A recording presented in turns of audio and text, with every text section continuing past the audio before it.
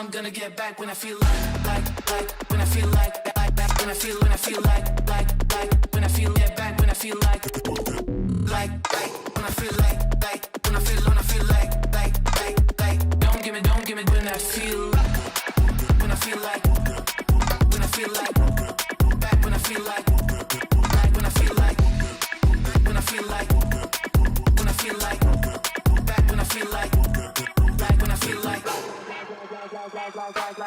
like, when I feel like.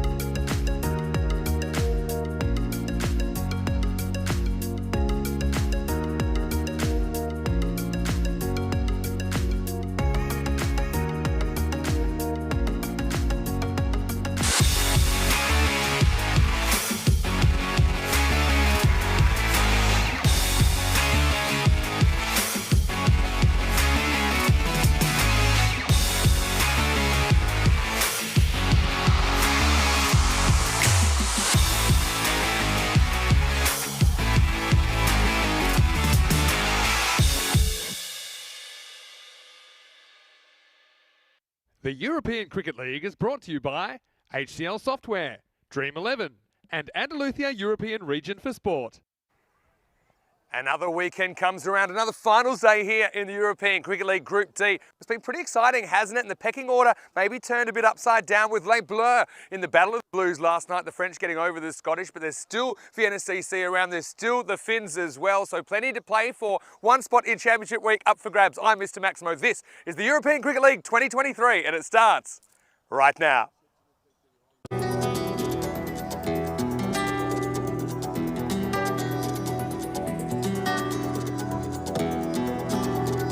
Ven conmigo a cruzar su calle, a vivir su ambiente. Ven conmigo a vivir la vida intensamente. Conmigo ven, conmigo ven. Good morning to you wherever you're watching from around the world. Buenos dias. Welcome back to the Khartoum Oval. It's the home of European cricket, and today it is the home of Group D Finals Day. The top 4 teams in Group D battling it out for that one precious spot in Championship Week, which starts in only 9 days' time. So we are starting with the Eliminator, and these are the teams that finished 3rd and 4th on the ladder. It's Vienna CC of Austria taking on the Helsinki Titans of Finland. One team will have to go home at the end of this game. Of course, the coin toss, super important. Rob Kemming had the 2 captains a little bit earlier. Let's see who wins it. Your call. Yep. Heads. Tails scored. Heads. Heads scored, sorry. It is heads. You're gonna ball. Sorry, I have to go. So it is the Finns. Helsinki Titans win the toss. Their captain, Anniketh Puste, has elected to field first. Look, bit of an interesting one for me. I probably thought they would have wanted to bat. Yesterday, these 2 teams did play in match 9, and it was Vienna CC batting first and essentially batting the Titans out of the game, 127 to 111. Not for a late run, though, from the Finns that got them a bit closer than we might have thought to that target. So a bit of a risk, I think, sending in Vienna CC, who have pretty strong batting lineup. No Mark Simpson-Parker, very important for them at the top of the order. Shahil Moment, he's been struggling a little bit with that injury, but he is in the 11 today. And look, I just think that is a risk to send him in, but I suppose if you bowl, you field really well, you know how many you need in the second half of this game. For the Finns, of course, we always talk about Gulam Abbas, but I think that he's one guy, if he has a big one, he can get Helsinki through this game. Also watch out for Khalid Mangal. I think he's been important as well. And Abidullah Siddiqui, I know that they didn't play him yesterday. I think he's a pretty good spin option that perhaps the Austrians haven't seen before. Let's talk about the conditions today in Khartoum. I can tell you, beautiful day. A fair bit of breeze, though, around at the moment. We'll see if that comes into play, expecting a maximum temperature of 25 degrees. Currently, it's about 21 and climbing. Beautiful crowd in here as well. I think they're going to be pretty noisy as the day goes on. And here's a man, he doesn't mind a bit of noise and action as well. Andrew Ryan is in the commentary box. Time for the Eliminator. Rhino, 2 teams show, 1 stays, 1 has to go. It's over to you as I give you the news that Helsinki Titans have sent in Vienna CC in this cutthroat match. Over to you. Let's get ready for Group D Finals Day. Looking very sharp there, and your royal blue suit, Mr. Maximo. Thank you for that introduction to Finals Day here for Group D at the European Cricket League at the wonderful Khartoum Oval. As Vinny mentioned, there is a substantial crowd already in attendance. They are not just looking beautiful, in particular the Scottish group. They are looking very, very fancy indeed, and I'm sure our camera will pan and show you what I mean. During the course of this match, they have come dressed in all manner of fancy dress costumes and are ready to bring some colour and excitement to Finals Day. But 2 teams who have brought plenty of colour and excitement to our coverage this week. Vienna Cricket Club, Helsinki Titans. They both had to battle through this group. Finished day 1 with no wins, but showed up yesterday when the pressure was on and just did what they needed to do, in particular against Bruno. And Vienna also taking down Helsinki in the previous game.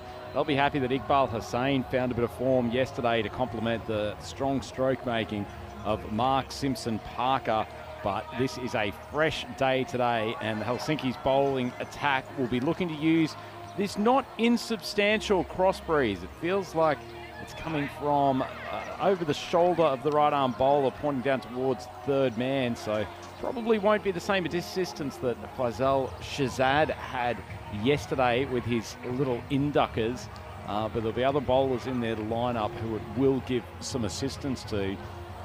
See, that breeze might have actually forced the captain to change his plans. Anniketh Puste, he's he's opened with Faisal Shahzad throughout the tournament for the first and generally the third over as well. But the left armour, Hamidullah Shinwari, being brought on for the first over. This could be a combination of both tactics because of the threes not helping Shahzad, but also Shinwari has been their best bowler throughout the tournament. Young left armour with a couple of absolute seeds throughout this tournament. Much rests on his shoulders with the bowling attack. Here we are. Finals day kicks off. Nice ball just going back into off stump. It's James Eckstein at the crease. He and Simpson Parker, a favoured opening pair. Bit of discussion with the team last night that they've obviously tinkered with a few options at the top of the order, but Eckstein and Simpson Parker seem to combine well as a unit. They know each other, very comfortable in each other's presence at the crease. Very, very different batters as well. Simpson Parker more elegant and traditional, but saves his time hitting over the top. Eckstein, bottom hand player, loves hitting to the leg side. It's a nice ball from Shinwari. Not a huge amount of movement, unsurprisingly. He tends to bring it back into the right-handers as well. This breeze will probably just keep him bullet straight, but a little bit more pace than Shahzad, a little bit more bounce.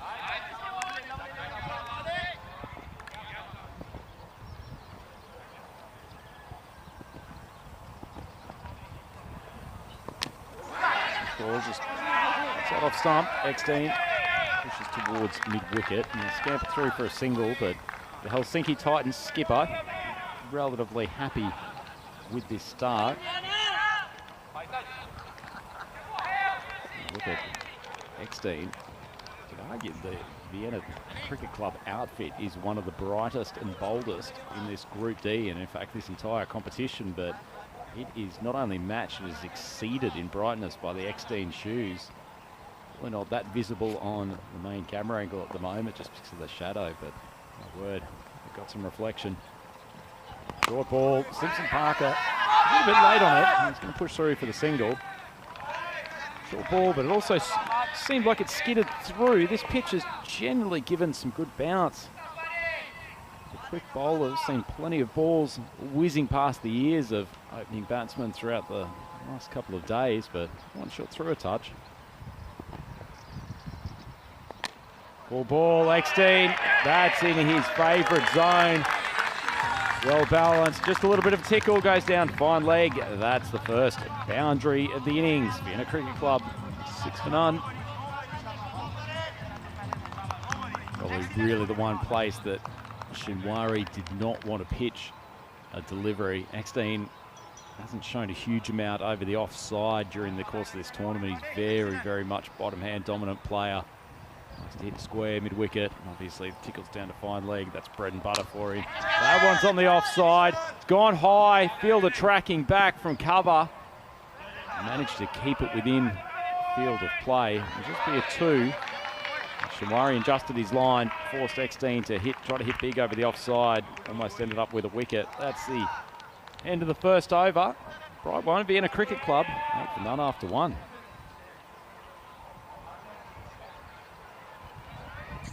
Look at the stats gun, powered by our friends at HCL Software. There's 3 batters. They are the keys for Vienna Cricket Club. Simpson Parker's had a really good tournament. Consistent. Scoring at a decent clip, 180 for a man who's probably seen that as a big improvement of his game over the last year or two, and then a man who has no problems batting for the Helsinki Titans in terms of strike rate. Abbas, but 244 rate at which he scores. And he stays in for 4 or 5 overs.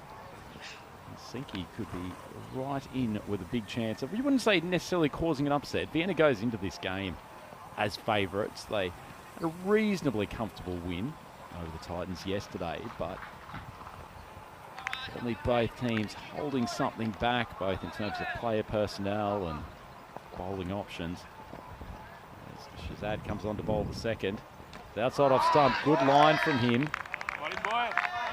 Tournament's gone on, he's drifted a little bit more and more onto the pads and around the wicket. That's a bad tactic. Simpson Parker very good throughout the offside. As you can see, there's a fielder, deep extra cover, which is a good move for him. Also won it long on. One's outside. Great placement though. Such intelligent batting. Shazad gives him one that he could have hit through his favourite covered area, but just hits it a touch straighter. Absolutely no chance for Had Qureshi, who's out on the boundary. Just such a heavy striker of the ball. It's not like a lot of the batters here who just whip their hands through very quickly. Beautifully timed.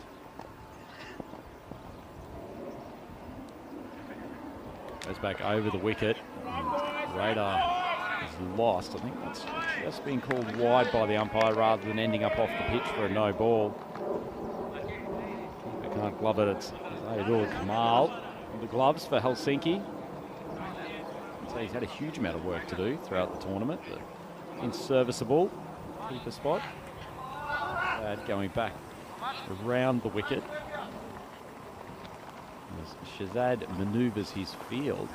An opportunity to bring Mr. Maximo, Vinny Sandhu, to the commentary box. Nice to be here. Fairly solid start, I suppose. Solid strike from XD. It's held up in the breeze, though, and that's a big first wicket. Shazad comes back, gets his man. Ball just dropping on a decent length. Not a huge amount of pace to work with. And the Helsinki Titans have been pretty good with their outfield catching throughout this tournament. XD probably got a decent enough piece of that ball, but as I said, held up in the breeze. I suspect there'll be quite a lot of catches that will be taken in that long on, long off area today, as balls that are just slightly mishit don't have the velocity to exit the ground. And that's Bilal Masood, who's got a very clean pair of hands. Good fielder. Yeah, you're right about the breeze. He's fighting it here. I thought when I heard it, it had enough, but it almost had enough, and that's not good enough. As it is a handy wicket, isn't it, for Shazad? Big Daddy, unfortunately, has to put his feet up for a while. Vienna CC lose the first wicket of finals day. It's 14 for 1. Fair bit of excitement from Shazad. The rest of the Helsinki boys probably looking a touch flat at the moment. They just got their first wicket. They need to bring a bit of energy, particularly to these early power play overs. Just make the batters of Vienna Cricket Club feel like they're a touch crowded, like there's a bit of pressure on them.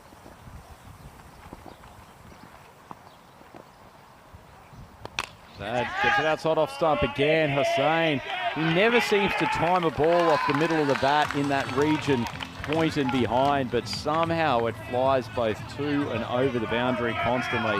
He gets away with a 4 to start off. Yeah, well, Iqbal Hussain finally got amongst the runs, didn't he, in match 9. He's been a bit of a sleeping giant, I think, through the first part of this series. He certainly can hit the ball very, very far. Gets a bit of luck there, but does get off the mark.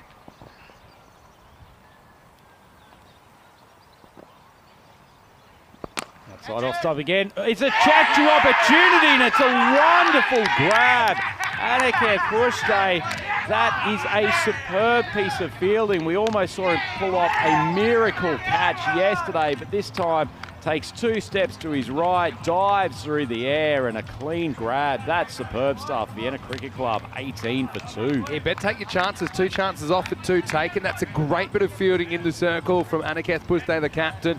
Went away, almost slips catch style, wasn't it? The way he dived away low to his right. And Iqbal is going to go 4 and out again. Certainly wasn't middle. That's brilliant catch low down.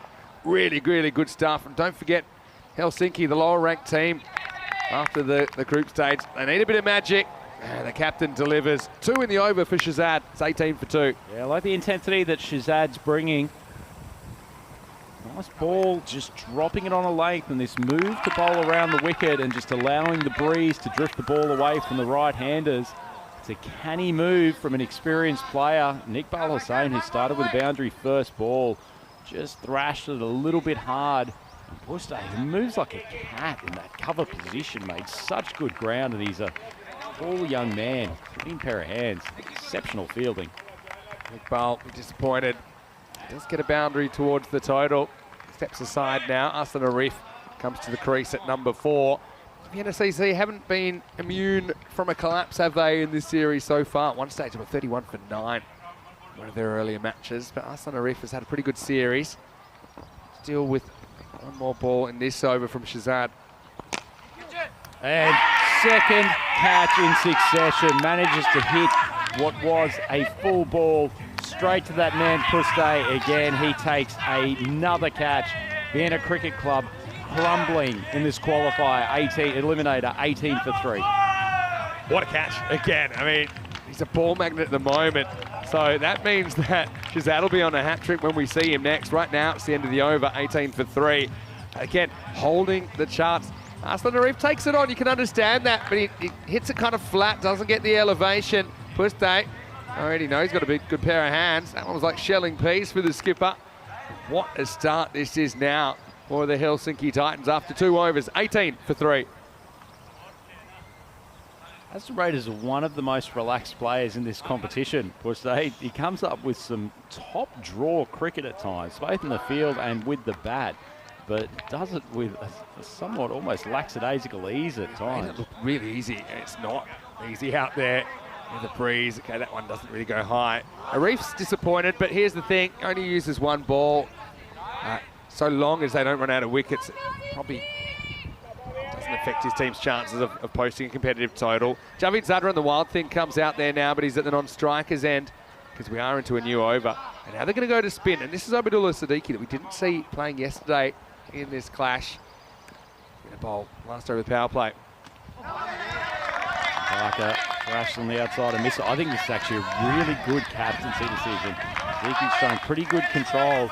Getting one of his overs in the power play, almost challenging Simpson Parker to turn him on, but so much is on his shoulders now. Probably wide, but spoiled by Mark Simpson Parker. I want to say a few big hellos. I want to give a special hello to Claudia and her club, Ketchamat Cricket Club in Hungary. They're a new team, so yeah, Ketchamat. Hopefully they have some success soon. Hello, Claudia, and hope you're enjoying the match.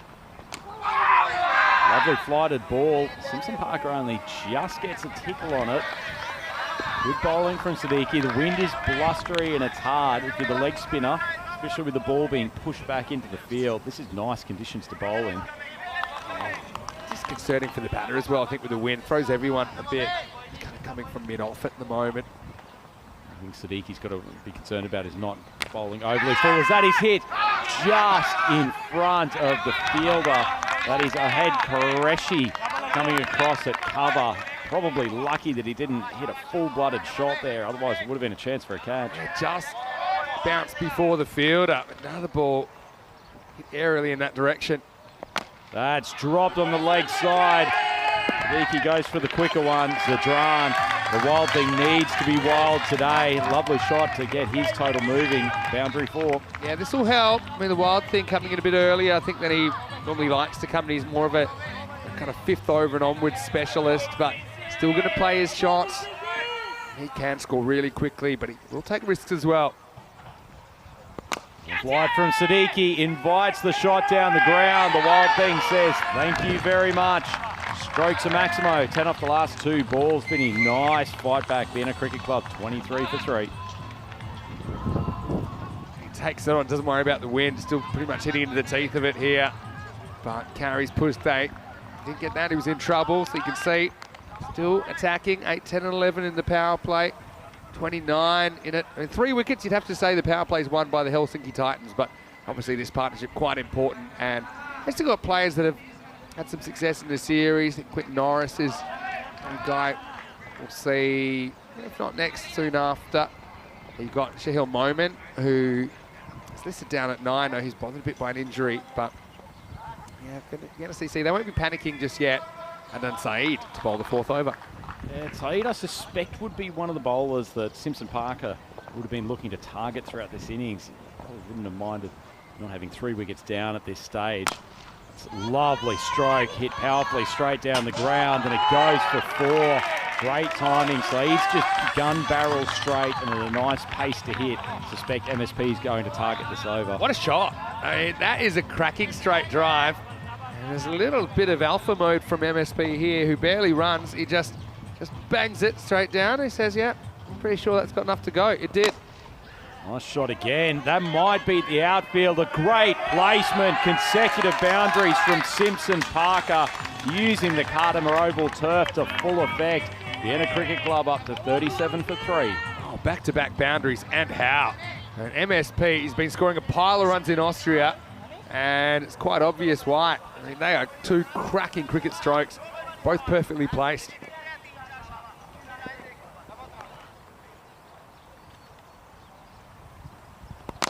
Another full ball, lovely strike again from Simpson Parker. And I said earlier today, Vinny, that I thought he'd target Saeed. Saeed's what I would almost think of as a little bit of a bowling machine bowler. Yeah. Not particularly tall, so the ball's not going to jump on you. You can get the front foot forward, not a huge amount of swing. So if you're going to target one of the Titans bowlers, I think it's him. Drops short, swung around. The ball's almost ended up on the stumps, but the wild thing nonchalantly turns around and picks it up. Yeah, well, luckily it stopped. I would probably be doing that if I was him, but it almost goes down to the stumps in the first place. Look, and yeah, it's quite easy to bounce maybe onto the foot, onto the stumps. Javid challenging someone to appeal. They don't, thankfully. Full ball, that's a better length from Saeed. That's probably more the Yorker that he needs to get up to rather than dropping into the slot. Much better ball from him. Yeah, length, the 3 Ls was what I was talking about in this form of the game. I think it's even more important than line. Get that Yorker in, get the bottom of the bat on it. Final ball of the over. That one's in the slot, but it's an off-speed ball. Simpson Parker drives powerfully again. Just ambles through for the first. He's pretty happy to keep the strike. The next ball, end of the over. Vienna Cricket Club, 40 for 3. Yeah, just back on that 100 pace now. Over, decent as well. So he goes for 11. I think that's about par, I think. It's on finals day. I think that 110 or so is what you want as a minimum. It is a tricky breeze to bat with. You can see 3 wickets in the second over. Just creeping up. Interesting also that they didn't go back to Shazad straight away. So he took 3 wickets for 10, but we'll go back to him. So I'm a little bit surprised about that. Seems to be a tactic that was working. Obviously, you want to get the big fish MSP, Zadran as well, pretty dangerous hitter. Still early days in this Eliminator. Just the team that doesn't win it, they're out of the competition. Absolutely. Here we go with Ahad Qureshi. He gets cracked. Well, send him back. Oh, big trouble for the direct hit, would have been gone, but the bowler couldn't get back to the stumps.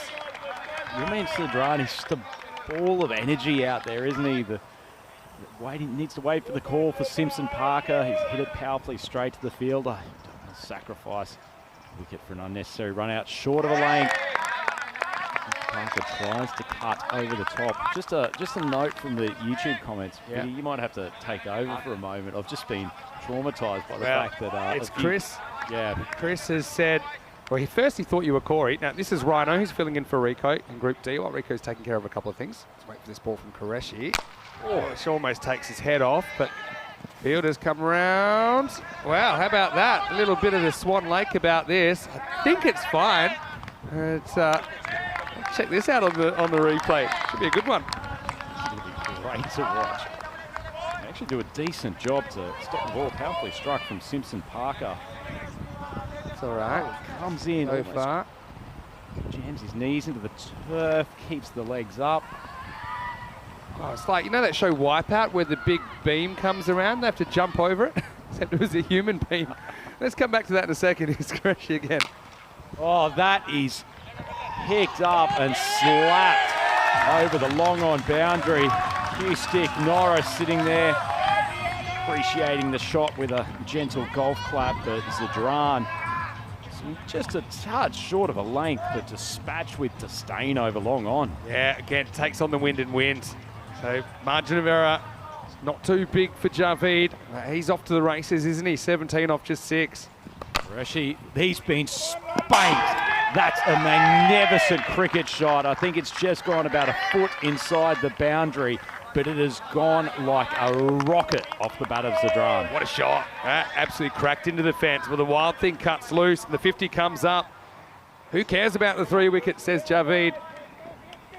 Got themselves probably back to an even position here. Vienna comes down the track. Big swing across the line, but they've done some damage already. Qureshi goes for 11 off his first over. BCC 51 for 3, halfway through. Want to welcome you into the Dream Box. Vinny Sando, Mr. Maximo for the European Cricket Network. I'm here with Andrew Rhino Ryan. It's been fantastic to have you. It's not really as a guest because you have done a fair bit of commentary with us. It's hard to get you though, so I'm super happy that you're going to be here on finals day. Rico is off at the moment. Corey, he'll be joining us a little bit later in the day. But yeah, Chris has said, thought you were Corey, and Corey said he likes cherry ripes, and Chris said they are no good. Of course, the Australian confectionery debate. What's your stance? My stance is cherry ripes are very good, and my other stance is I'm certainly not Corey Rutgers. Love to have Corey in the box, but no. So you weren't offended about the man. I thought few octaves lower, I would suggest. I thought that you were offended about the cherry ripe thing, but you're actually offended that Chris thought you were Corey. And actually, that makes a lot more sense. Anyway, here's Zaki Kamal coming on. Don't forget, we'll have the man Corey Rutgers back in the commentary box a little bit later on today when he can extract himself from the fan zone. That's a little bit of an ankle turn, or maybe a bit of, looks a little bit more serious than cramp from Siddiqui, who's still got a second over to bowl, so I don't want him unnecessarily injuring himself as Kamal comes on. Second ball, slap down the ground. That has gone for a 4. Simpson Parker really targeting that area straight back towards the side screen. I think you've got to pitch him mid-on, mid-off here, and don't give him that straight one. Make it really hard to hit across the ground between these two fielders. I mean, it's great placement. Pitch him, make him hit around and make him play a bit more of a risky shot. Vienna CC, what a recovery this is. 4th wicket partnership growing. Kamal floats it up, another drill down the ground. Simpson Parker, consecutive boundaries. That's an even better shot. Kamal giving the ball a bit of air across off stump, but that heavy Simpson Parker bat creating some terror for Helsinki. This is powerful stuff, isn't it? And it's correct stuff. He's just trying to hit the sight screen every time. It's another one that bisects the fielders. Kamal bowled really well last night, and they retained him in the team for today. Under some pressure in his opening overs. It's a better ball, gets it to drop just on a decent length. Simpson Parker mistimes it down the ground. Vinny, there's quite a lot of people suggesting that this is a foregone conclusion that Drew and the boys from Scotland Forfarshire are going to be in the final tonight. Haven't these two teams stepped up for this eliminator this morning? They've both played below what I think their level is. I think that's something that if you haven't seen them as much as I have, you might not be aware of what they're capable of. Cut directly to the backward point, and it's Qureshi fires the throw back in. Handy for Helsinki to have a dot ball. I think still, even though we haven't seen a lot of upsets, probably the only one was last night, Drew beating fourths. Anything can happen at any time. These guys are pretty experienced in the format now. Loaded, a little bit less pace on the ball from Kamal. Clever batting, and Zadran tried to annihilate him over mid-wicket. That is the end of the over, and good finish from Kamal after some early boundaries. 62 for 3. It really took off, actually. Lucky Kamal. Both these two pretty quick between the wickets as well. You saw them pushing for 2 earlier in the over. And looking at the scorecard, these two in the 20s after some quick wickets. I said at the time, though, okay, it wasn't great, was it? But they did lose those wickets without using up a lot of balls. Iqbal Hussain with the second bowler, Aslan Arif with the first bowler. You'd much rather make a 1-ball duck than kind of 2 off 8 or something like that where you burn an over or more. So these two have been able to pick it up. And the wild thing so far, his chances arm gotten away with it, scoring pretty well. Siddiqui coming on for his second over of leg spin. Well, that is high, and it's been sent higher by Simpson Parker. They'll end up with the no ball for above the waist. It was almost above the chest. Well, you know it's high when it's chest high on Simpson Parker. He's about 6'4". And this one would have hit him in the solar plexus, but he was never going to let that happen. Maybe higher, actually. It's a collarbone buster, but it just gets it completely wrong. 7 up, basically 7 for free. Free hit to come. It's the one danger if you're a leg spinner bowling with the wind at your back, isn't it? That hung up there. A little bit too much air on the ball, and it's certainly not going to drop down. I think I'd love to see Mark Simpson Parker just stay completely still here. Try and hit that sight screen. Don't try anything too funky. Just take it on. He's eyeing off that square of the wicket. Right, here's the free hit. Much better length ball. Nice delivery from Siddiqui. That was a pressure moment. He took the bait. He knew, okay, this is the one time I can try and hit across it and go for extra power. Probably didn't need it. He's hitting it so well straight. Anyway, Siddiqui dodges any further damage. Big over this one. Simpson Parker smells a victim, but Siddiqui's come up with a couple of nice balls. Drills it almost York away. Just quickly turn to the chat. Marnus, who's come up with some excellent banter during the course of this week. Saying to Chris that he doesn't blame you for thinking that Andrew Ryan's voice is Corey. It's quite similar, but he's a more sophisticated version of Corey. As see a slightly uncultured shot off the ball. Zadran, unbelievably, it's not only been dropped, it's been reverse volleyball set to the boundary by Khalid Mangal. That is a turnaround. That's the old 0x set there on our volleyball days. I mean, this is all the wind. Have a look at the flags in the background. It's blowing a lot. But that's a worst-case scenario, really, for Mungo. I don't even think they would have gone for 4 if he'd left it alone. Now another full toss. Should be drilled down to long off for 1. So, yeah, look, not easy catching conditions, but they did hold them early, didn't they? Certainly did. And Siddiqui, he's had a tough over to begin with, but managed to draw the false shot there. Mangal couldn't support him. Flutter ball, Simpson Parker, the heavy bat. His placement's been excellent. Fielder running around. They've managed to have had an embrace before throwing the ball back to the bowler's end. They're going to scoot back for a third. Excellent running, but boy, this has been some mediocre fielding. And that's inspired the Vienna Cricket Club fans to get up and cheer. Well, there's been a few social distancing issues, haven't they, so far in this area of the field. Puste makes a good stop, then becomes a laser shepherd, as we'd say in Australian football terms.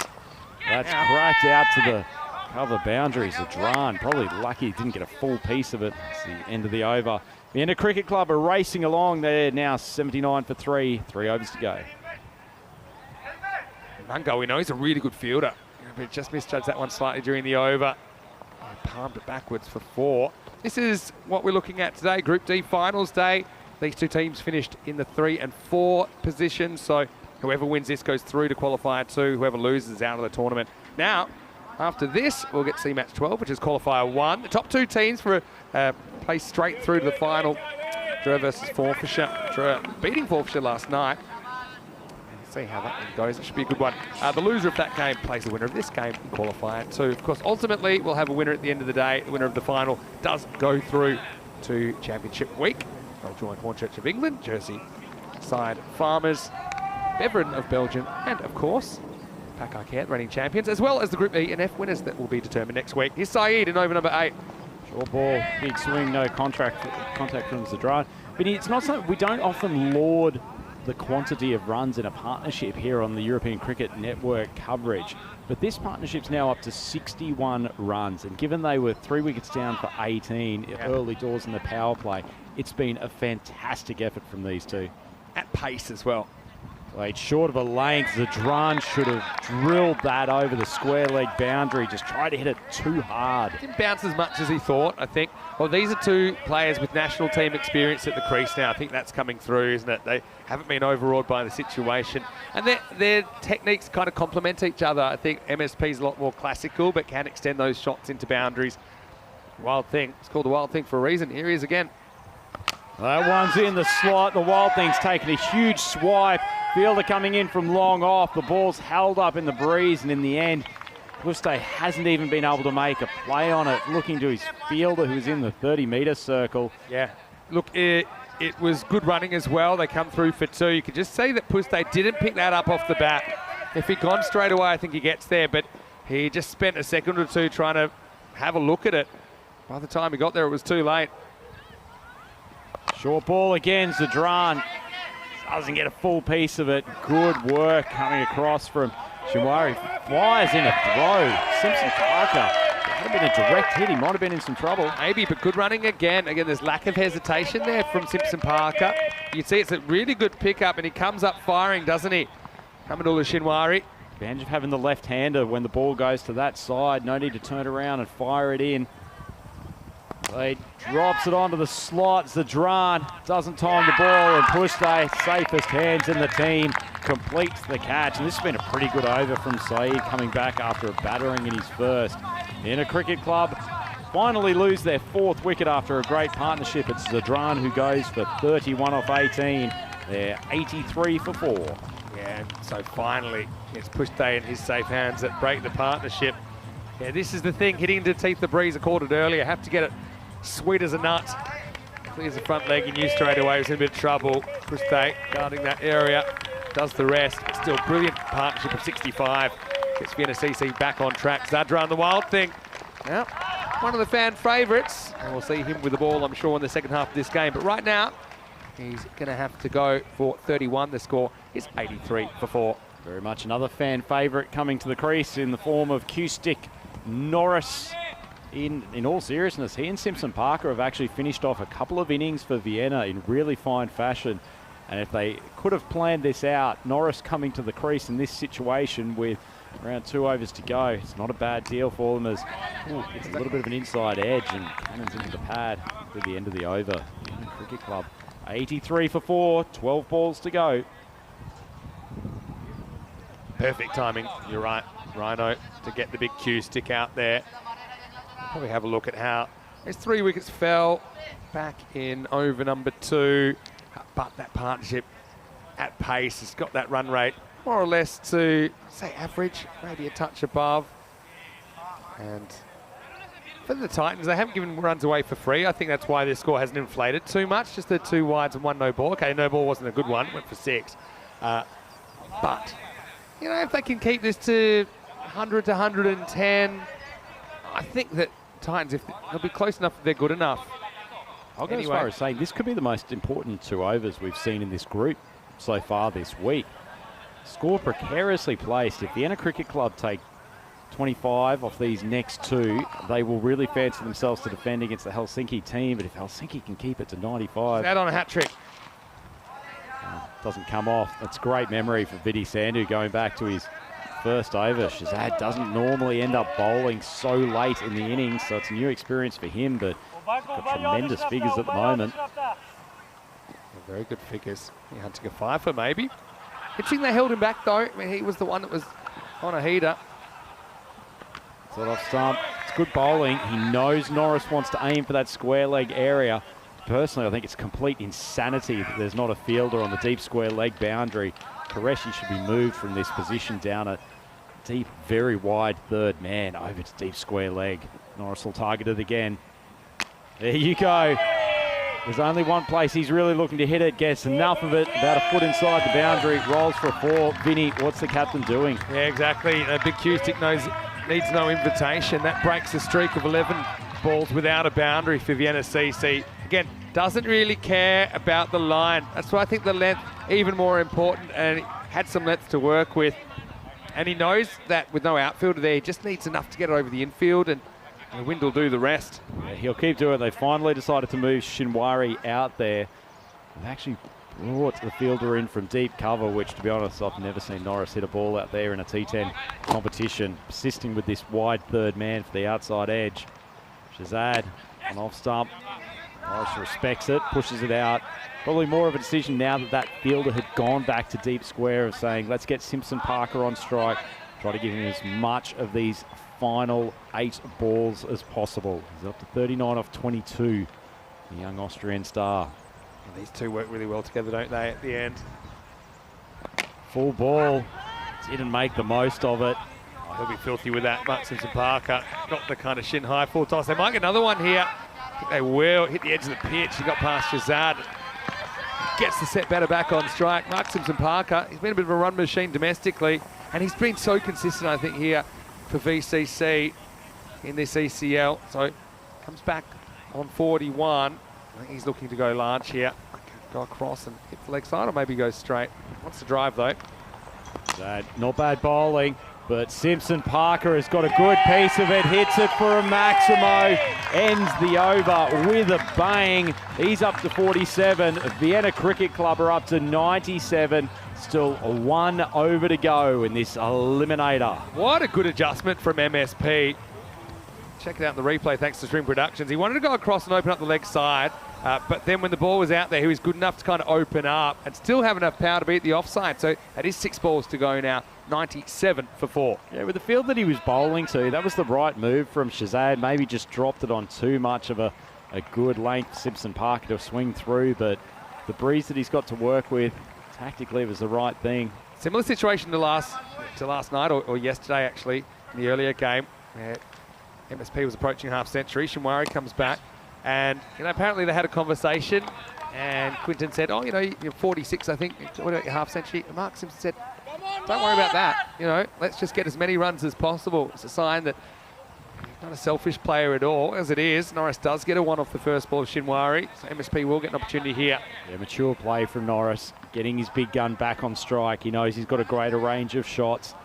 No ego in this T10 game. These two, they're such good closers for Vienna. Feeling he wants to go straight here, or with the swing would be to the leg side.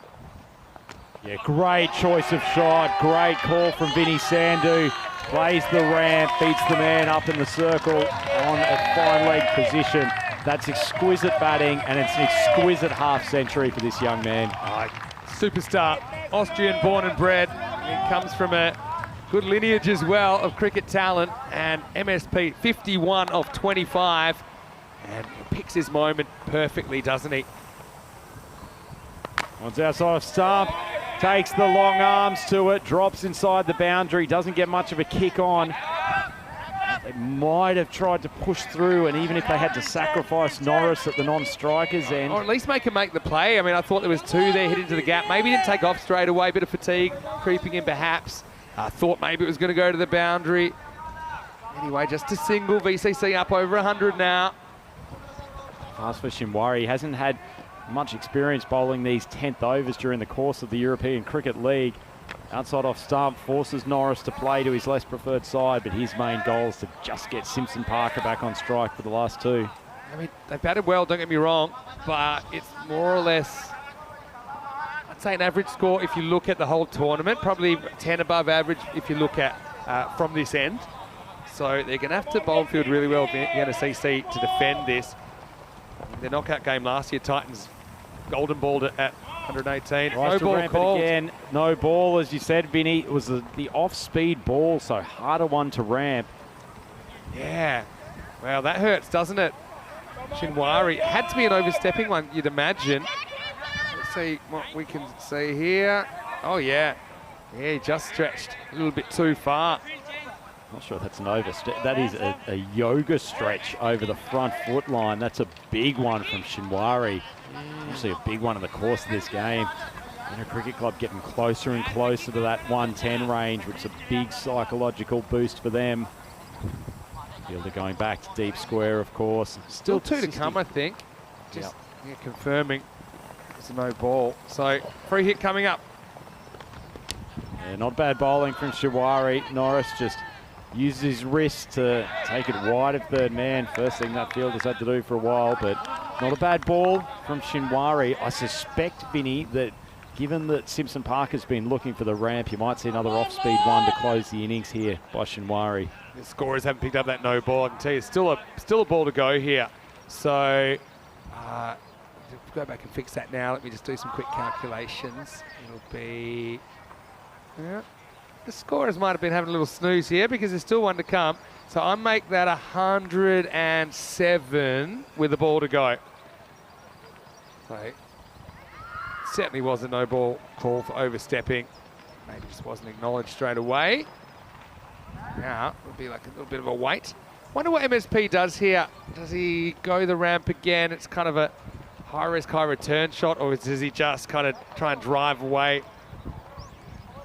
I think if I was the Helsinki skipper, I'd put the deep fine leg down there and take away that shot and say, if you want to blast one through the covers, then be my guest. Yeah, I think so. It's an interesting one. Anyway, Vinny Sandy, Mr. Maximo here with Andrew Ryan. Just a slight delay for the last ball. I make it 107. I ran out of fingers and toes, but I want to say a big thank you. Big hello to all the crowd here as well. Wait till you see some of these crowd shots. There's some proper fancy dress action going today. I think the Scots really getting in on the action. So hope you guys are well. Give us a big wave if you're down there in the fan zone.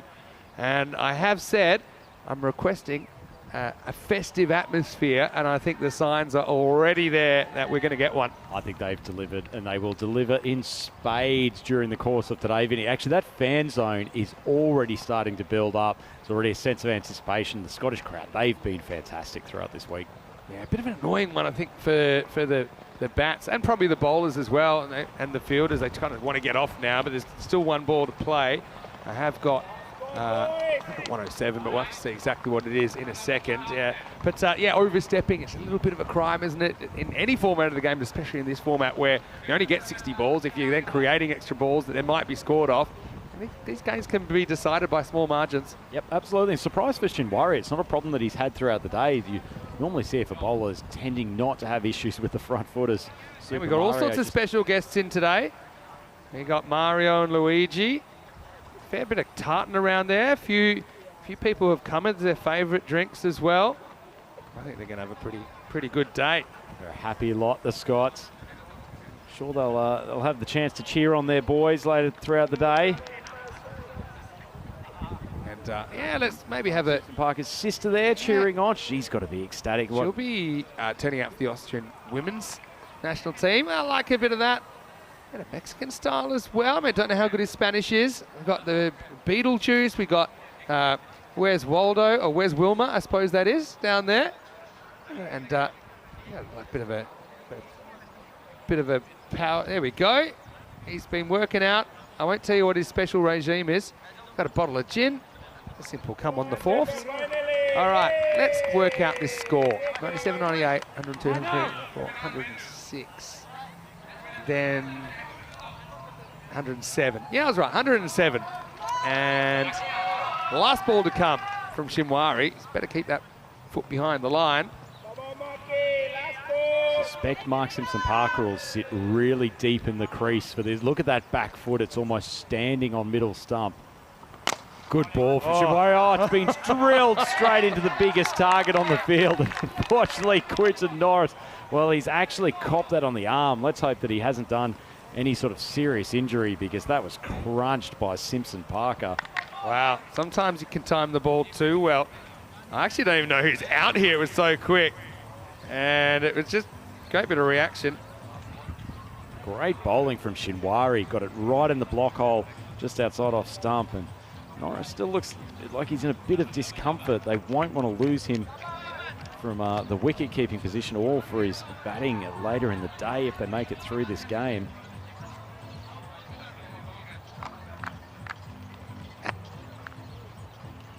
So look, there will be 107 for 5. So after all that, they don't even get an extra run. So in the end, yeah, you see, probably is Mark Simpson-Parker that's out here. Hard to tell. Maybe his shadow gives it away. Anyway, let's have a look at the players going off the field. Look, in a final, I think 100 plus, especially with this tricky wind, it's not a bad score at all. Norris, unfortunately, he just was a bit of a ball magnet at the end, cost them a run. But those two, they finished the job pretty well again. Helsinki with it all to do. They may have some flashbacks of last year where they chased a similar score down, ended up tying it, lost in a golden ball to Star CC. The Helsinki Titans, they've certainly got a few weapons with the bat. Still think it's anybody's game going into the second half of the Eliminator. Of course, the winner will survive to later in the day. The loser, their ECL journey will be over for 2023. So the supporters loving it. And, well, we're loving it as well. Another finals day rocked around. Some special guests in the house, as you can see there. Vienna CC supporters, they were ready to go as Mark Simpson-Parker and Big D entered the arena. Big D, nice little touch away for 4 here. Ultimately, you know that he's a bit of a wild card up the order. Big D would be the first to fall. Just kind of whacked one down to the wide long on.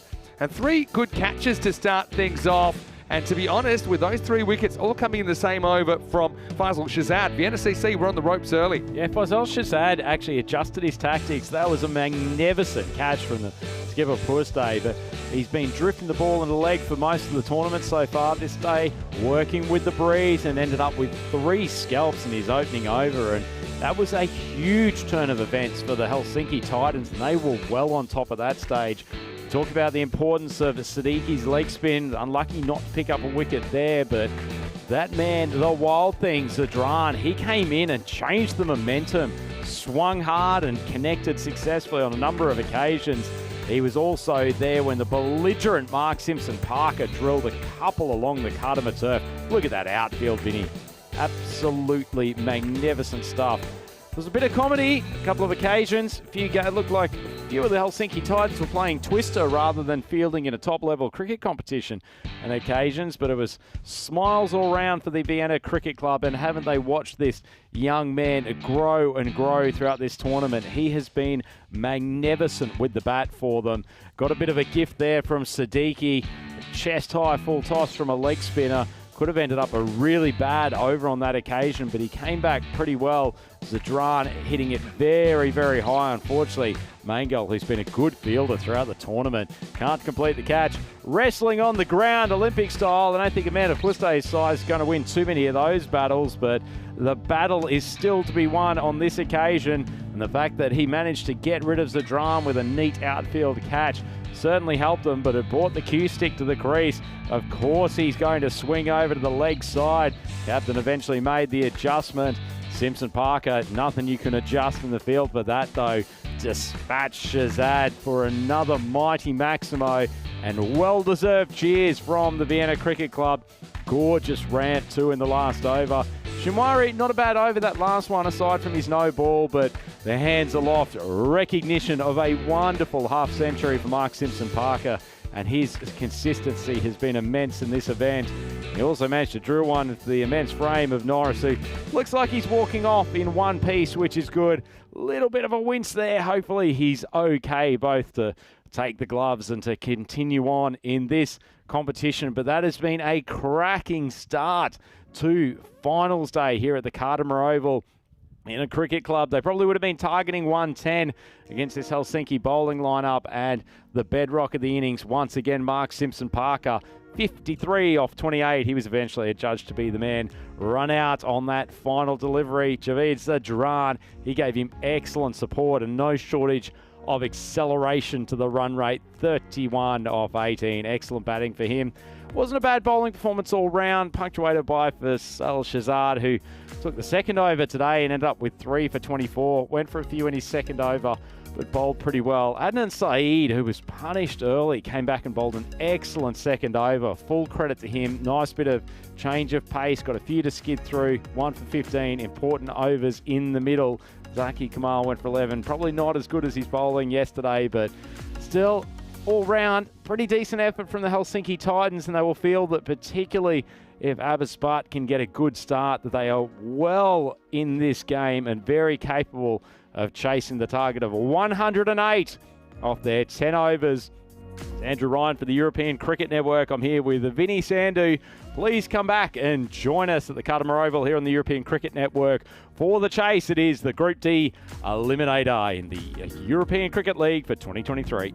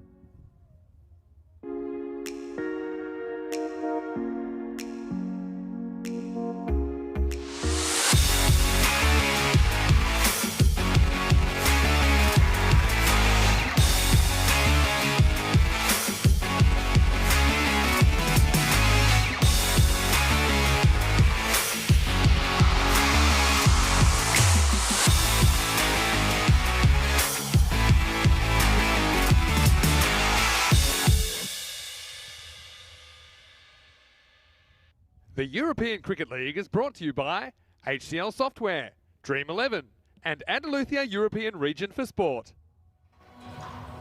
European cricket fans, welcome back to the Cardimer Oval. It is a finals day here for Group D of the 2023 European Cricket League. It is Andrew Ryan here with Mr. Maximo himself, Vinny Sandhu, and we are looking forward to bringing you coverage of this second innings here in the first game of finals day.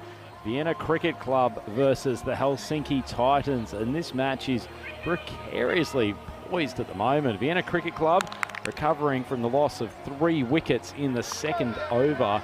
They ended up putting a total on the board of 107 for the loss of their 5 wickets.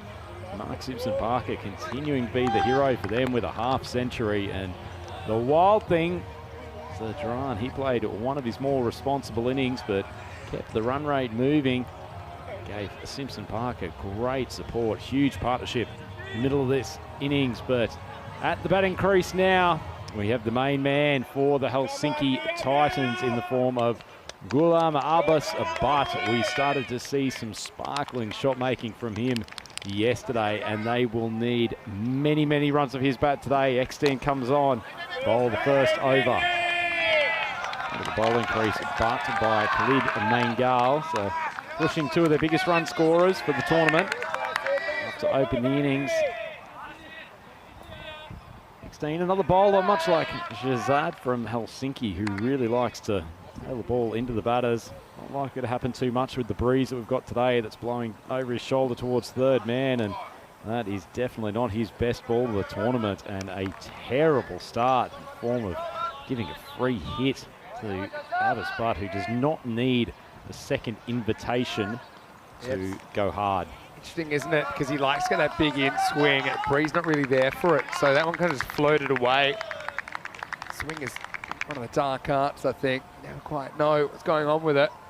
Well, it's wide, and Butt has laced it to the extra cover boundary. Beautiful shot, got the wrist through the ball nicely. Eckstein bowling without the help of any in-swing. It's pretty easy pickings for a man of his quality. Yeah, good shot. Cashes in the free hit. Big penalty, isn't it, for missing the pitch? Already you've shown you can't hit the pitch, and then you can't take a wicket next ball no matter what. Trying to shift the ball wide of off time. Got punished. That is hit very high and very hard. Consecutive boundaries. This time a Maximo, and Buddy's on his way. Yeah, when these two teams met yesterday, Helsinki Titans did hit 111 batting second. If they do that today, they'll win. So it's a pretty good shot, isn't it? Into the teeth of the breeze, but he got enough of it. MSP went all the way back to the line, but couldn't get there. Vienna Cricket Club sticking with their usual bowling plan of opening with Eckstein. They might regret it the way things are going. Is that is smoked over the mid-wicket boundary. Belligerently smacked into the player's tent by Butt. He is on fire. What a shot. Yeah, Butt is on fire here in the first over. Corey Ruck can relate to that, but this one sailed over the mini jungle. This is a really good start. 17 off just 4 balls. Always good to have a Rutgers sledge in the first over of the chase. Helsinki Titans, they'll probably be the ones pulling out the sledges soon. 17 for none. Still 2 balls in this over, and Eckstein's almost got to think about, what do I do to get out of this? Exactly. Well, he's given him another length ball, but only just swats it down the ground. I think Eckstein's probably got to find Yorker length. Yeah, it's a tough one. It hasn't gone the way he's wanted. It's the funny thing about cricket. So in baseball, if the pitch is not working, you can change him any time. Eckstein's got to still finish this over, even though the ball isn't swinging the way he wants, it's not reacting the way he wants. Mangal faces his first ball now. Oh, it goes wide. Mangal just past the cover fielder. The beautiful strike. That is certainly his area of choice. And the Helsinki Titans could not have asked for a better start to this chase. They are 22 for none after the first over. So it goes magical, doesn't it? Not ideal at all. 64 matches since the Golden Ball. Will we get one on finals day? Well, Helsinki Titans will hope not, because that's how they went out last year. They went out in an eliminator to Star CC of Luxembourg. They're a team that we'll see next week, actually, or the coming week, as they press for their ECL claims. Mark Simpson Parker, well, they go straight to him in over number 2. They got to get this man and get him quickly. Already they've eaten into this target. 22 coming off the first. MSP will see if that good batting form translates into bowling with a new ball. Well, MSP is certainly one of those bowlers that will probably actually appreciate the wind direction today. He tends to have a natural tail away from the right-handed batter. He'll be bowling that channel, probably about a foot outside off stump to butt. See that he's moved third man into more of a catching position. That's exactly what he does, but Butt knows what's coming, and he spanks him over long on for a Maximo. Oh, Golden Butt's back. Oh, this is really powerful stuff, and he's getting things back under control at a furious rate. Again, slot length. They're just hoping for a mistake, but he's so compact, so well balanced there. Just a snap of the wrist, and that one was gone, disappearing out of the ground. He's such a crisp striker of a cricket ball. Pressure back on Simpson Parker now here. That's his stock delivery. What does he come up with next? Goes for the length again, swung across, magnificent batting. That's raced away to the square leg boundary for 4. 10 off Simpson Parker's first 2 balls. Again, it's the length that Gulamabas Butt can deal with, just kind of taps it sideways. Now field change with square leg going back. The sweeper on the offside coming up. Doesn't go at absolutely everything, Gulamabas Butt. I think he actually makes pretty good decisions. He takes calculated risks, but he tries to hit balls that playing shots he's comfortable playing. Need to get him soon. 27 for 8. Well, that one was in the slot. Unfortunately for Simpson Parker, drew the false shot, but flown off the outside edge, wide of third man. 3rd consecutive boundary off his bowling. But is flying head, Vinny. The Helsinki Titans 36 for none halfway through the second over. Oh, well, all the Finnish fans saying, I like Big Butt and I cannot lie. And you can't deny this start now. It's 36 off 1.5 and more. That is a beautiful strike, but it's held up in the breeze. It's gone so high that it hasn't crossed the boundary line. And it's a wonderful catch. I think that is Shahil Maman coming in there. Maybe outside the rope. We'll check it in the scorebook soon. But that's a huge wicket off the bat, Vinny. That looked like it was certain to carry. I'd already ordered a new ball when I heard the sound off the bat. But you're exactly right. The higher it goes into the wind, the less far it goes. So he's absolutely smashed this. This is a very, very good catch. And that's Iqbal Hussain down there that takes the catch. Had forever to think about it. Could have ordered lunch and had it delivered, but the ball did come down in his hand. So big moment in this game, but a great start for the Helsinki Titans. Gulamabas Butt going for 31 off 10, and it's 36 for 1. Yeah, great catch from Hussain. He really kept his head at the important time. Fair play to Mark Simpson Parker too. He'd been smoked for 3 boundaries off his first 3 balls, but he's continued to put the ball in his spot and confident that he would eventually get an error from the bat of Butt. That's a bit of a tongue twister for you, but in the end, gets his man. A couple balls to go in this second over. A little bit more pedestrian stuff. Ball just angling into the length stump, and the new batter, Bilal Masood, just tickles the one. They needed that wicket. I mean, they were hoping for a mistake. Eventually, they got one. Okay, it cost them 30. But he's a huge wicket. Huge wicket in the context of this game. If you're Helsinki, would you sum it off? Do you 31 for Gulamabas Butt? I think you'd say, like a few more. Wouldn't settle for that. Good ball from Simpson Parker. Nice length. Masood trying to give himself a bit of space to hit over covers as he has a want to do. That's a nice finish from the young man. 115 off the over after a tough start, and the Helsinki Titans, they're 37 for 1 after 2. This is peek back at what's to come, actually. But as far as Group D went, we'll see how these teams finished in 3rd and 4th. There's no one tied, so I suppose it's a true to form. Everyone on that table beat who was below them and lost to who was above them. The only surprise that Drew got over the Scots last night, but we know that both teams kind of playing their cards close to their chest. Interesting for me, they're going back to Big D. He got absolutely pummeled in his first over, but maybe the fact that Gulamabas Butt is out, they think they can get one more out of him with the new ball. And obviously, that way they don't really have to go to a 6 bowler necessarily. Interesting to see how they attack Olive Mangalaha. He's a much stronger hitter through the cover region, but they've retained that fielder at deep mid-wicket and one at long on. Final of the power play. Swings across the line a touch, but gets it pushed out for a single. Not a bad start for Exteen after a very, very challenging first over. Very interesting game, this. Wide rate around about 9. Coin toss at the moment.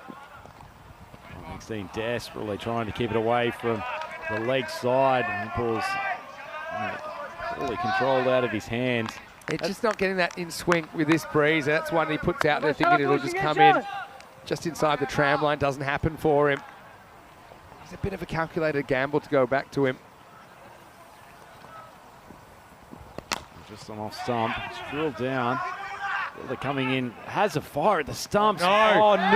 Goes the down, the wild thing. We know he's got a propensity for a little bit of insane cricket. He had a shot at the stumps. Not sure anyone else from the team was reading the play at all. And it's gone for 4 overthrows. Well, everyone thought he was going to go bowlers then, including Norris, who leaves his post to back up the throw. And then when it came back, there was no one covering his original spot. And by the time they realised it was too late, 5 runs. Oh, one brings 5. Yeah, to CC, self-inflicted. Just at the time they'd start to rein in this run rate. Good ball. Exteen forces him to prod to the offside. These two just playing the singles for the most part, aside from that ably assisted 5. Courtesy of Zadran's rocket that's gone for overthrows. That's why it's called the wild thing. Ricky Wild Thing Vaughan from Major League on that occasion as Angle tries to push for the single. Hussain nice and quick, really attacked the ball coming in from third man position inside the 30, almost the 45 there. Stop the single.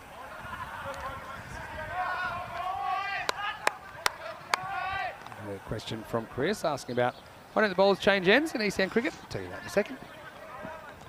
Oh, that's hit the back pad, I think. The umpire might have had a few thoughts. Oh. Drifted down the leg side. But it did come back.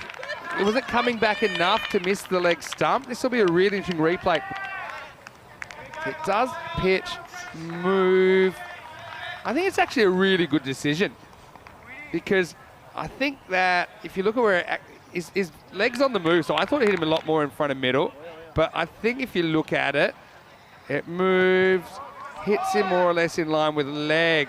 See here, there. It's umpire's call. Agreed. You know, you could make an argument it's hitting the stumps. I honestly don't know, so I don't have a problem with that decision. End of 3 overs. It's 45 for 1. Hill Mamad coming on to bowl the 4th over with his left arm orthodox. Well, Masood on strike. Nicely driven, but been peppering the boundaries with the bat. Simpson Parker looks like Bambi on ice, sliding onto his backside at long on. Yeah, like a baby giraffe there, wasn't he, Mark Simpson Parker? Well, I don't think he's going to win too many flexibility contests. Snapped like a big wishbone there, didn't he? Yes. Chris, I'm coming back to you, by the way, after this ball. Should just be a single in the 4th. So, yeah, so the reason we don't change ends in ECN cricket, it's kind of twofold. Speeds the game up. Obviously, we're on a really tight timing schedule with so many games in a day. Also allows us to give you better coverage by covering one end really, really well under the resources we've got available. Oh, that's a big swipe to the leg side. Masood has got every piece of that Grizzly ball, and it has gone a long way. Yeah, what a shot. And that was such a quick hand snap, wasn't it? He just found it in his zone, and one was endangering the bench again. The Finns, they believe they're on top, and it's hard to argue as they bring up the 50 halfway through the 4th over moment. Had to pass a fitness test to be out there today. Needs a breakthrough. Nicely flighted ball the offside. The charges in, that's Munib and Sari from point. Can't stop the single. Interesting thing is, Vinny, with the run rate boost that they got from Butt at the start, it's actually given these two the opportunity to just play themselves in for 3 or 4 balls. It's true. Well, may have played himself in previously, but he's in danger of being dismissed. Good catch. Sprinting back. They're a nice active team in the field. Ali Rahimi, he's a good athlete and has judged that very well in difficult conditions. Helsinki Titans 54 for 2. I'm a big fan of Ali Rahimi. He offers a lot in the field, a lot of enthusiasm, a lot of skill as well, because that wasn't an easy catch. We've seen them dropped because of this wind. Especially, this is a kind of a cross breeze for him. It's kind of coming right to left in front of his eyes. He's also having a kind of moonwalk backwards and to his left, but he takes it clean as a whistle.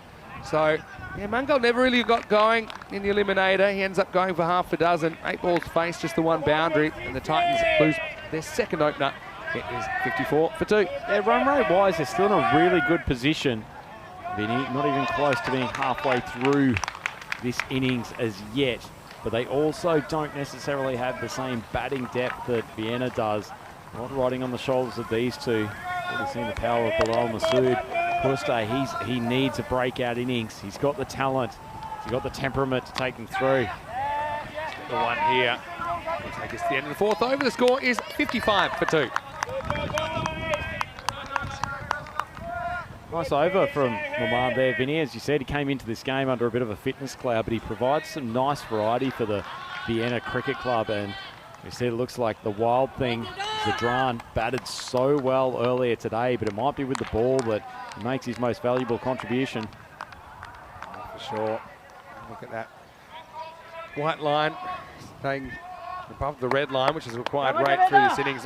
Vienna CC after a slight low start, they pretty much stuck on that consistent run rate the whole innings. That's what you see. Well, not a lot of variation in that. Certainly not in the second half. Here's the wild thing, and he's the wild card here, I think, for Vienna CC. Bowling over number 5. Ball, decent lanes, just outside off stump, and Puste taking the opportunity to just roll through a few balls, tuck some singles, and allow his partner, who has been at the crease for longer, Masood, 15 off 6. So a couple of questions as well.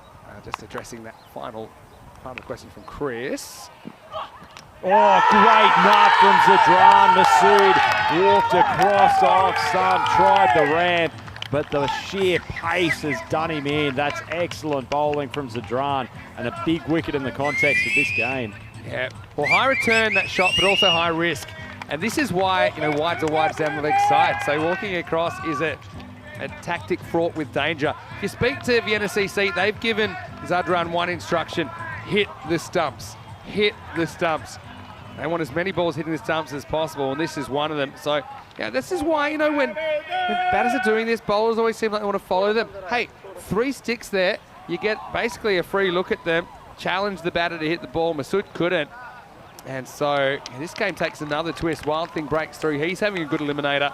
That makes it 56 for 3. Yeah, in particular, Vinny, at the pace of Zadran, and if you can get that ball to Yorker length, very, very hard to ramp if it's getting underneath the bat in its normal position.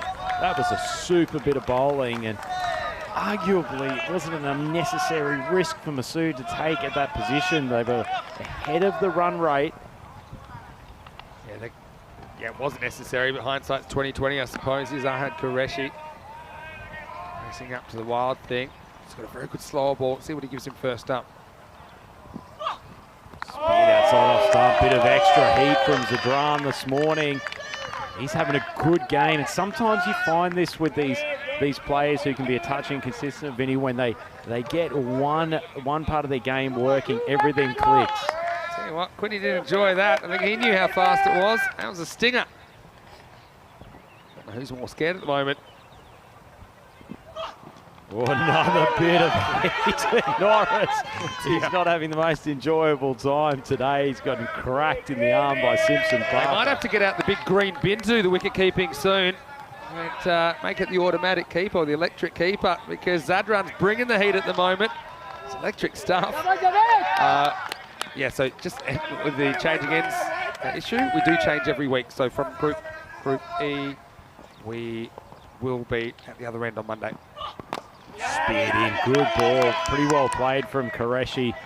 Just drives it out and taking on the 30-metre circle for a single. This has been a super over from Zadran. Also, there was a question about why don't the umpires wear some cameras to help with third umpire decisions. We'll talk about that in a minute as well. Outside off stump, Qureshi a little bit late on it. Zadran only goes for a couple in his first over. That is sensational bowling, and the end of the over. And Helsinki Titans 56-4. Those of you maybe just joining us at this stage of the tournament, I can tell you Group D coming to its conclusion today. Whoever wins the Group D final tonight will join Hornchurch of England, Farmers of Jersey, Bevan of Belgium, as well as the reigning Kings Pack Care Badalona in Championship Week. 7 sides will vie for the trophy, and Championship Week is only 9 days away. So join us. For more information, you can go to europeancricket.com. As Moment comes in to bowl the 6th. Flying straight down the ground from Qureshi. Doesn't get a decent piece of it, but it'll be a single. That turns it to an even 50. Zadran really wanted to ping that, but then had second thoughts. Remember the 4 overthrows earlier. The question about umpires wearing cameras, we have trialled that before. Here's the thing, we've got really good side on cameras here. It's not really necessary. The other thing is, we realised after we did that, umpires actually moving around heaps, and they move their heads when they move around. It's not necessarily a great shot of the action. Oh, that's an outside edge, escaped past Norris gloves and runs away for a single. It feels like they're really battling here, both of these Helsinki batters, Puste, Qureshi. So right now, for the first time, pretty much that run rate is back on the red line. Oh no, it's going to be a 5. It's down the leg side, and Norris just couldn't make the position. So every time it seems like VCC getting back into this game. There's something self-inflicted this time. It's the Minimo, 5 wides. Oh, he's normally very accurate, Roman. Tell you what, at the end of this game, if Helsinki's victorious, Vinny, I suspect Vienna might look at that set of overthrows and that wide that's gone for an extra 4 from Maman. Wow, next ball though, Qureshi's got a top edge. It's an easy catch. Munib Asari, Maman comes back from the 5 wides, takes a scalp. Big, big wicket. Would you pay 5 to get a wicket? Probably.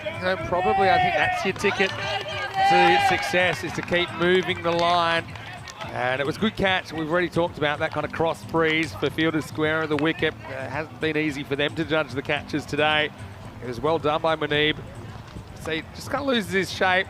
Bit of a nothing shot, really. At the moment, back on target. So Vienna Cricket Club, as a 4th wicket falls at 64 for 4. A nice goal from Maman. Gives the ball a little bit of air. Just kicks off the deck, and exactly what he wanted Qureshi to do, to be swinging across the line. Completely out of control with the shot, and he goes for a fairly laborious 2 off 5. And we are right into the teeth of this Helsinki batting order now. They are 4 wickets down, still 4.5 overs to go. Run rate's just a tick under 10, so still certainly manageable. Just the bigger question is, have they got enough cattle left in the sheds to be able to carry off this chase? Zahidullah Kamal comes out. Helsinki keeper facing Moment. Play a slightly more conservative shot than his teammate Qureshi, but doesn't make contact, and Maman, he's got a golden arm, but will we see a golden ball? Shout here. This has all the makings of a golden ball so far. That's short, outside edge, and that's going to run. Not a great ball from Maman. You can see he's got his head and his fairly substantial head of hair in his hands. He's very annoyed, and great way for Kamal to get off the mark. The luck factor is huge, isn't it? Don't really do too much about this, except move your third man a bit finer, but can't be everywhere. Big D has to fetch that one from past the fence. Well, Maman would certainly think he could do something about it. Short ball outside off stump, inviting the batsman to put it just about anywhere off the offside. Not great control with the shot, but went for 4. Surely not lightning striking twice and Helsinki Titans in a golden ball elimination again. But I just feel it's, well, that one gets them back ahead of the rain a little bit, but only a little bit. You've got 2 fairly new batters at the crease. That one I think got lost under one of the structures. So Moment, last ball of his spell coming up. Better ball, just push for a single. Pretty responsible batting from Kamal. I think they've seen that Maman could be a wicket taker. It's the end of the over, and Helsinki Titans 69 for 4. What a tension out there. A lot of people will be watching from up in Finland, and also a lot of people watching from Austria, in addition to all of our viewers all around the world, in Europe and beyond. Just get set, because this could be a cracking finish. Some batting to Karmat and Saeed. Likes to give it a whack.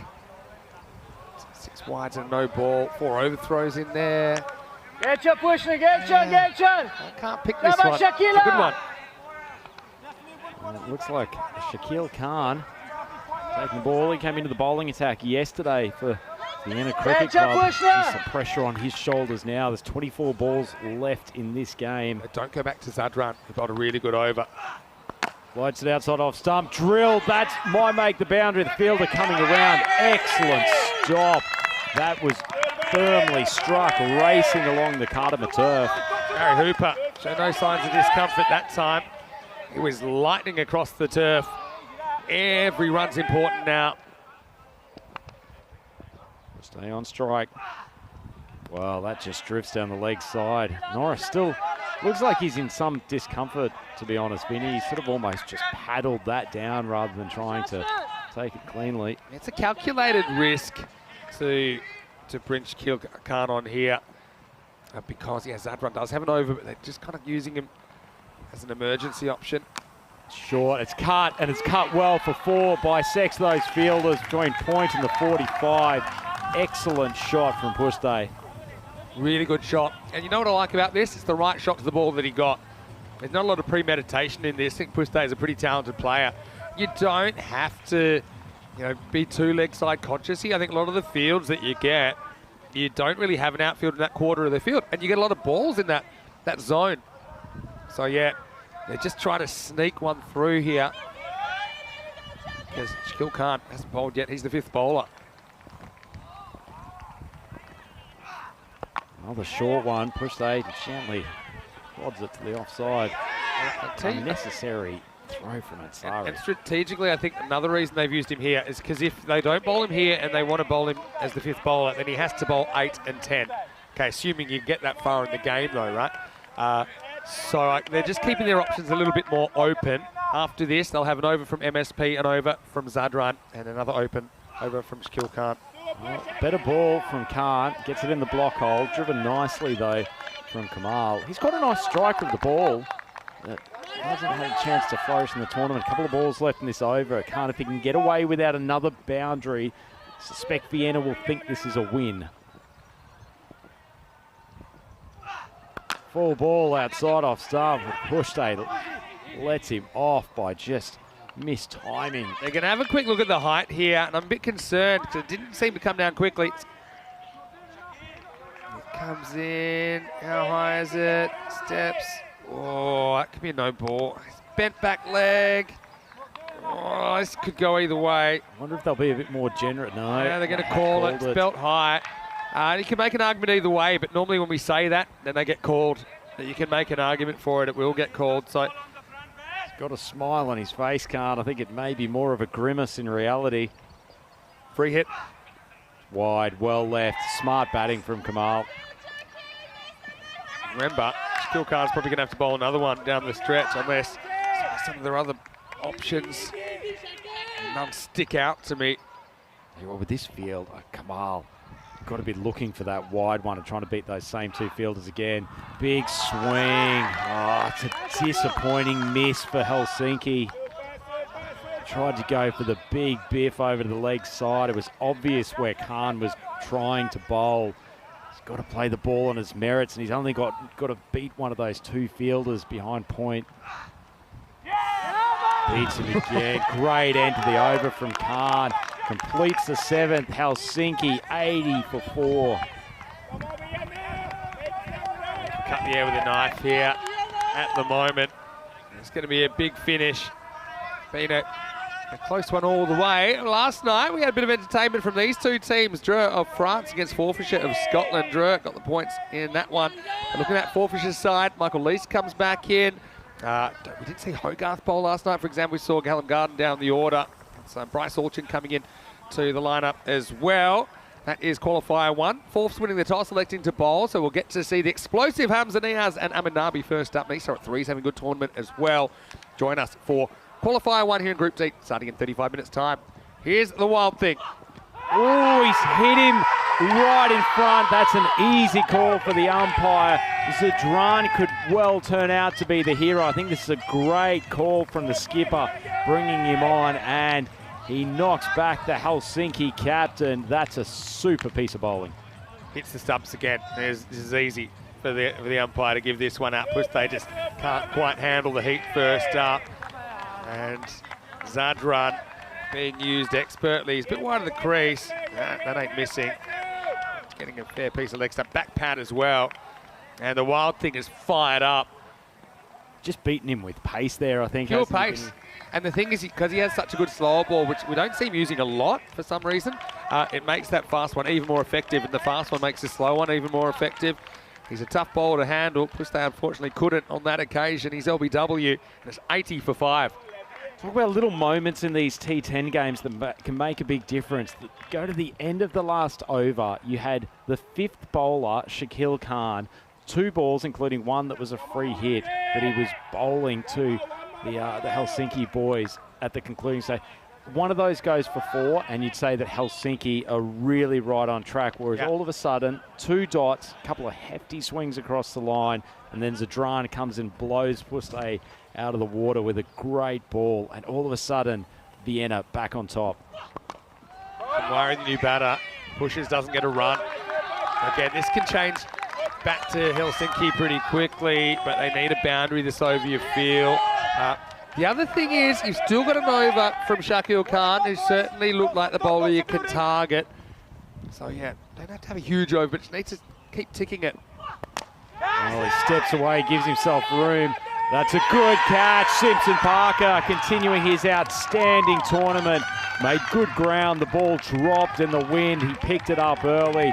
Shinwari probably going elevated when he just needed to move the strike back to Kamal. Yeah, and it's probably poor reading of the conditions, because he goes straight into the teeth of the breeze, whereas Shavit Zadran's giving you a lot of pace to work with, I think, the left hand, and maybe to go across and kind of flick to leg or fine leg. That's probably an option that has a bit more of an upside. Instead, he backs away and takes on mid-off, and I just didn't see that working out well for him. It didn't, and MSP slides in, takes a good catch low down. Titans lose another one. Zadran on fire at the moment. Oh, Vienna Cricket Club have wrested back control of this game within the last 4 or 5 deliveries. Set a great call from the skipper to go back to your pace spearhead for this particular over. Poor old Kamal is standing at the non-striker's end. Can't get back to face the man that he probably would feel far more comfortable against. That comes out to face the music against Zadran. Good fast ball. Hard one for a new batter. They need to deal with the ball. It's about a foot outside off stump. Yeah, so got 2 Kamals out there now. Again, look at the footwork. Never really coming anywhere near the ball. Just kind of wafting the hands, hoping for a bit of bat. Again, a little bit of bat on that. Probably flies away for 4. 2 balls to come for Zadran. Got 3 for 2. Hasn't it been game-changing? Absolutely immense figures. Not to mention, from the commentary perspective, that we have 2 Z Kamals now at the crease, which is always helpful. Of course. Oh, good seed. That might be the quickest ball of the lot from Zadran. Tailed away. That's a tough welcome for a new batter. It's pretty basic what Zadran's trying to do. I mean, he's going at the stumps, he misses, but so does the batter. I think he's trying to blow Zaki Kamal's stumps off here. Last ball. Just almost needed to get through that. Pushes it straight. They might be looking for the second. It's timed it nicely. But in the end, actually not losing a further wicket on that last ball. Probably not a bad result. And the Helsinki Titans, 81 for 6 after 8. Boy, this is close. Sure is. And so the 2 overs you got left, you got 1 from MSP, you got 1 from Shakil Khan, it would seem. For me, if you're captaining the bowling team, then you go MSP first, and you try and get so far ahead in the game that you're going to take pressure off Shakil Khan. Also guarantees that you're going to get to win from MSP. But what a spell, 3 for 3. Really good work. He's been huge today, Zadran. You can just see the focus on his face and the intensity. Really decided to take this Vienna bowling attack on his shoulders. Falls back to MSB. He's been so consistent in this tournament. It's his good line, heaved up in the air. It's probably going to drop just a touch short. Just the single, but good bowling. They know what MSP is going to bowl for the most part. It's just hitting a good length or maybe just short of a length outside off stump. Yeah. I was a bit curious that Helsinki Titans wanted to chase here because they failed on the chase narrowly last night. Would have thought maybe they want to bat pressure free. Pressure's on right now though. Not a bad shot. Oh, he's sent his partner back. Well, the Kamals know each other better than anyone else, I suppose, but I don't know about turning runs down right now. You kind of need both batters to be able to click if you're going to do this. Even if you're chipping away and you get it under 20, we know that Shaquille Khan's going to be want to leave yourself more than 20. So even if you look at, you know, just chipping away in these 3 balls. Decent ball from Simpson Parker, but it's swung over the leg side. Well, maybe he should have let Zaki take the strike earlier in the over because he slapped that one to mid-wicket. If ever the Titans needed a Maximo, it was then. Doesn't look like a guy you need to protect from the strike, if I'm honest. And it could be a bit of big brother, little brother dynamics out there, but I tell you what, that is a really handy one for the Titans. This game gets tight again. There's a few nerves over there on the bench. A few men looking pretty casual as well, considering they're playing for their European Cricket League lives. Pressure back on Simpson Parker. Target down, 19 off 8. They can, another boundary here really puts the pressure on Shaquille Khan, but even 3 or 4 off these next 2 balls. Outside off stump, swung down the ground. Is it going to go over the head? That's a super catch. Well, Shahil Mahmad, he might have come up with a decisive play in this eliminator. He gets the point of appreciation from Mark Simpson Parker. That ball was blowing all around the place. Reasonably sweetly struck from Zaki Kamal, but that's a great catch. Well, my man saves his blushes because I think he misjudges this first up. He takes a couple of quick steps in and had to backtrack a little bit. And look, even if he saves the boundary here, I think he does a good job. And as it was, he had to catch it, otherwise it was bursting through. Check it out here, thanks to Spring Productions. Goes back, and you can see he was still on his way back when he took it, but he was able to stick the landing. And so, big moment in this game. You take the 6 and out, though, at this stage, I think, if you're Helsinki as well. That leaves them 7 balls remaining, 89 for 7. Probably gives the new batter almost a free hit on this ball, too, because they'll want Kamal back on strike to start the 10th. And if he's got any sense, I'm sure that's what he'll be saying to his partner. Even if they can just, if anything, actually, Simpson Parker's reasonable pace. See, they've moved Eckstein around to a much finer position than he was originally. Yeah. I think that's a good move. I'd even be tempted to have him probably even a step or 2 to the left here at the 45. Or He needs boundary here. Last ball of the 9th.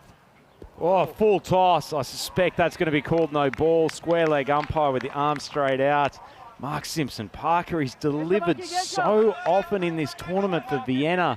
Comes out his final ball of the game, and it's a full toss above the waist. Yep, it's a good call too. Just going for the Yorker, overcooked it a little bit. Free hit then. Again, just needs to dodge a boundary here, MSP. Slade on strike. It's outside off, pulls it. They don't take the run. Well, I'll tell you what, Kamal, if he was backing up hard there, might have been able to push back for the 2, but it comes to naught. And they leave themselves 18 runs off the final over. 90 for 7 off 9. He made up his mind that it didn't want to risk getting run out. Yeah, square of the wicket, I suppose they could have gone to the bowlers. And I love that he's taken the role of senior partner here, Zahidullah Kamal, but he is 8 off 9. See how that worm's just been dipping a little bit, and it's a little bit below where they need to be, but neck and neck, you'd have to say, different paths to this point, but these teams in a remarkably similar position as we go into the last over. Well, there's HSP, Hannah Simpson Parker. We'll see her potentially in some ECIW action during the year. Right now, though, I mean, love to be in Shaquille Khan's head right now. Didn't have the most convincing first over. In the end, he got away with it. He went for 11. He's defending 18. 17 for a golden ball. Last over here in the Eliminator. One team has to go home. Oh, that swung to the leg side, swung high. It's going to hold up. The catch is taken. That's a great set of hands. They've been excellent in the field all day. And Kamal, the man who needed to take the majority of strike in this final over, he is dismissed, trying to find the Maximo that they desperately needed. Helsinki lose their 8th wicket, 90 on the board. And he wanted the strike, didn't he? And to be honest, he got a ball that on another day, it's hittable. It's hittable out of the ground. You see Shaquille gave him a bit of length to work with, but well done to Iqbal Hussain, skates down to his right. And it was there to hit, wasn't it? Just didn't get the contact. The NSCC, for the most part, they've held their catches. They're desperate to survive in this tournament. 8 wickets down now, 5 balls remaining. Time running out for the Finns. It's 90 for 8. Yeah, certainly have. And their outfielding is very, very good, Vinny, when you have guys like Iqbal Hussain, who took that catch, Arslan Arif, who's been exceptional, Mark Simpson-Parker, very good. That long on position. They will snaffle most chances coming their way. So Abdullah Kamal back in the sheds, 8 off 10. And it brings Abdullah Siddiqui to the crease, 5 balls to go. He wants to be a hero. Where's he going? Well, he's going all the way to the leg side. He's trying to take on, they've got 2 deep fielders, one at almost a deep mid-wicket position, another one more cow corner down there. Surely against a man bowling a metre outside off stump, his players got to be to target this backward point boundary. Need 3 boundaries. There's only 4 balls left. Charges it, doesn't get a good piece, and they'll just roll through for the single. Time running out, like I said, so now you need 6, 6, 4. That'll tie it for you. 3 sixes will win it. If this ball stays in the ballpark, then barring extras being bowled, Titans aren't going to get there. Biggest ball of the game so far. Outside off stump, not badly struck, but once again it's into the teeth of the breeze. Iqbal Hussain has come flashing in front of the big frame of Mark Simpson-Parker.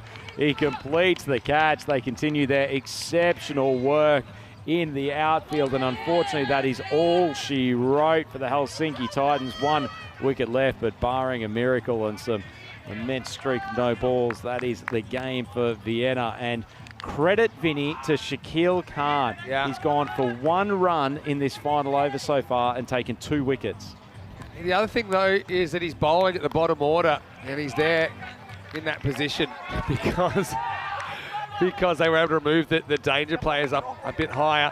I certainly heard the voice of Mark Simpson-Parker with a very loud mind, and selective hearing from Iqbal Hussain as he just pouches that one. Luckily, there's no collision. Saeed, disappointment for him. He's not able to get them closer to the target. 91 for 9, 2 balls remaining. Man, unfortunate end to Helsinki. They were in this game for the entirety of this chase as Khan comes in, bowls exactly the same line that he's bowled almost the entire over. Credit to him, he's stuck with his plan. Credit to the Vienna captain. I think where he's putting this ball, if you had, say, Ghulam Abbas Butt out there still, and I think that these are probably going over the tents, but yeah, credit to Shaquille, he's held his nerve. Here's the last ball of the Eliminator. Oh, big swing and a miss from Shazad. The Vienna boys are ecstatic. They have carried Austrian hopes on their back all tournament, and they live to fight another day as they take down the Helsinki Titans from Finland in what has been a wonderful eliminator here to start finals day at Cardimer Oval for European Cricket League 2023. A brave effort from both teams who have escalated the quality of their play immensely from what we've seen of the first 2 days of this Group D. They've put on a fantastic show for the big crowd here at Cardimer Oval. But in the end, that is a much-deserved win for Vienna Cricket Club. They were led with the bat by Simpson-Parker and Zadran.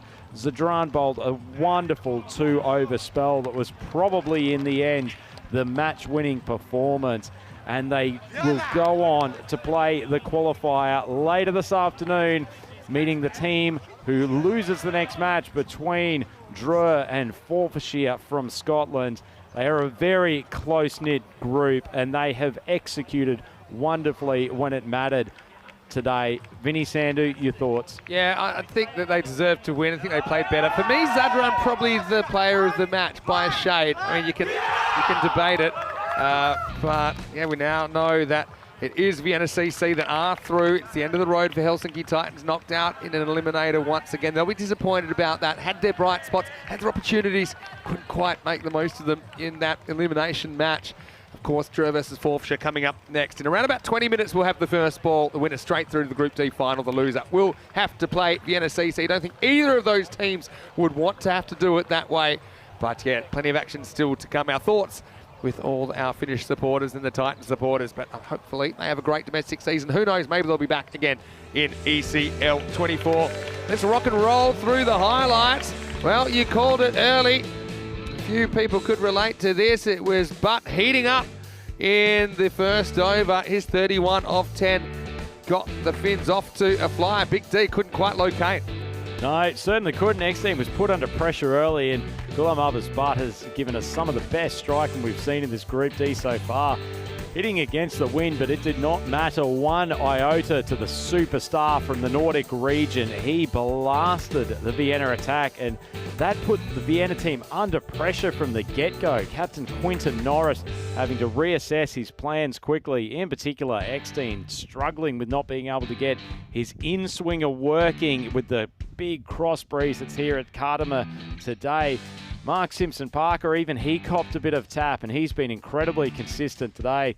But Gulam Butt was striking the ball beautifully, and it was only one which we thought was destined to go for a huge Maximo that just held up in the breeze.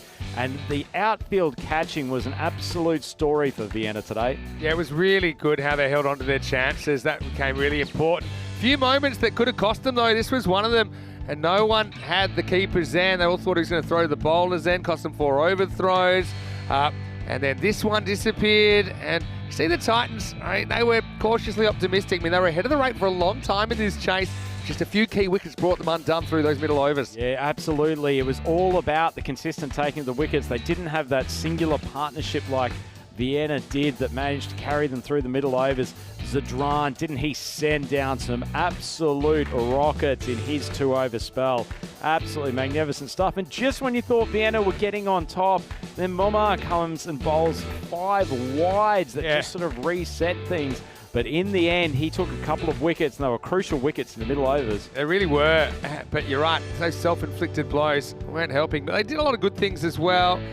Bit of luck as well for the Titans there. I just think that when it came down to it, the middle order could go at the pace required, albeit it being about 9 to 10 and over. But Vienna CC with some good bowling options, just put the squeeze on, didn't they? And you look at those kind of scores in the middle. That was a good bit of bowling to get pushed there. Just blew his pad off there, 9 off 8 for the skipper. But then you look 2 off 5, Ahad Qureshi, 8 off 10, Zahidullah Kamal.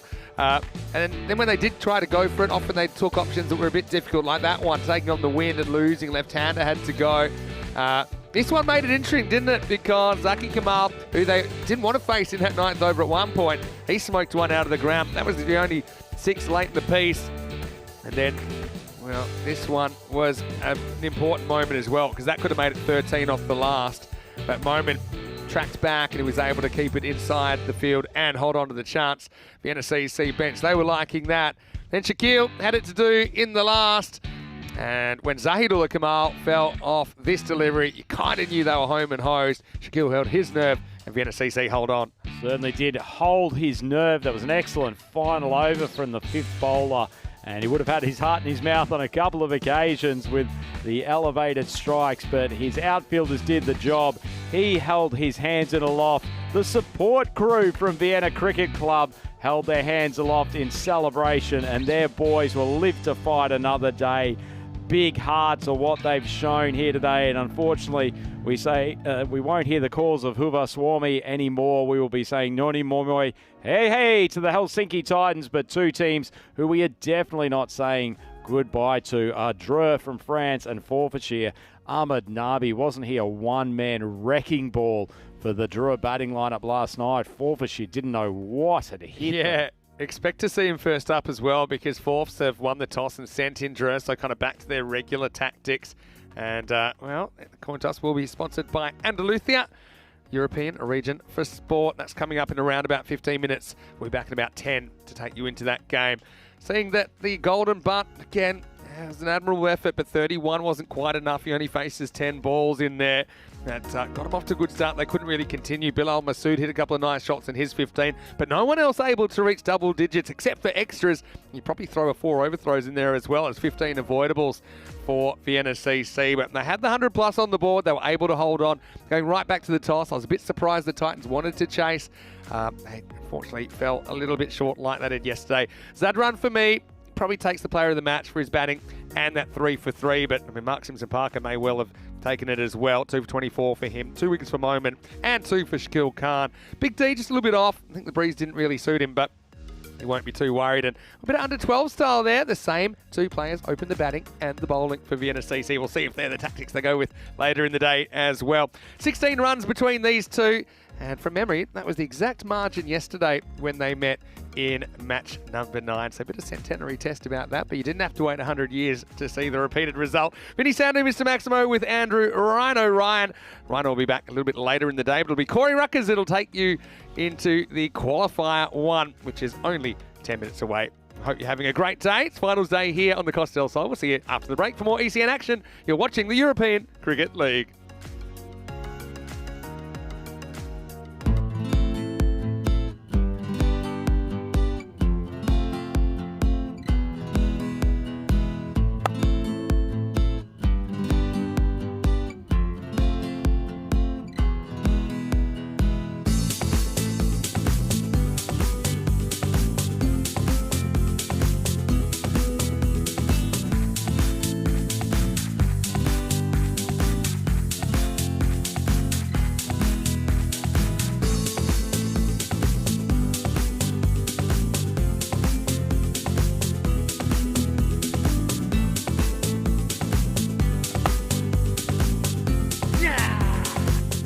This is how we play cricket on the Costa del Sol.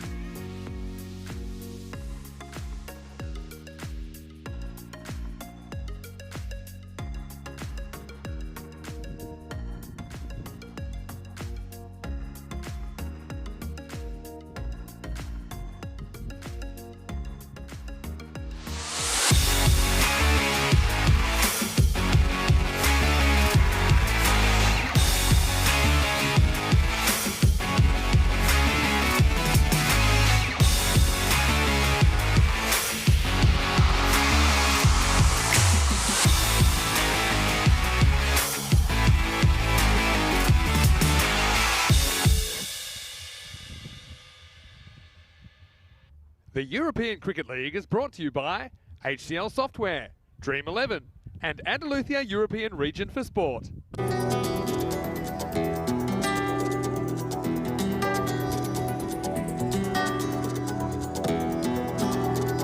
Ven conmigo a cruzar su calle, a vivir su ambiente. Ven conmigo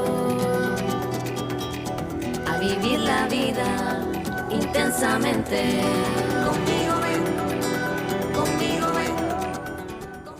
Hello and welcome back to the Costa del Sol. Beautiful sunny spring day here at the Cartama Oval. We've got the Costa del Sol juniors behind me. They've got their training, playing a bit of a game at the moment, so great to see so many youngsters getting involved as well. Now it's time for a big match, a big rematch actually after last night. It is Qualifier 1. It's Dreux from France who finished top of the group. They're taking on Forfarshire from Scotland who finished in second place. It was a pretty entertaining match last night. It was the French that got the points then, but right now a place in the final is up for grabs in Qualifier 1. Out in the middle, Rob Kemming has the two captains. Let's see who wins the giant. Yuko. ECN. It is ECN. We'll have a ball.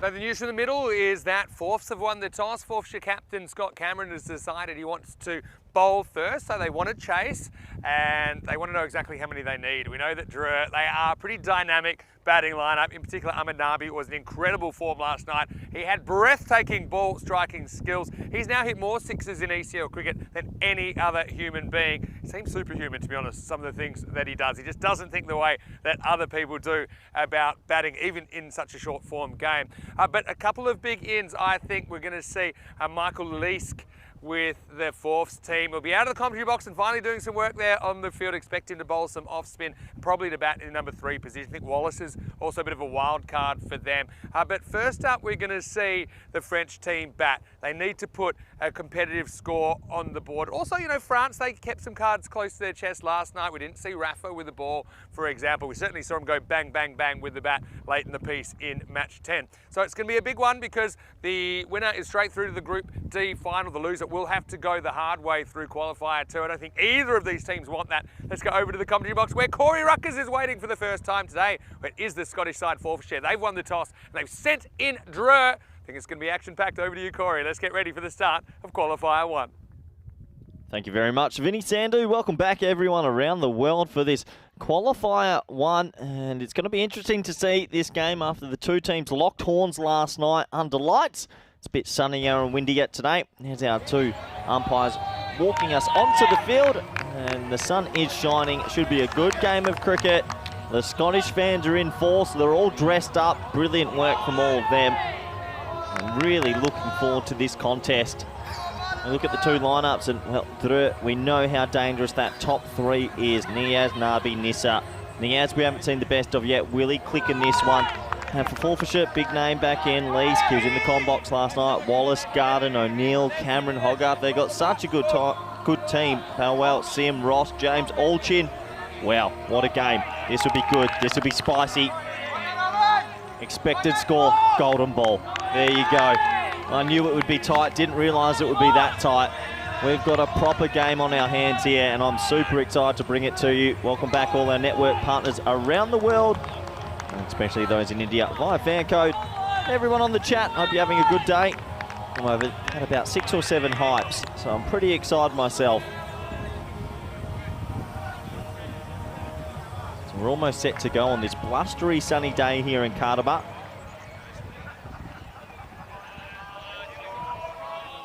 Looks like taking the first ball will be Hamza Niaz. Nabi will be at the non-strikers, and this man on your screen's bowled really well. That's Balwell. First ball in Qualifier 1. Tyrone Peters, the umpire, says play. All set to go. Hit in the air, dropped. Wow, it's an opportunity. It's an opportunity, and that's Wallace at cover. And maybe he just didn't pick it up off the bat, but that has been shelled. A player of his pedigree will be super disappointed. It was hit in the air, made decent ground, but just hits the hands and goes out. It can be like that sometimes. So an opportunity missed.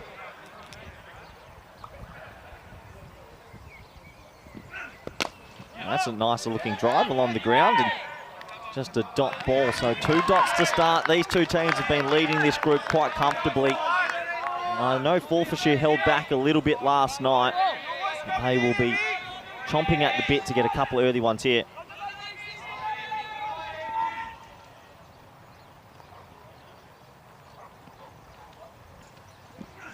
Short, sort of the underneath edge onto the body. So 3 dots to start. Little bit of football skills as well between the Scots and the French. I think the French would win in the football. Sorry to say that.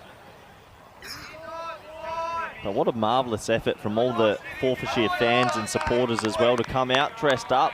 10 out of 10 from me.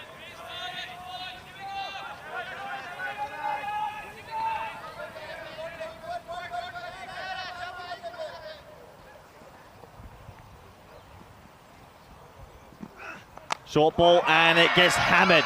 6 runs, that'll open up the scoring in this one. Well, Forfarshire, you've got to be careful against this through side. They are extremely dangerous. And after 3 dot balls, that's been whacked out the park for 6. A pretty well directed bouncer, but didn't scare him. And he got every piece of that. Didn't he, Yaz? There's some of the supporters there. There's Mario and Luigi. Good to see them rock up. Hammered. What a shot. Well, he's pulled that well in front of mid-wicket. That's an incredible shot from the Ads. Obviously not too scared about the pace. It's dug in again, and a 6 and a 4. Here come through. If anyone a few days ago thought Forfarshire would win this group easily, there's no such thing in T10 cricket. There's always someone that's going to put up the fight against you.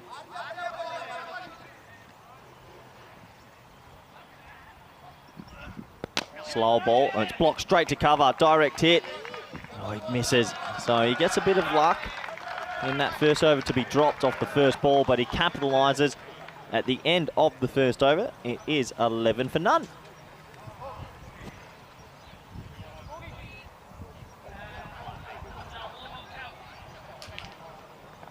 We have a quick look at the stats, Gunn. Well, Nabi and Nissa, 1 and number 3, Batford threw a ride up there for the bowlers for Forfarshire so far. Balwell, who just got a little bit of taps, got 7 wickets, but all the economy rates are sensational. Cameron, the captain, at 6.6, Olchin 4.3. So fantastic effort from the bowling unit so far on Forfarshire. Yes, they got a little bit of tap in the evening game last night, but the teams did experiment a little bit with their teams as here comes Hogarth, the leggy. Time edged away and just for a single. Well, this brings on a man that's super exciting to watch. Nabi, his first ball. I know he's Mr. Maximo's favourite, even though he loves to sit on the fence and pretend he isn't. He is Mr. Maximo's favourite. It'll be his first ball. Can he repeat the heroics of last night? This will be a much sterner test, it feels.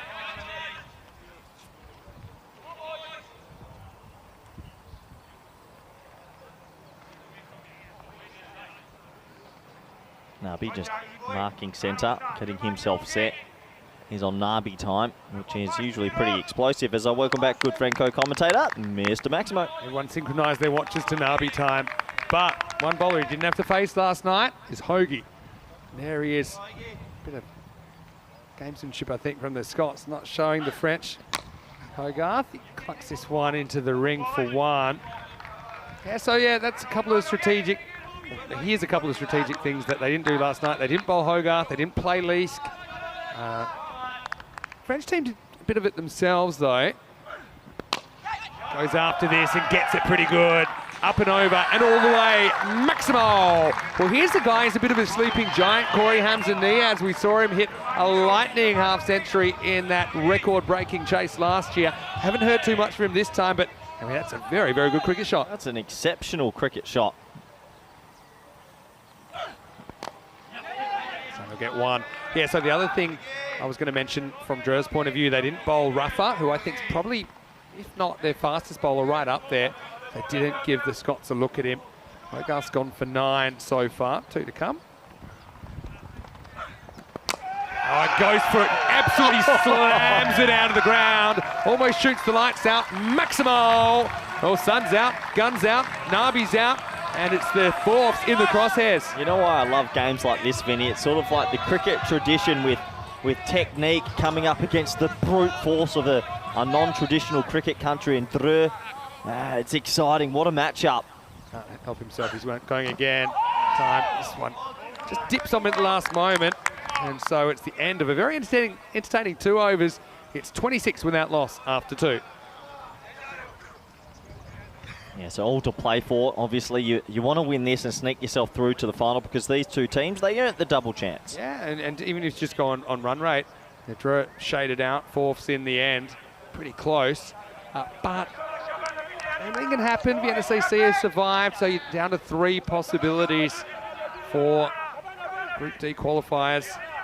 Yeah, but Hamza Niaz, if he can get going, and then you got Mohamed Nisar at 3, who's had a pretty consistent tournament. He got strangled down the leg side last night. Could be a very, very interesting qualifier 1. Probably already is. Here's Scott Cameron in over number 3.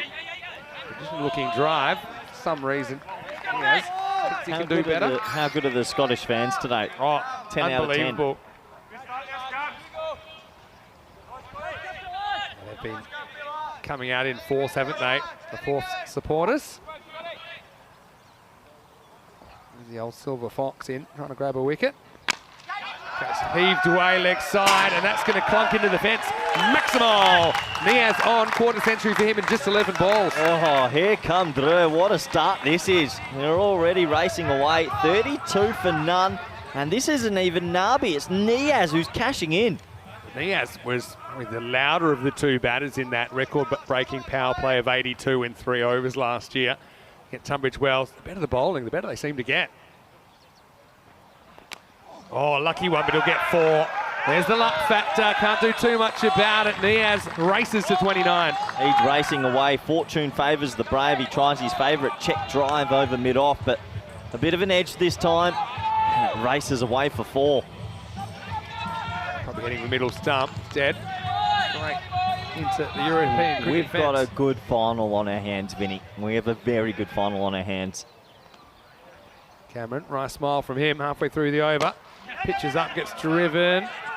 Cut off in the circle, just a single. It's over to Nubby.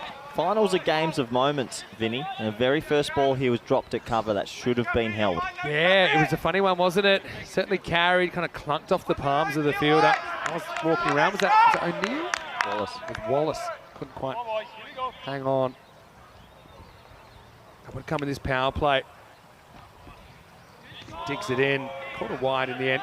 Don't mind the option. I reckon they feel if you go up in Nubby's wheelhouse, is he ready for it? Yes. If you go short, why not? I think this is a little bit of a blind spot for him because he still wants to kind of cut that ball. That's kind of... There ain't no blind spot for Nubby. Armpit high where he has to reach. This is Nabby's world. We're all just living in it. All right, we get another shot of Cameron here.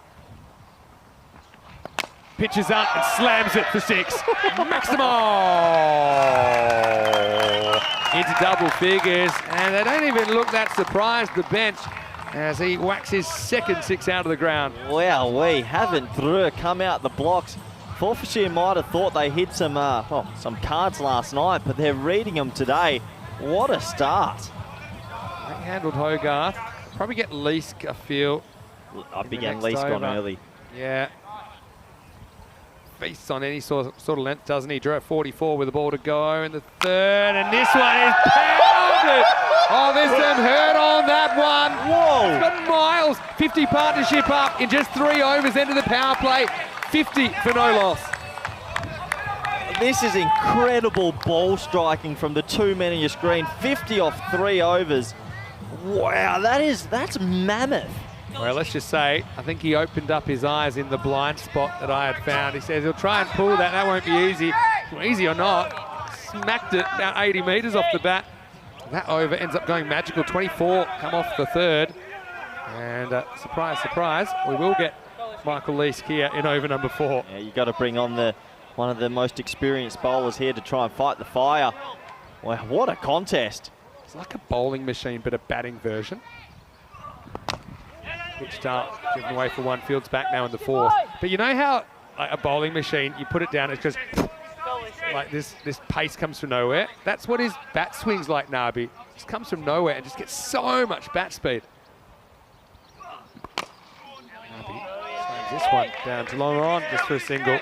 He hasn't had too much of the bowling, but he's 20 off 6, so he's got his own little personal magical over going. It's a furious rate early in this one. Oh, not a good ball. Should go, does go. Maximo! Knee-high full toss, just baseballed over left field, and Niaz is away again. Don't forget him. Oh, shades of 2022 at the moment between these two. Well, this is just brilliant hitting. That's close. That's really close. They might have a quick little look at this. I think it was all right for height, but anyway, we're back to the action. And dips, it's going to be 4 more, so he can't find the pitch at the moment, Lees. Oh, things out of control. It's a stage 5 amber alert at the moment for Forfs. Well, their costume game is strong. The bowling maybe not as much so far in this qualifier one. Unbelievable. This is why they're such a fun team to watch, because when they're on, they're so destructive. It's the action. Oh, now he picks it up, but he's picked out the fielder and he is gone. Simple catch out there for Scott Cameron. So the madness comes to an end. 62 off 3.5 overs, but Hamza Niaz again just continue to go for his shots. He was there for it, I suppose, but he had to make perfect contact, but he didn't. Nice catch by the skipper as well. 62 for 1. Yeah, that was slowed up just a little bit. Wasn't so much an arm ball or a dart from Leesk. That was a little bit slower in the air, and he does get the reward. Great start, however, from Drew. You can see there a little bit of dip on it, and it's the right shot, just didn't get out the middle. Nicely taken as well. Marnus saying big wicket for Michael Chris Rogers Leesk.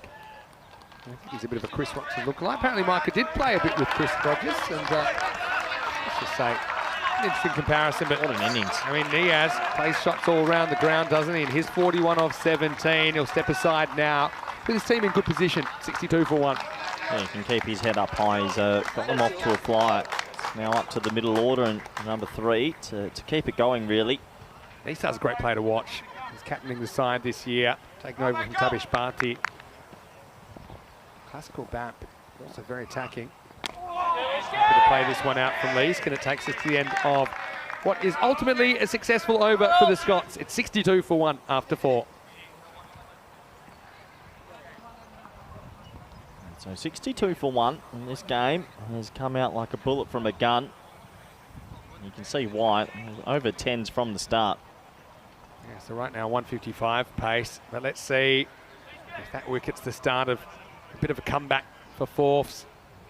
Certainly is exciting. Talk about the clash of cultures. I mean, that's one thing I really love about the European Cricket League. It's a real melting pot of cricketing backgrounds and, you know, various levels of coaching and facilities, all these things. But really, bat versus ball in the field is what decides it. Bryce Alchin coming in pretty early.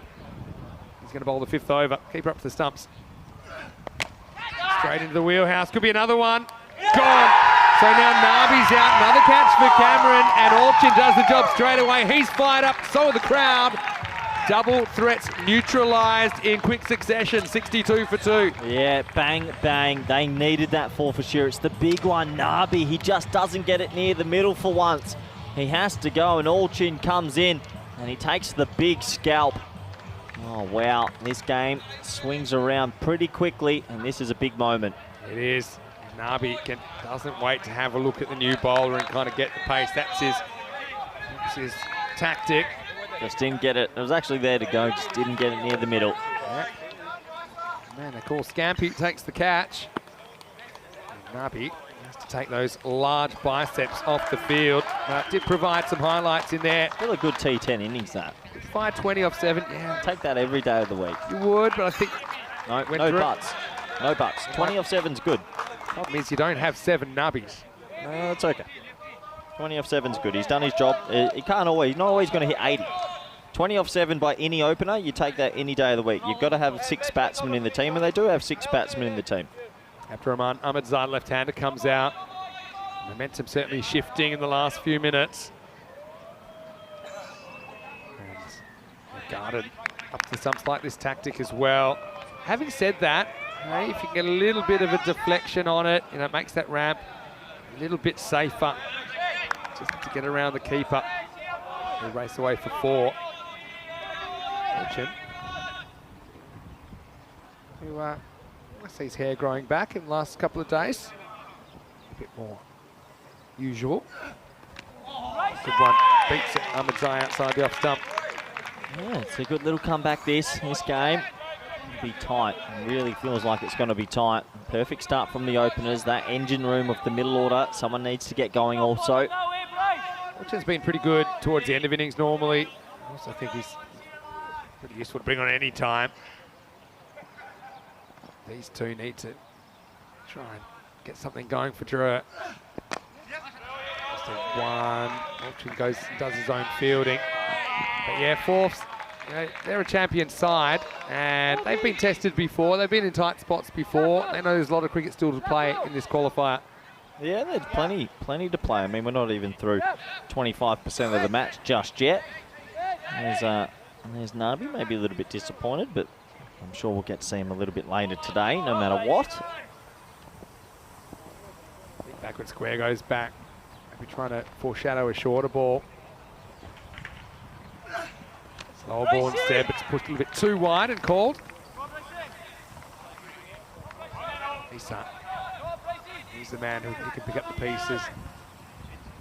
Yeah, they've still got Nisa, they've still got Rafa. There's still plenty of batting there in that to their side. It takes one more player to have a cameo. Yeah. One more player hits a quick 30 off maybe a 10 or something like that. They're going to have a very good score. Yeah, definitely. It's a good call by Tyrone Peters as well. I think certainly got some of the line as it went past the popping crease. That's where it's judged. The ball's got to be wholly inside that tram line in ECN cricket. It's a slow ball, picked and hit, but hit straight down to the man, Jack Hogarth, patrolling the offside fence.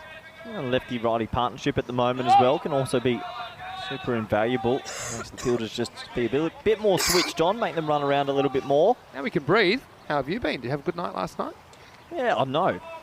Oh, you didn't have a good night? No, I did not. My hotel room, and the wind sounded like a Hogwarts Express going through the roof. Yeah, okay, let's talk about that, because I'm happy here at the ground. It's not as bad. Launching comes in. The back foot. Down, well fielded by Lewis James. It's okay though, because came here this morning and I think about 7 hypes in. Okay, so two things. There was so much wind down on the coast, so it's about 25 minutes away from the ground at the Sunset Beach Club, and trees were going absolutely everywhere, weren't they? It was crazy, but when we come here, it's more or less regular, still pretty breezy, but not typhoon-like, I suppose. The wind just kind of pushing right to left on your screen at the moment. It's behind Bryce Allchin. Last ball of his over. Popped up, but they will get a single. Interesting first 5 overs. At the end of it, 67 for 2. I want to say a warm welcome to all of you, wherever you're watching from around the world. Welcome back to the Cardamom Oval. It is the home of European cricket. Vinny Sandu here, Mr. Maximo. Corey Ruckers with me. It has been pretty breezy, hasn't it? And luckily here, it's not so bad at the ground. But, Corey, you know, I think it's going to be a pretty good day of cricket. What do you think? Got ya. Yeah, it's going to be a good game of cricket. Qualifier 1. I mean, 3 teams left. Helsinki losing. Sad to say goodbye to them. But I'm really excited about this Forfarshire Drew matchup. For me, it reminds me of the very first few days where you get a team that's a bit more technical with good cricketing back versus a rogue team. What I will say is Helsinki Titans, they went out, but Butt was on fire earlier today. But really doing some damage. So it wasn't enough to get his team over the line and continue in the tournament. And the next one is knocked away for 1. Yeah, it's one of those conventional versus unconventional, it feels like, and that always gets me a little bit excited. And I do like it when the unconventional do get up.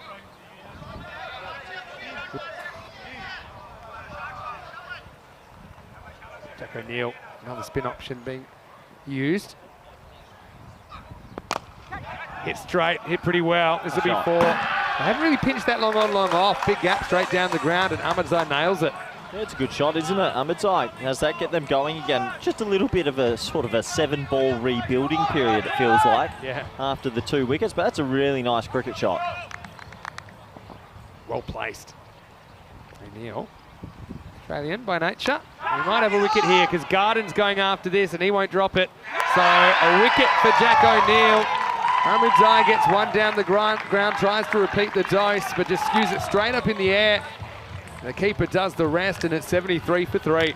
And not an easy shot against the right arm off spin, and O'Neill drags his length back this time, and it's a good bit of bowling.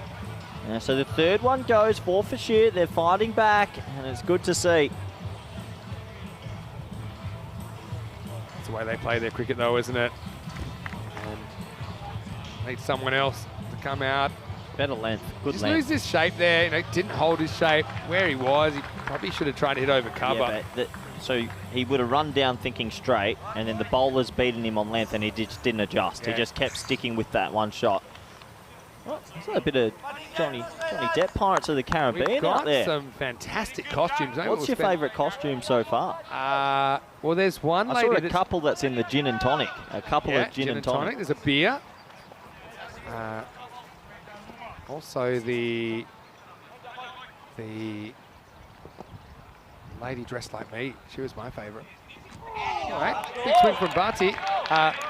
Also, I'm going to say big hello to, there's a lady that's dressed, she has the same shirt as I do. Poor soul. Yeah, very well dressed. Callum Garden's mum, Tracy. Happy birthday to you, Tracy, Birthday, over there. Tracy. Yep, now, heard a woohoo. Anyway, this is up in the air. Be away from the fielder. Isn't it our founder Dan Weston's birthday? So you're telling me It you're is. giving Tracy a birthday message before the founder of the ECN? How dare you? Saving it up. Well, I actually thought it was Callum Garden's sister that was having a birthday, Tracy. Oh boy. Another woohoo in the background. This is cut away. And also, as we get to the end of the 6th over, more birthday news to come. It is 74 for 3.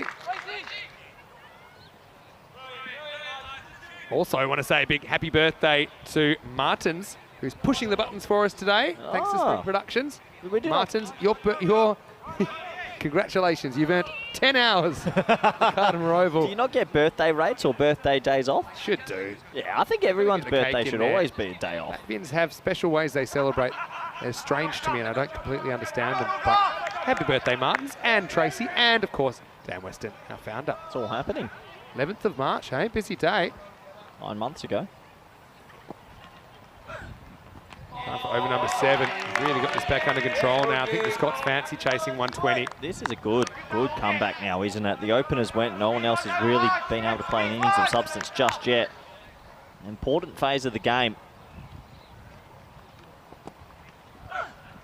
Hogarth, does he sneak this one in? Just sneaks it in.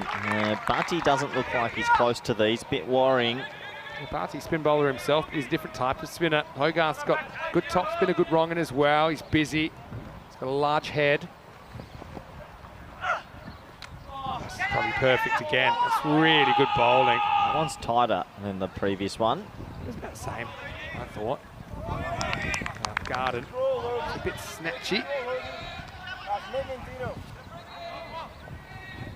Umpire's call.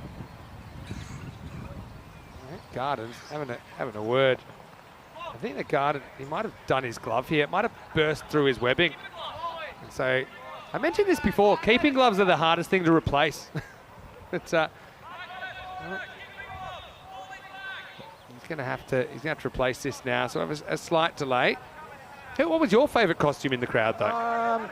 Tough to tell. I like the old traditional, what do you call it? Oh, the kilt? Yeah. Yeah, there's a lot of tartan around. So we might take this opportunity to do a little bit of a fashion on the field. Oh, you could pick fashionista of the day. You can see there his gloves being blown apart. Yeah, well, there we go. Why don't they just use this camera on the fans? How hard is it? He's coming. Watch Andres. He does good work there. It's always annoying when your keeping gloves get broken because you break them in and you feel like a natural extension of your body. But yeah, I'm sure we'll get plenty of shots of the fans today. How would you say you've enjoyed the fans so far? Oh, it's good. It's good. It's good to see that they've rolled out and enjoying some sun in Cardamom. Why not? Just trying to break those ones in. Here we go. Pitched up, driven. They're not going to run despite the field being right on the ring. And they're not even looking like that. 120 now feels like it's a long way away. Hogarth is in the crosshairs early of the openers. He's come back well here in the 7th. Nice shot though. It's good placement. Gets it behind point, gets 4. So Nisa, we haven't really seen the best of him yet in this innings, but he's very capable. Badly needed boundary for Drew. Yeah, they needed that boundary just as a bit of a steadier. The last few overs have been really good for the Scottish champs. He opens up, splices it over backward point. Nice batting. Yeah, really smart the way he manoeuvred that inside out.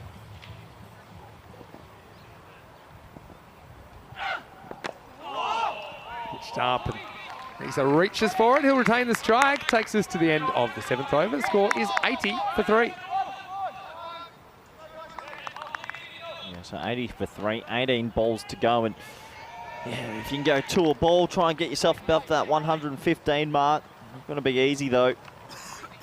While we're here, Zahid saying it's his brother Walid Koka's birthday. He's watching from Rawalpindi in Pakistan. Big hello to you, Zahid, and happy birthday, Walid. Anybody else that's having a birthday, let's do a blanket happy birthday. And Zishan, well, I'm sure he's following the action from Malta as well. This is where we're at on finals day. Already we saw the Titans fall by the wayside. The winner of this straight through to the final, the loser, will play Vienna CC. Well, it's an accidental reverse ramp here. He tries to go leg side, clunks it, ends up slightly offside, beats the keeper and gets 4. Yeah, I like it. And it's actually the right option with fine leg in the ring, but it hits the back of the bat and he gets it over short third man. I don't mind it at all. Good batting.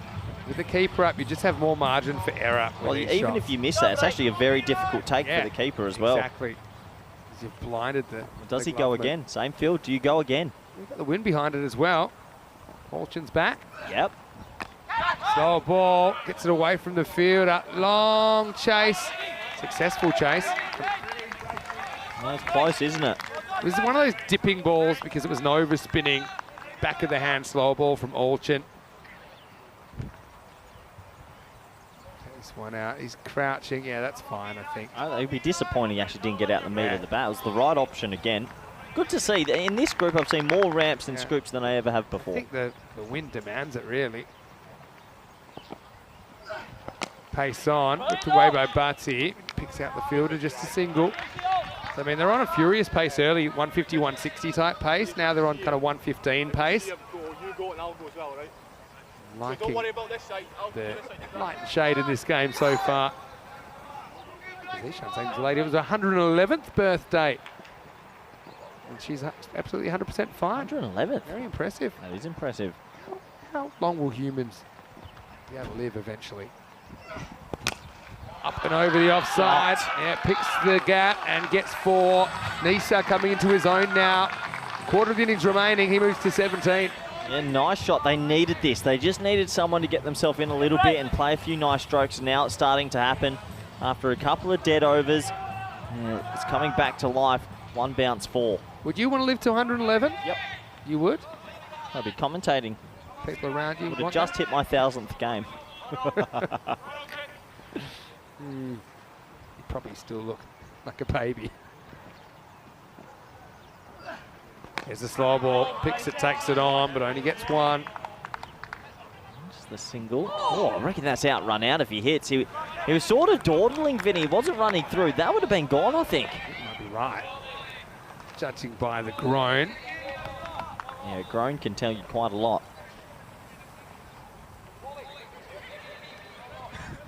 No, that's out. If that's a direct hit, that is out.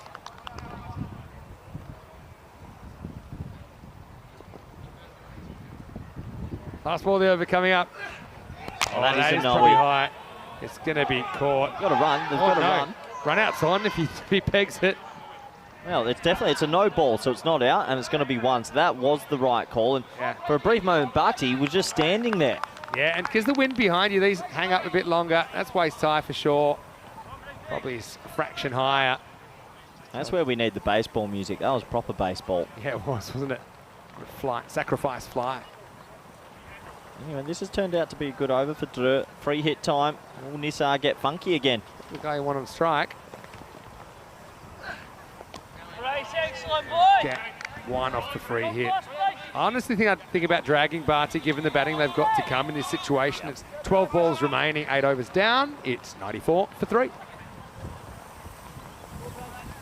Yeah, Yeah, I completely agree, Vinny. I think you're referring to Rafa, who's sitting in the sheds at the moment. Probably a good time to get him out there and let him swing that beautiful piece of wood. Just tracking the wrong way. It seems like a little bit of a Sunday morning stroll now. It's actually like our view of the mountains from the commentary box here at the Cardamore Oval. Yeah, I think I'd be making a tactical switch, an impact switch. Butty, this kind of guy, you don't mind him batting kind of overs 3 to 6, but I'm going to get bowled out here. Wow, this is miles in the air, and it's a catch. He's got plenty of time to think about it. Sim takes the catch. He goes fingers up, and Nisar's going to have to go now as the Forbes continue to fight to keep this down. Least does the trick again. His second wicket in qualifier 1. It's 94 for 4. I have a feeling Least here is starting to bowl with a little bit more dip and guile instead of just throwing in those arrows. This time, once again, using that breeze with the ball and getting it to dip a bit. It's proving effective. It gets big on him, and he skies it. Nice, safe catch. Not easy. It is swirly today. You can see there, had to make a late adjustment, but he holds on to it. He did. Very blowy up there. And Least likes it. Pumped up, isn't he? Pumped up, isn't he? I love it. I'd say he's quite pumped up. How was he on the comms last night? Fantastic. Oh. Flew past. Oh. Yeah. Who knows if you're commentating to 111, maybe Leesky will do a few decades with you. Anyway, not a bad wicket to lose at this stage with Rafa. Bit of a wild card still to come. Oh, he'll be disappointed. Rafa's chipped it back to him, but it just didn't stick. Yeah. I thought originally it might have been a bump ball, but don't think it was. It was straight in and out. Spinner's left, yeah. Now, Rafa pins his ears back on this. He's bowling more traditional off-spin here now, isn't he? In the first few games this tournament, he really fired in those low full tosses, but I think he's just reading the situation a bit more clever here. It's good bowling, good figures. Variation's still important, isn't it? No, he just wants to go for it. Has no idea where it is. Almost pulled back. It's going to be 4. So it was really good effort from Olchin, who went back and tried to turn him into catch first up, and then kind of clunked into him, and he knocked it across the rope. Well, thankfully he's okay, because Olchin almost got a bit of ball chin. That was so close to hitting him right in the chin with the ball. Have a look at this. First, it was like a 720 from Garden, who had no idea where it was. Back to the action. Just missed everything. To 99. That's while the over coming up. Least has been impressive. 2 for 17. A roll with the bat, probably in the 3 position.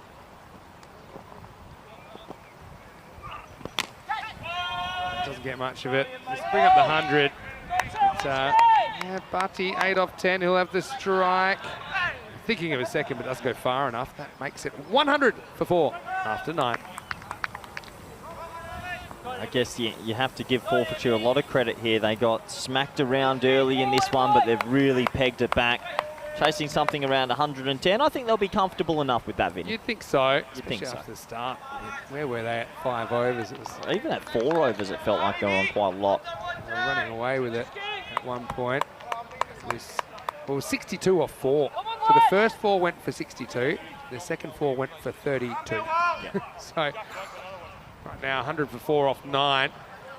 Begborough is still another 10. I know that the French, they'll challenge with the ball as well. They'll be hoping they can take those key wickets, top of the order, maybe expose the middle over earlier. Barwell comes back to bowl the 10th.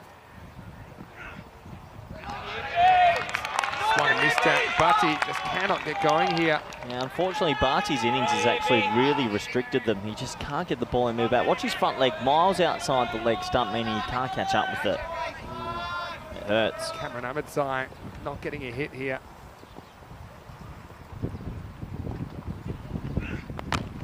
Now, miscues one. Barwell's going to come around and he'll take the catch. Really good work from the left armour, who scampered across into the vacant space.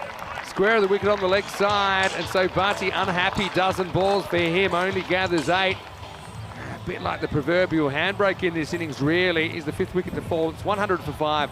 Yeah, Barty. Just couldn't get it out the middle of the whole innings. And well, Forfarshire, when it's going up in this swirly breeze, they've still been able to hold on to everything. Just shows how good they are in the field. it gets big on him, and it's never easy off your own bowling, Vinny, but he actually made that look quite easy. I really like how he protects the ball as well. We saw Louis Bruce, it was a bit of a controversial one earlier in the week. He kind of rubbed the ball on the ground, breaking his fall, but that's the way to do it. Protect the ball. He took it with his shoulder. Barty will have some bowling to do in the second half of this. Couldn't get going that innings. He's the 5th wicket. 4 balls remaining, and it is Cameron Ahmedzai. So if Ahmedzai comes out here and bangs a 6 or 2, they'll be saying, hey, why didn't we bring him in a couple of overs ago? We've got that option. Sparwell. And he set me. Goes for it straight away. Well knocked down in the infield by Lewis James. Just a single. It saves 3 extra runs, and this is the fielding stand I'm talking about. Anyone out there that enjoys seeing men jump around the field and stop a white grizzly ball, this is the place to come. The sun as well, which I think the Scots are enjoying, as most of the players. Snowing all over Europe at the moment. It's everywhere, isn't it? Oh dear. No snow, just wind. Pitched up, doesn't quite get it. Probably want 2 here. Rafa wants to come back.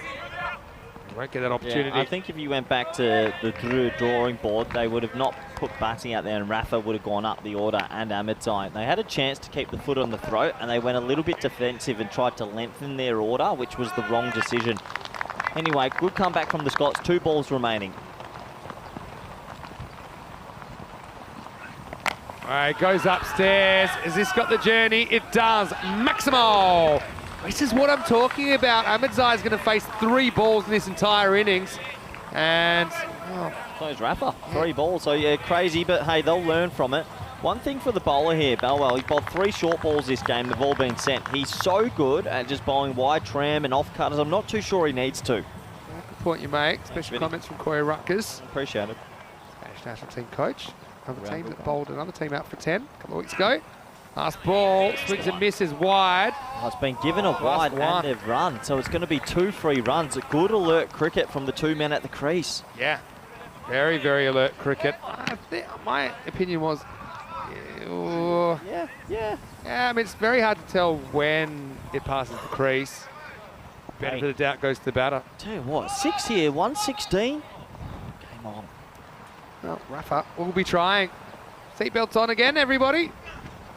Oh, gets him in the 7th to 8th rib.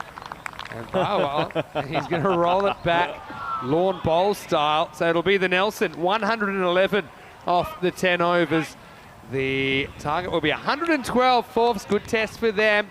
The French are going to come out firing. We've seen some really entertaining qualifier ones in this tournament so far. I'm sure this one will be as well. There's Hogarth with the lime green sunnies, and the French walk off. Not as many as we thought they might get after that first 4 overs, but still a very competitive target on the board.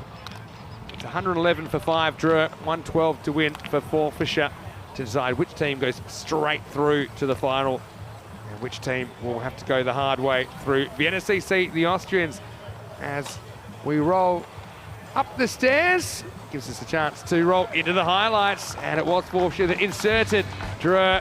Of course, they're having a great time here in the Costa del Sol. Crowd having a pretty good time as well. I love some of the efforts put in from the supporters. Well, always getting hard to go around the grill. That wasn't a great attempt at getting the hype into the body. Garden out there with his first set of keeping gloves. That one went down first ball. It would end up coming back to haunt them to an extent, as Niaz, he found a little bit of form here, didn't he, in qualifier 1. His 41 got things going for the French side. Yeah, what a magnificent opening partnership it was. It was sensational. They hit it to all parts. And Nisa, we saw the best of him in this one. We haven't seen too much of it in this tournament so far. It was Nubby time. Nubby was doing what he does best, hitting big sixes. And at this start, Drew, they just came out firing. Yeah, the first 4 overs, 11, 15, 24 and 12. So they were really flying at this stage. Look, a bit of luck as well. You thought that Hamza Niaz, this is the one he might have gone real big. They didn't really have too many answers. I think they bowled length. Nabi was tested out upstairs a little bit. He certainly had the answer to that. They needed to turn something, didn't they? Lease came on and he was able to remove both openers in pretty quick time. Not before that one went the journey. He had a few troubles with his length early, but he came back well and he started the kind of mini rot for the Jerome middle order. This is one that Niaz doesn't really get. Nice catch by Scott Cameron. Then he'd repeat the dose soon after. And when the openers were removed, then it just put a different bit of a feel through these middle overs. Yeah, it really did. The openers went pretty much back to back. Nabi gets out shortly after this. Well, right here, he cloths it straight to deep midweek. Those 2 wickets changed the tide in this fixture, and you could sort of feel that Forfarshire started to believe again. The Australian O'Neill came into the attack. He got hit his first ball, but a few balls later picked up another wicket. Good catch from Garden in the swirly conditions.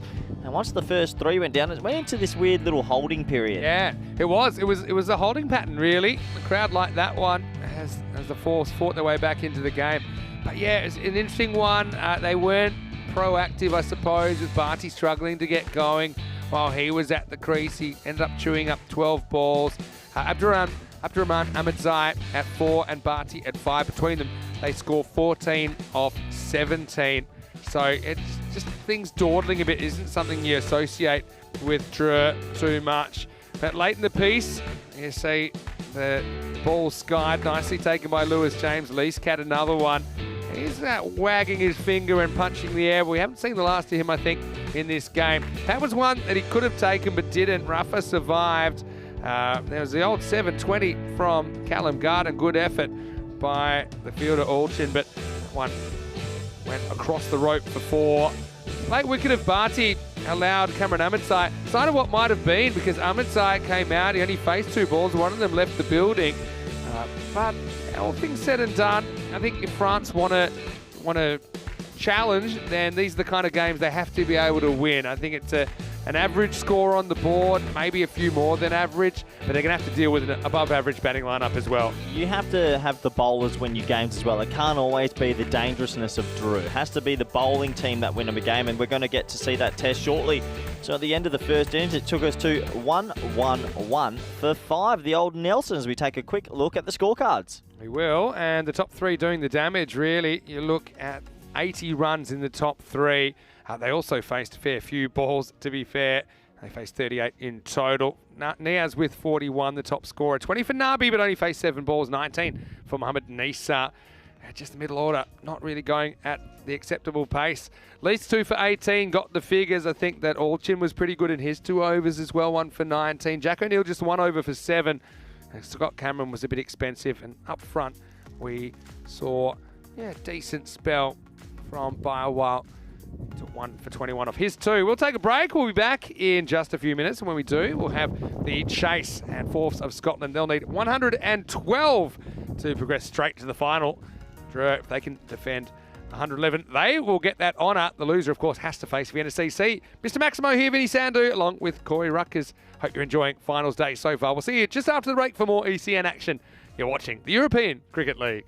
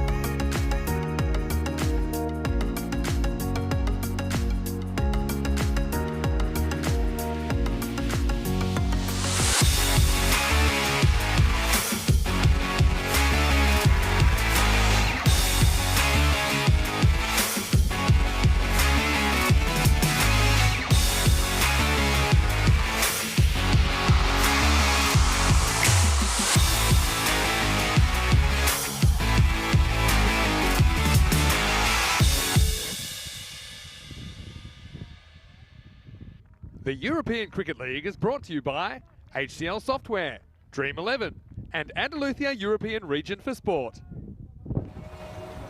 Hello and welcome back to the Carter Oval. Great to have your company. Saturday, the weekend has rolled around. The cricket motoring on here in the third edition of the European Cricket League. It's the Champions League of European Cricket.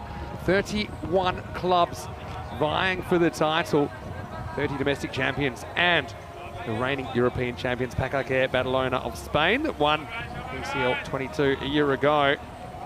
This is Group D finals day. We're into Qualifier 1 as the top two ranked teams after the group stage now vying for the automatic qualification into the final tonight.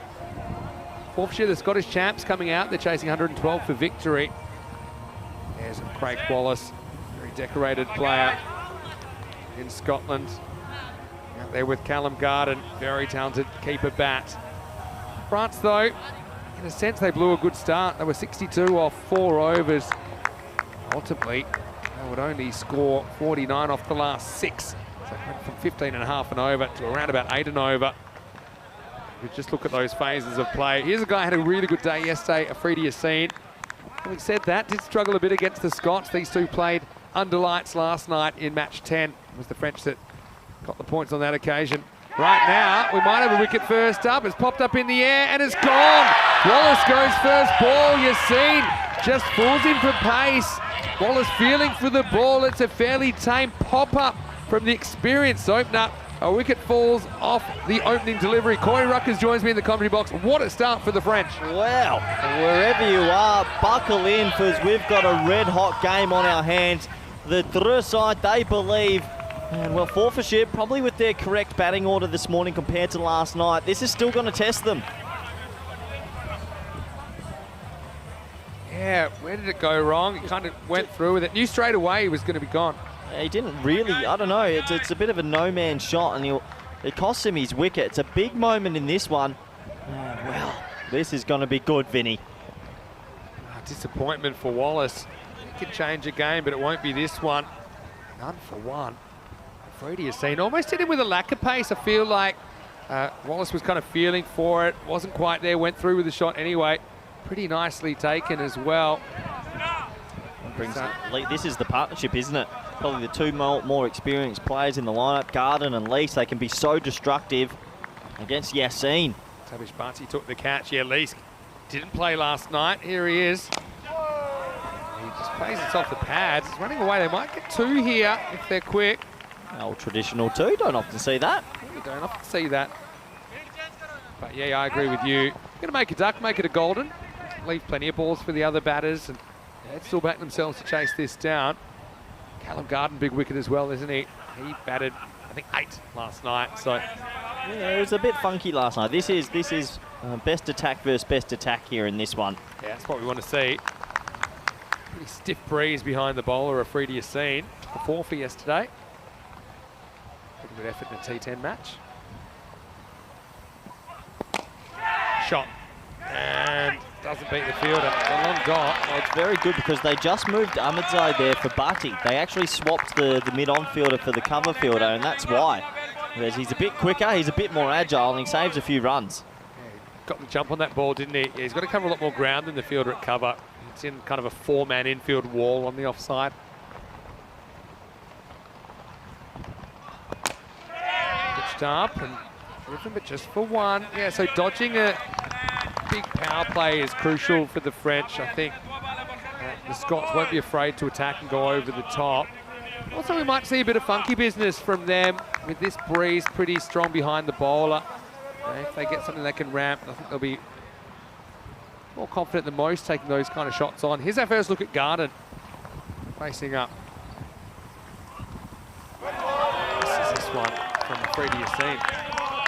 Well, what a start for Dreux here. This really should be a good game of cricket. I want to say a big thank you to Graham Garden of Forfarshire because he has given us these ties. And we might look at it in a moment. Yeah.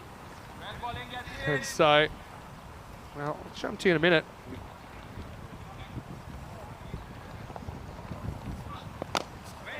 This is going to be knocked away for 1. Okay, so that does take us to the end of one. The score is 4-1. For Forfarshire in over number 1. Just a reminder of where we're at. It wasn't an elimination match that we saw a golden ball. This isn't an elimination match at the moment. It's back in Malta. Bajiba Blasters got through it 65 matches ago. So about 2 weeks ago, that's all.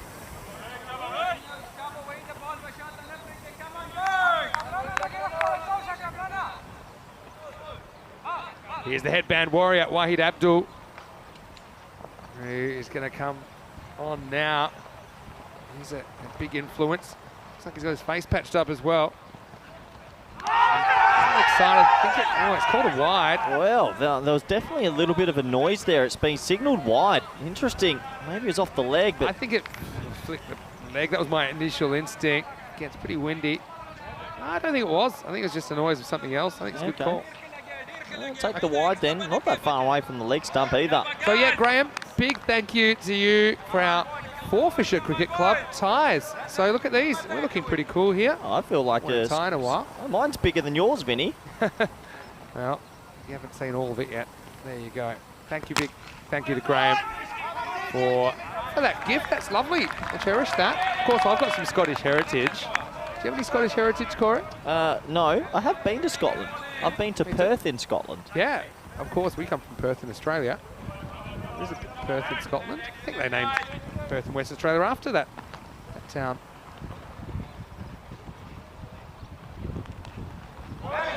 Good start this from Drew. Sneaks inside the line. Well, they needed a good power play with the ball, and we've been saying we know how destructive they can be with the bat, but let's see their bowlers stand up, and right now they are. Garden just hasn't got himself going. No foregone conclusion, this chase. No. French got their tails up.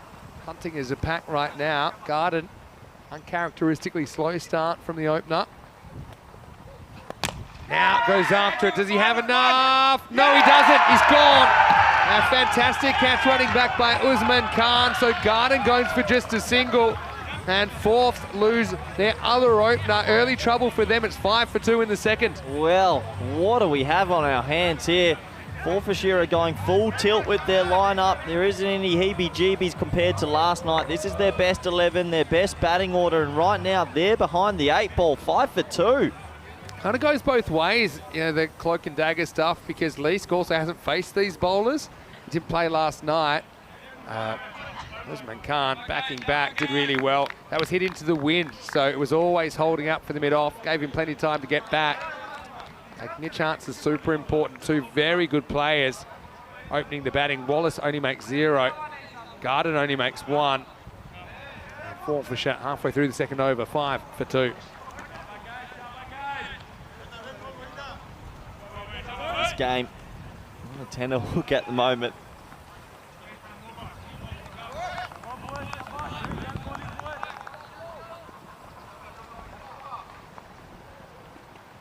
O'Neill, the new batter.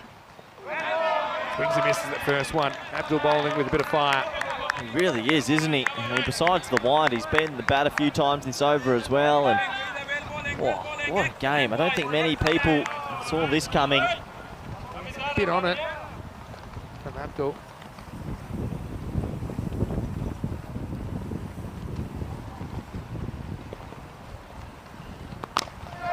Pretty good shot from O'Neill. That's pretty powerful. It's just a push from the big Australian as he gets the boundary badly needed for Forth. He's a big human, isn't he? And he times that beautifully for 4. Much needed boundary for Forfarshire. Just need a steadying few overs. Wasn't the worst ball in the world, but just bottom hand whacks that. Yeah, it's pace on the ball, and then obviously O'Neill's a pretty strong unit. Last ball the over. The drive this time, cut off in the ring. So they do get a boundary, but not much else. And Abdul gets the big wicket of Garden in that over. 2 overs down, it's 9 for 2. I can imagine a lot of people tuning in for this right now because it's the first, second. They both earned this double chance, but one of them will be playing Vienna CC in the afternoon.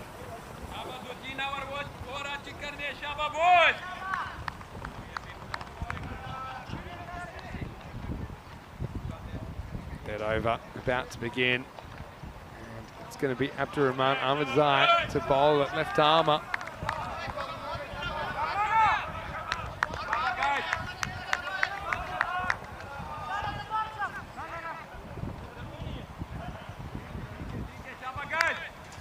Anyway, another headband, another pace option. Leask faces up, and he goes with it, and he goes big. Maximo! Oh, Ahmadzai just gets it a bit too close to the Scottish international, and that one left the ground quickly. Yeah, what a shot, what a great shot. A bit of a pick-me-upper, and he picks it up perfectly and goes all the way for 6. Leask, well, if he bats 20, 25 balls, you'll feel they'll get to the runs. This is a big contest in the last over of the power play. Couldn't have had a more different start to an innings than this compared to the first innings of the game. At least this time we get one. Because remember, French side, they were 50 off the power play. They were 26 off 2. You compare that to the 9 that Forfarshire were, but again, it doesn't really matter now. They're just trying to track at that 11 and over or so. Find themselves probably 10 behind, but I think with these kind of batters there, they could make it up pretty quickly. Journey, more wickets. And I don't think they'll get one here because this is up and it's into the fence. Maximo!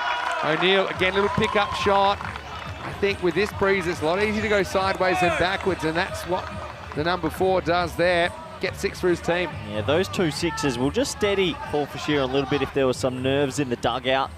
22 now, both batsmen are on 10 off not many balls. These are big moments for Dreux. They want to break this partnership. Inside with the comeback ball. Nice looking shot. They beat the mid off. Yeah, there's shades of the kind of Mark Simpson Parker, Javid Zadran rescue job in the Vienna CC innings about this. They lost a couple of wickets, but you can't be perturbed by that. Just got to keep going, keep being attacking without being too crazy, chasing a score like this. Got themselves back in touch now.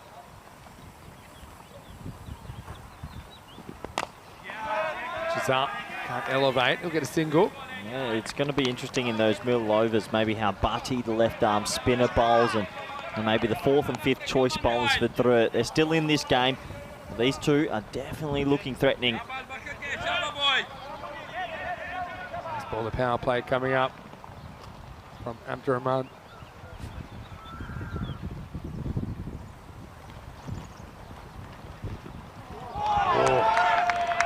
Spoils the wide really by taking that position. O'Neill tried to get funky and it backfired. End of 3, it's 24 for 2.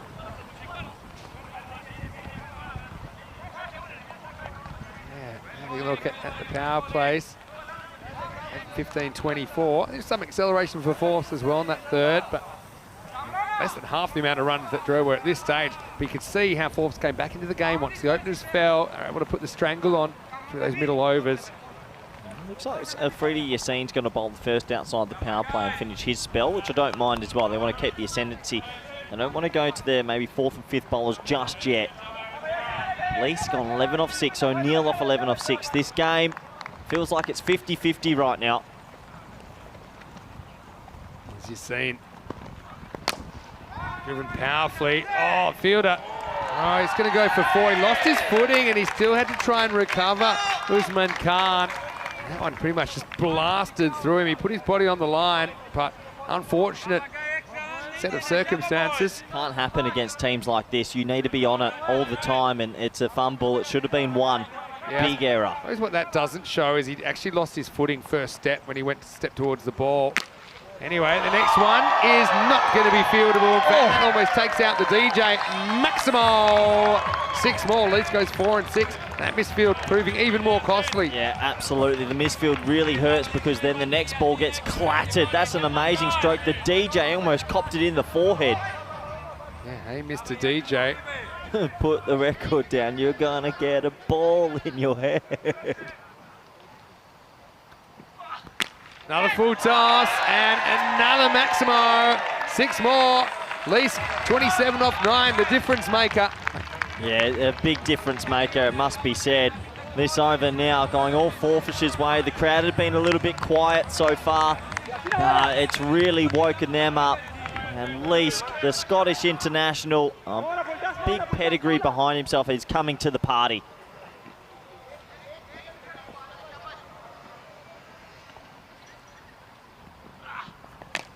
Oh, ball. Yeah, clever stuff. Yeah, they need a wicket. You know, with players of this pedigree, they face 20 to 22 balls. The game is over. True. They broke through 2 big ones, but I'd say that top 4 with Leask and O'Neill, you've got to get 4 big ones early to really get ahead against this dangerous Scottish side. Yeah, the thing about the wickets, they lost them early, but plenty of balls still to come this innings. Right on the red line at the moment. Oh, O'Neill gets a bit lucky. That's when you need it to go onto the stumps if you're a French supporter. That'll hurt. The big thing for me, Vinny, as well, we haven't seen spin yet of Batty. Yeah. How will these two play Batty? Will they try take him down?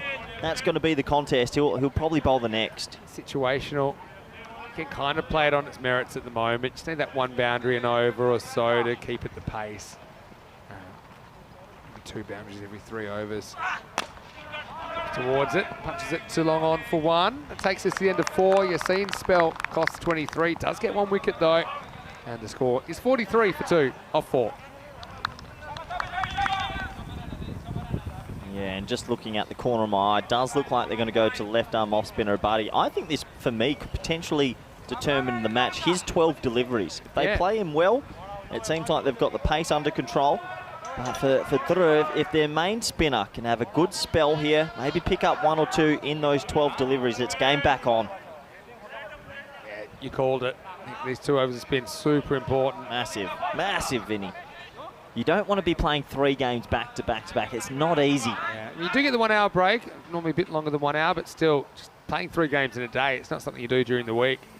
That is the backdoor way into the final.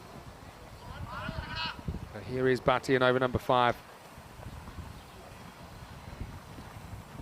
It's a cross. Not too much interest from Tyrone for that LB appeal. He got his foot and moved across outside off stump before he played the sweep shot, so it's a safe way to play it because you know if you get hit, you're not going to be out.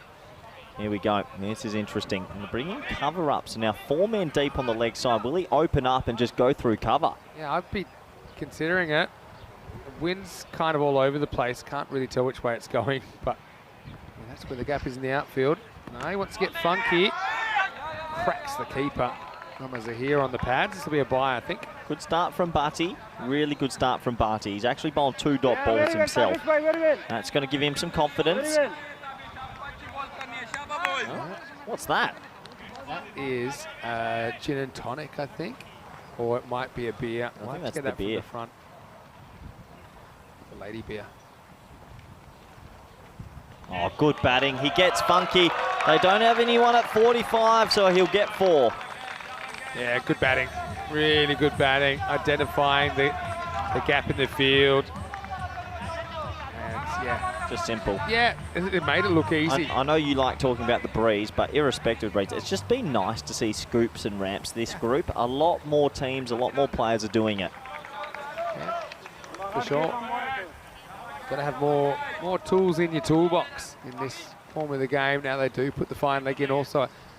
So now if you really want to get arrogant, you stand still and whack it through the offside. Yeah, I mean, that's where I'd be looking to go. Even if you can slash it over point, if you get a bit of width, you can throw your hands at it. No outfielder back there to the left. Oh, he's dropped it. Oh, he's dropped the ball. Oh, they're going to go up to the third umpire, but I don't know if he had the ball. This is going to be a huge decision. He might have had the ball. Oh, they need this wicket as well. Big decision here. Well, this will be tough for the third umpire. Let's have a look. He had like a tenuous grip on it. He had it for a little but bit. Did he have it when, at the instant that the bails were removed? This could be match defining, Vinny. Yeah, it's a reckless shot, really. This will be a super interesting replay. Let's have a look. Okay, here we go. So it's a big play and miss. He had the ball for a moment. He now, did. He's got it. He's got the webbing there. He's still got it. He's still got it. He's missed there. That's out. That's out. out. And then he drops the ball. That's out. Well, that's going to be out for me, and it's been given. So he does enough in the end. O'Neill has to go. Batty, he picks himself up a wicket, and it's been given out on field. So It's out, and we move on. Yeah, it kind of bobbles at the moment, but yeah, this is super interesting. When does he start losing it? He's still got it there. 2 hands. Yeah, I think you've got to give it out. Big moment in the game. But you can see that Zahir, he does kind of ultimately drop it, and then he wasn't even sure. Did I still have that at the time I broke the bails?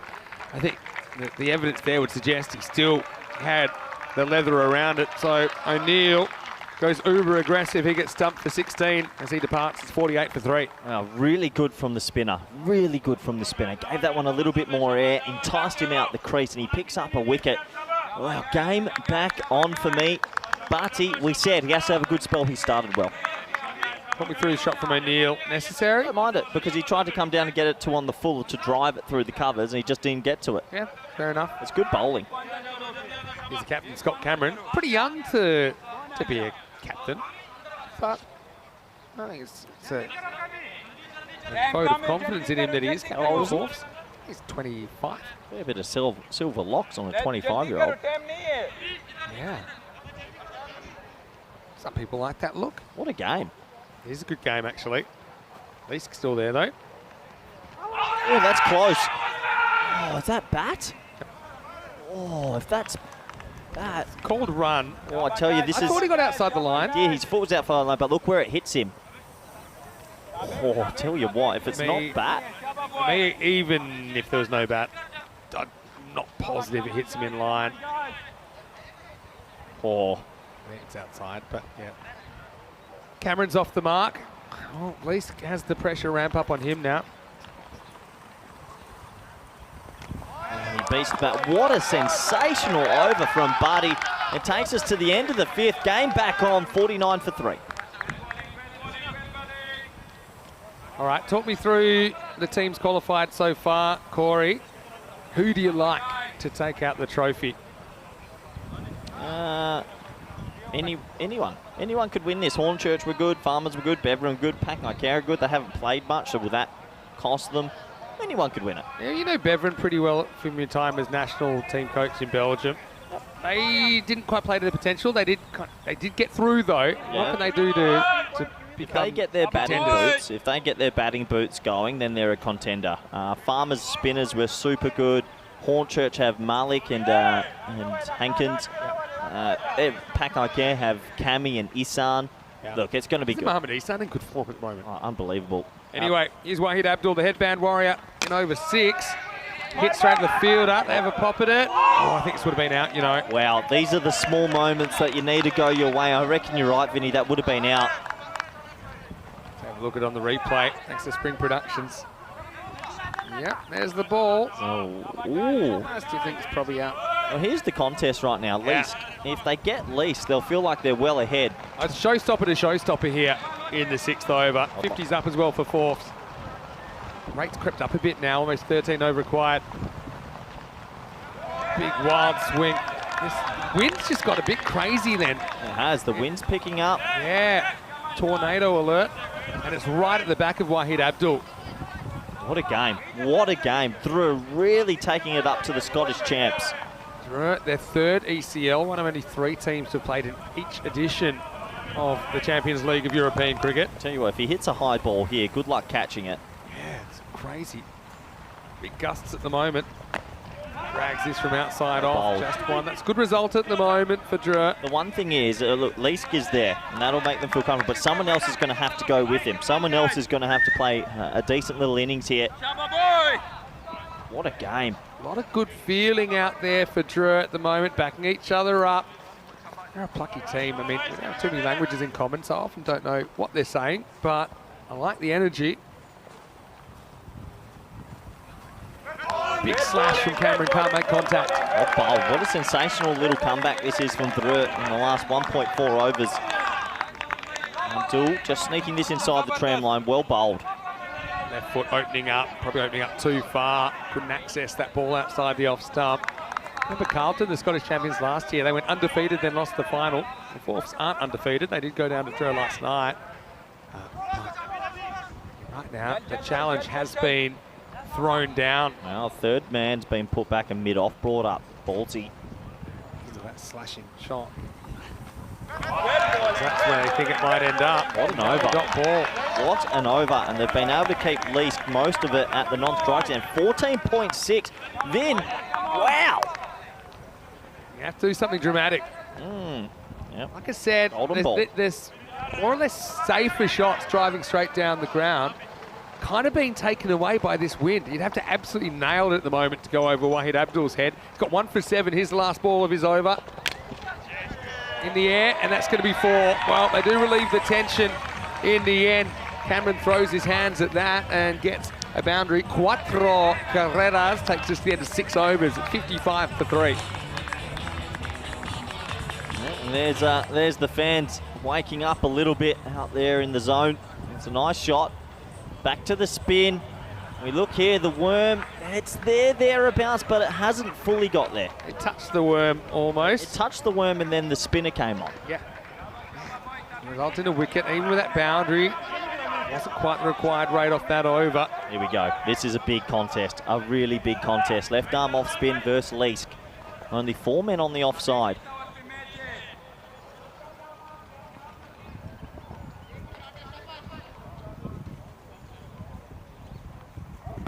Pitches up and sent out of the ground. What a shot. Maximo!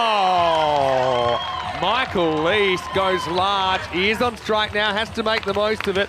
I think Drew would like to see him at the other end and maybe try and sneak back into this contest, but that is a very powerful stroke from the international. Well, this man's been involved in some pretty famous games of cricket before. The big one in Scotland versus England, and where they chased 360 plus. Yeah. He's seen it all. This won't put him under too much pressure. He'll still believe.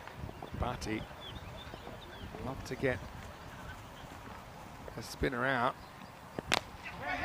That's a handy one. It is a handy one now. Yeah, I mean, when you've got a player of this pedigree, he's been in much more tense position, so he'll be calm on the inside. He needs some support, though. You can always train yourself to handle pressure. That's what I do each night. To do that, you need to experience those situations. Yeah. Very much in the balance still. It's Cameron on strike. It's a quicker one. He puts it away. Oh, don't know if that's the right option. He was allowed to go back in his crease and just hit it. Gone with the wind. Maximo. Oh, Andrew Ryan doing the fielding in the birthday tent. Wowee.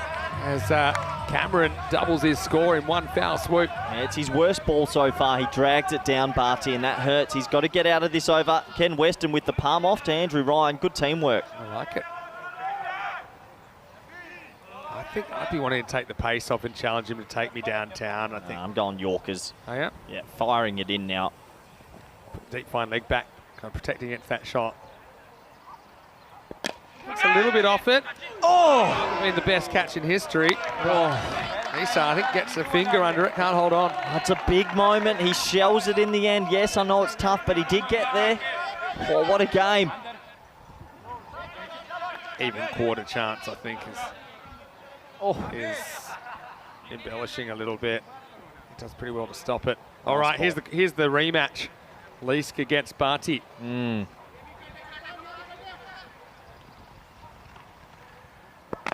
Well bowled, Barty. Called it. Big ball, that. Oh, I love this cricket. It's great, isn't it? This is so tight. This is so tight. If Leask gets out now, can Forfarshire still win? Yeah, they can, but it's a lot tougher. It swings the game. Well, at least they're ahead. Nice ball. Well, skied. Someone's going to catch it, and it's a free to Yassine, and he takes it. So Leask, he makes 37, but Barty has the last laugh. It's a huge wicket for the French champs.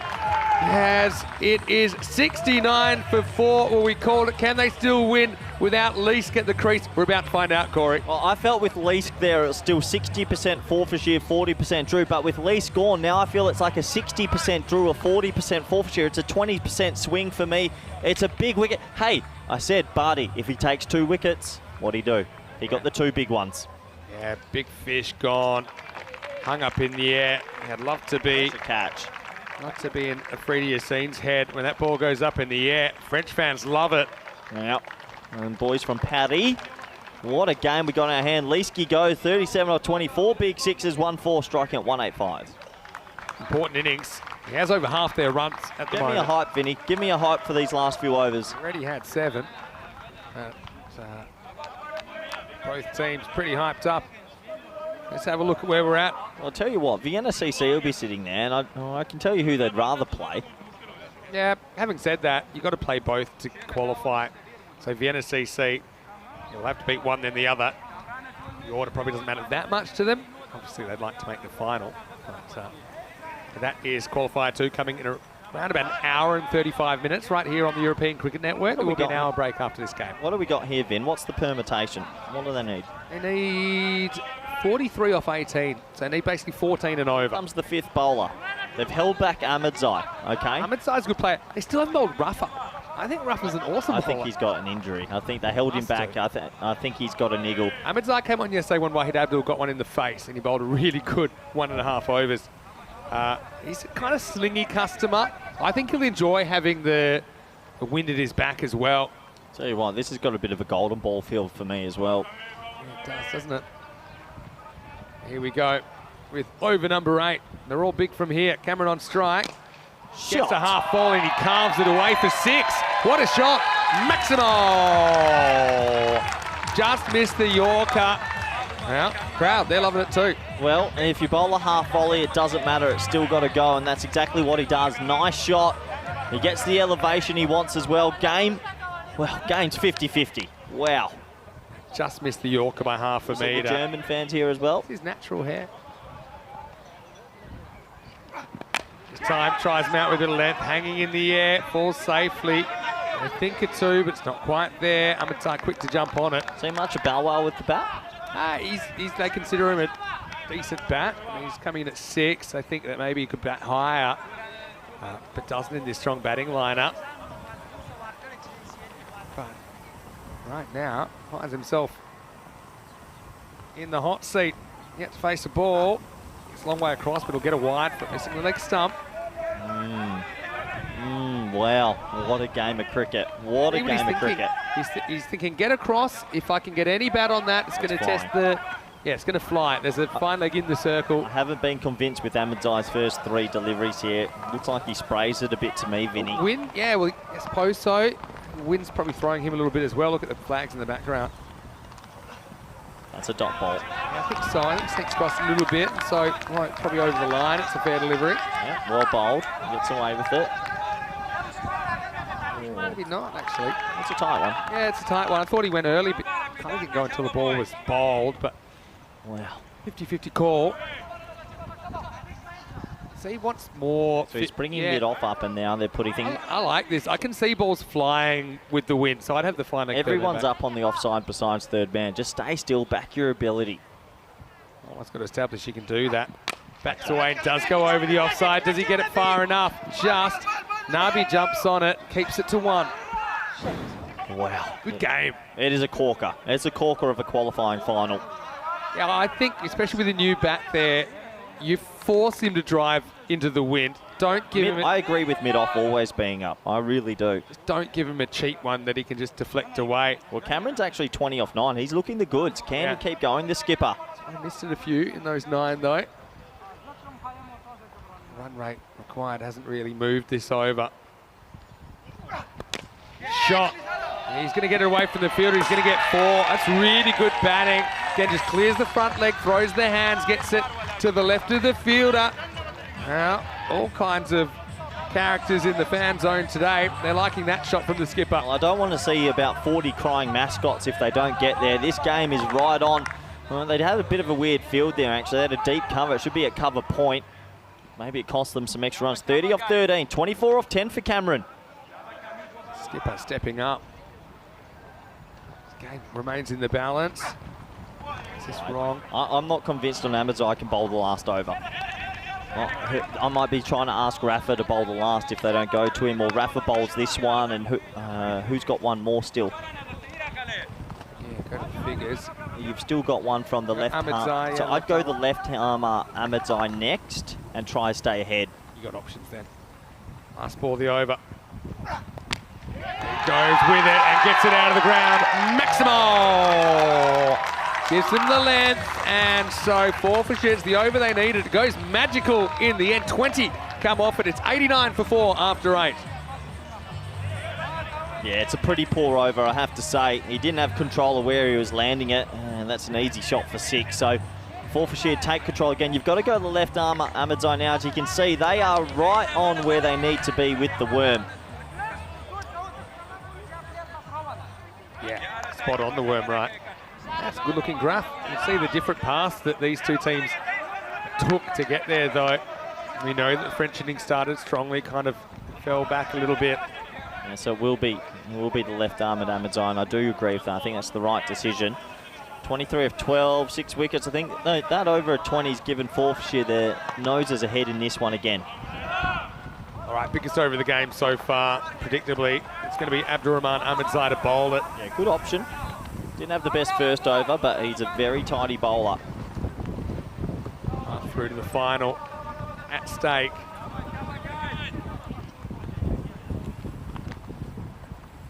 All happens in the 9th.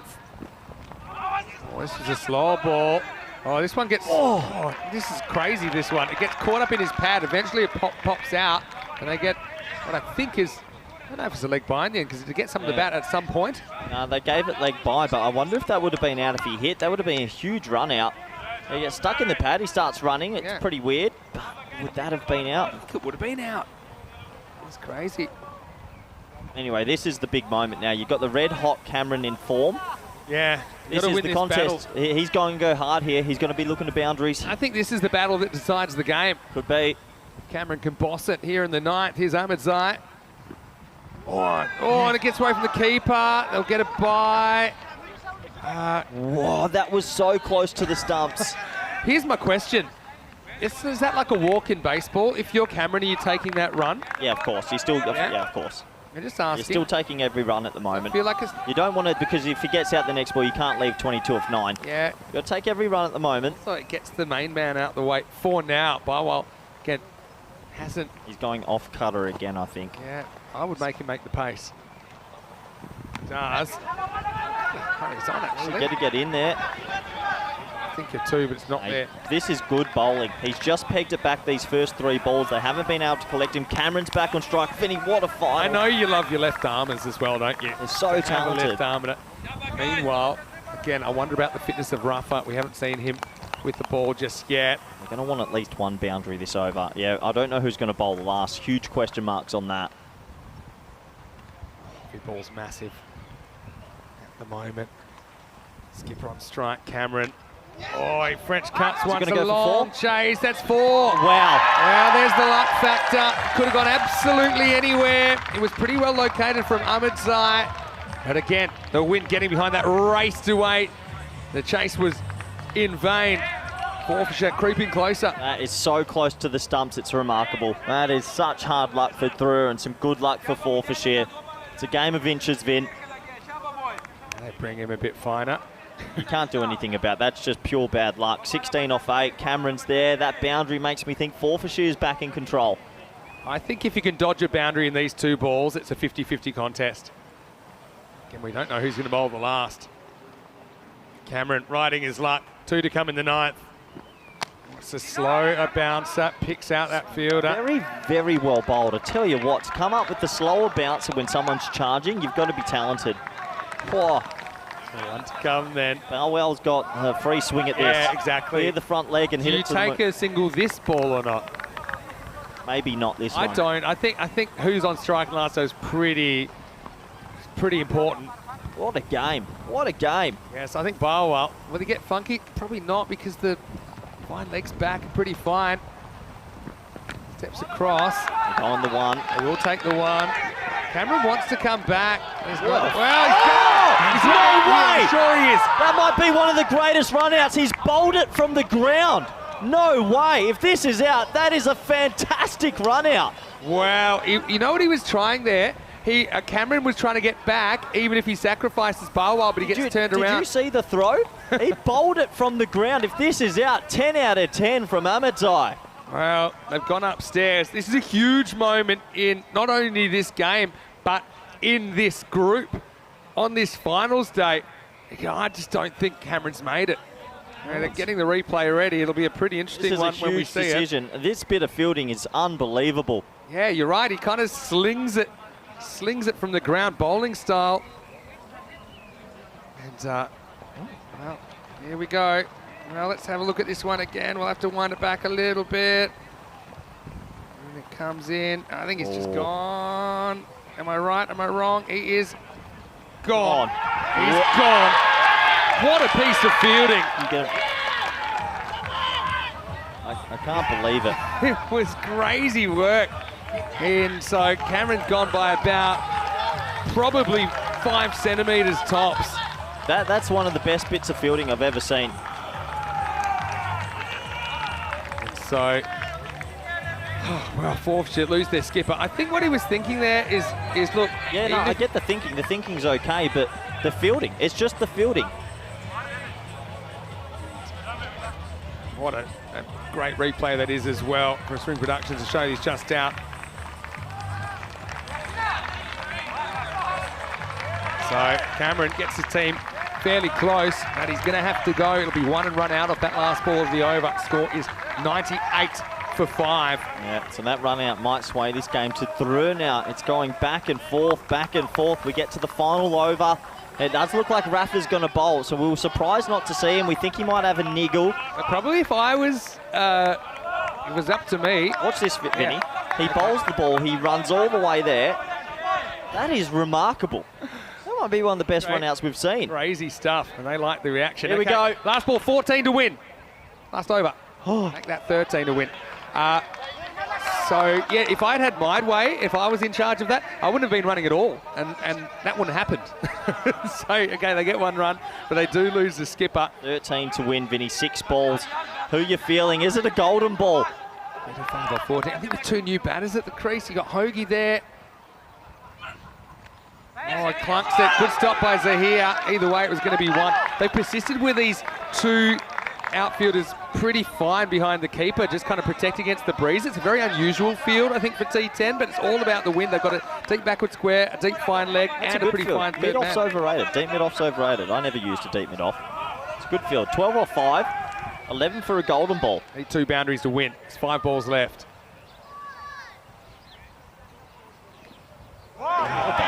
Too high. Oh, it's been given a wide. It's too high, I think. And they run. Yeah, so that's going to be bonus runs, 2 of them. Well, that's big. Let's have a look. This is a big call. It's the 1 for the over as well. I need to see it from side on. I think it's too high. Oh, gee, it's tight. It's a very tight call. Looked short enough to be given, but not as high as we first thought. Anyway, this one's up and it's out of the ground. Well, they changed the strike, and they're almost there. Maximo! Bilewal, we kind of inherited the throne, didn't he, in controversial circumstances. And that slow ball goes the journey. 4 off 4 now for Forfs. What a game. Yeah, it just took 1 big hit to break the back of Drew, and it feels like now it should be Forfarshire winning this game. 4 off 4. He went the slow ball. Not sure if it was the right option. Yeah, big jam into the block hole. Gave him a swing on it, didn't he, Rafa? All right, 4 off 4. They can win it with the boundary now. Oh, this will do it, or will it? It will. And either the winning runs coming up with 3 balls to spare. Forfs have done it. Dramatic stuff in qualifier 1. At the key moment, it was Forfs that had the better of that last exchange. Late drama, but the final score, Forfarshire 112 off 9.3, Drew 111. Yeah, it just took 2 swings from Balwell. It was a poor last over, has to be said. The 5th bowler from Drew just couldn't get into the game. And, well, Forfarshire, they booked their ticket to the final tonight.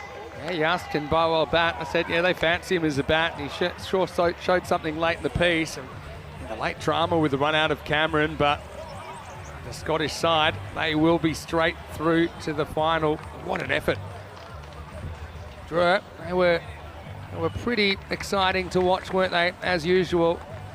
But yeah, ultimately, the Scots got it done. And I think Drew also rue the fact that they didn't post as many as they probably should have with that start. 62 off the first 4 overs.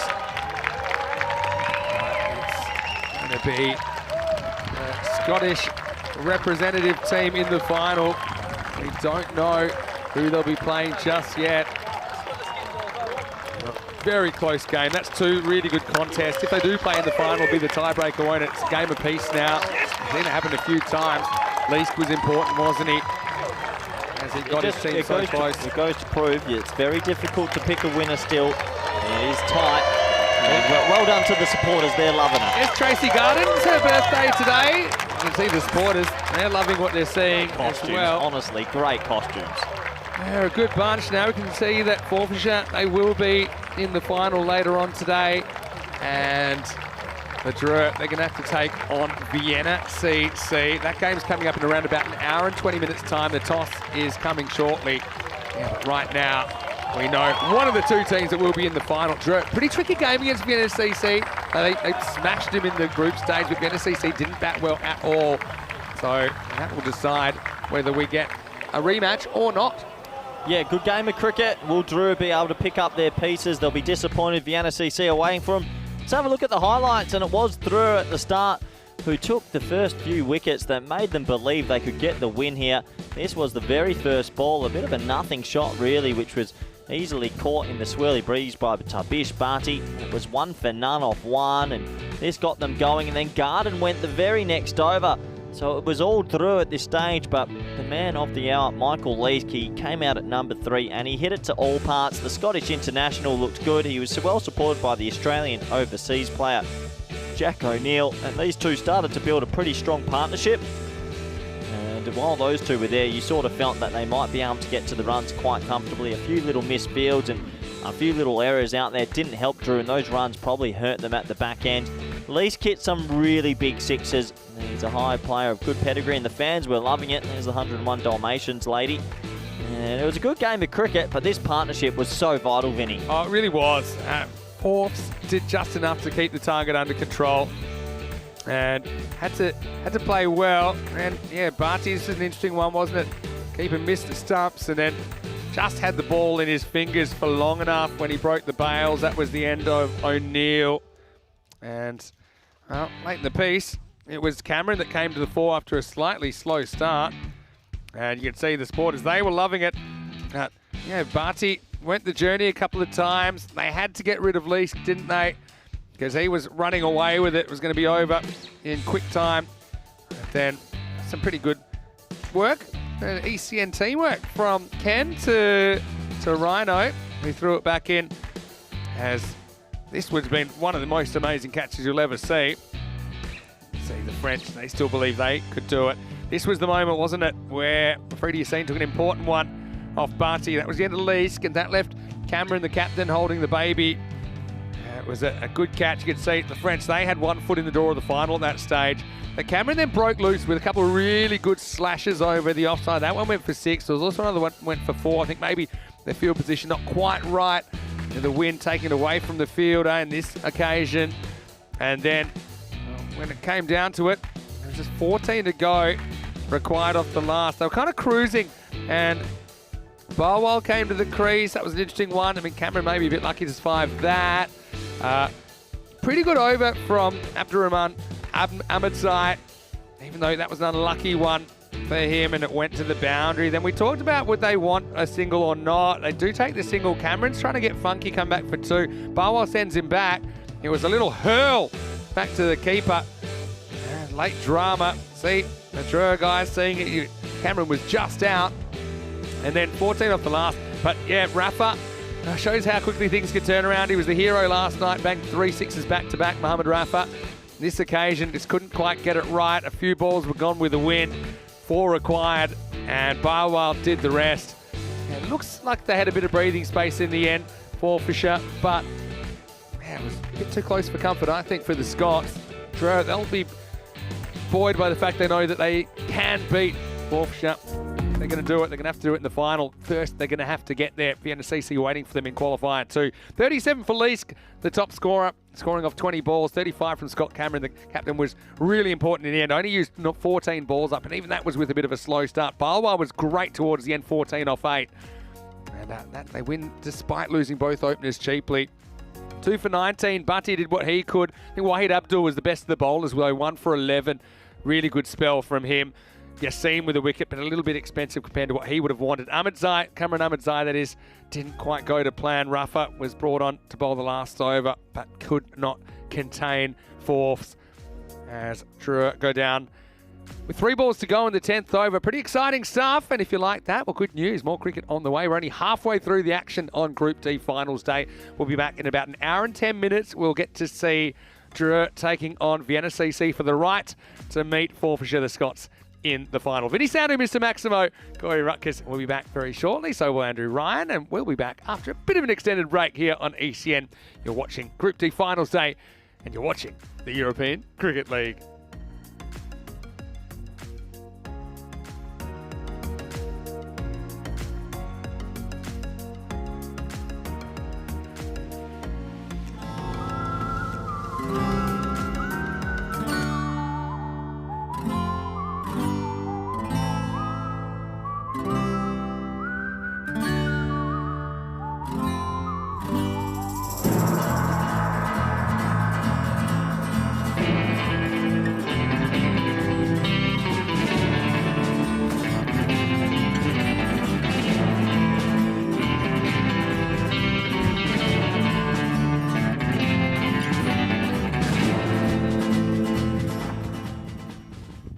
This is how we play cricket. On the cost of our soul.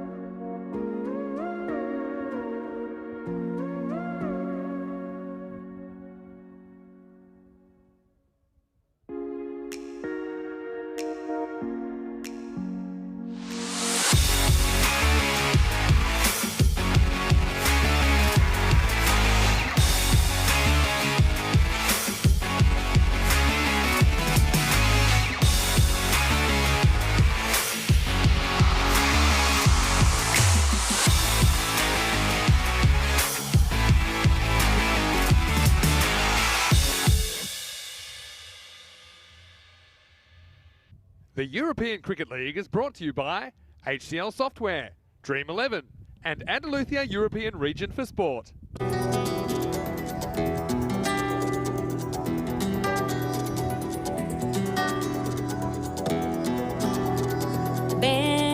conmigo a cruzar su calle, a vivir su ambiente. Ven conmigo a vivir la vida intensamente. Conmigo ven, conmigo ven. Hello and welcome back to the Carlton Oval. Bit of a party atmosphere today. We've got Tracy Garden here. Happy birthday, Tracy. I'm loving some of these outfits as well. Actually feel a bit. Happy birthday, dear Tracy. Happy birthday to you. Hip hip, hooray! Hip hip, hooray! Hip hip, hooray! Well, that was the live broadcast. These things happen, and now it's time to go to the middle, where it's time for the toss for qualifier number 2. It's Dreux, the French champions, against Vienna CC of Austria. Let's see what happens at that coin toss.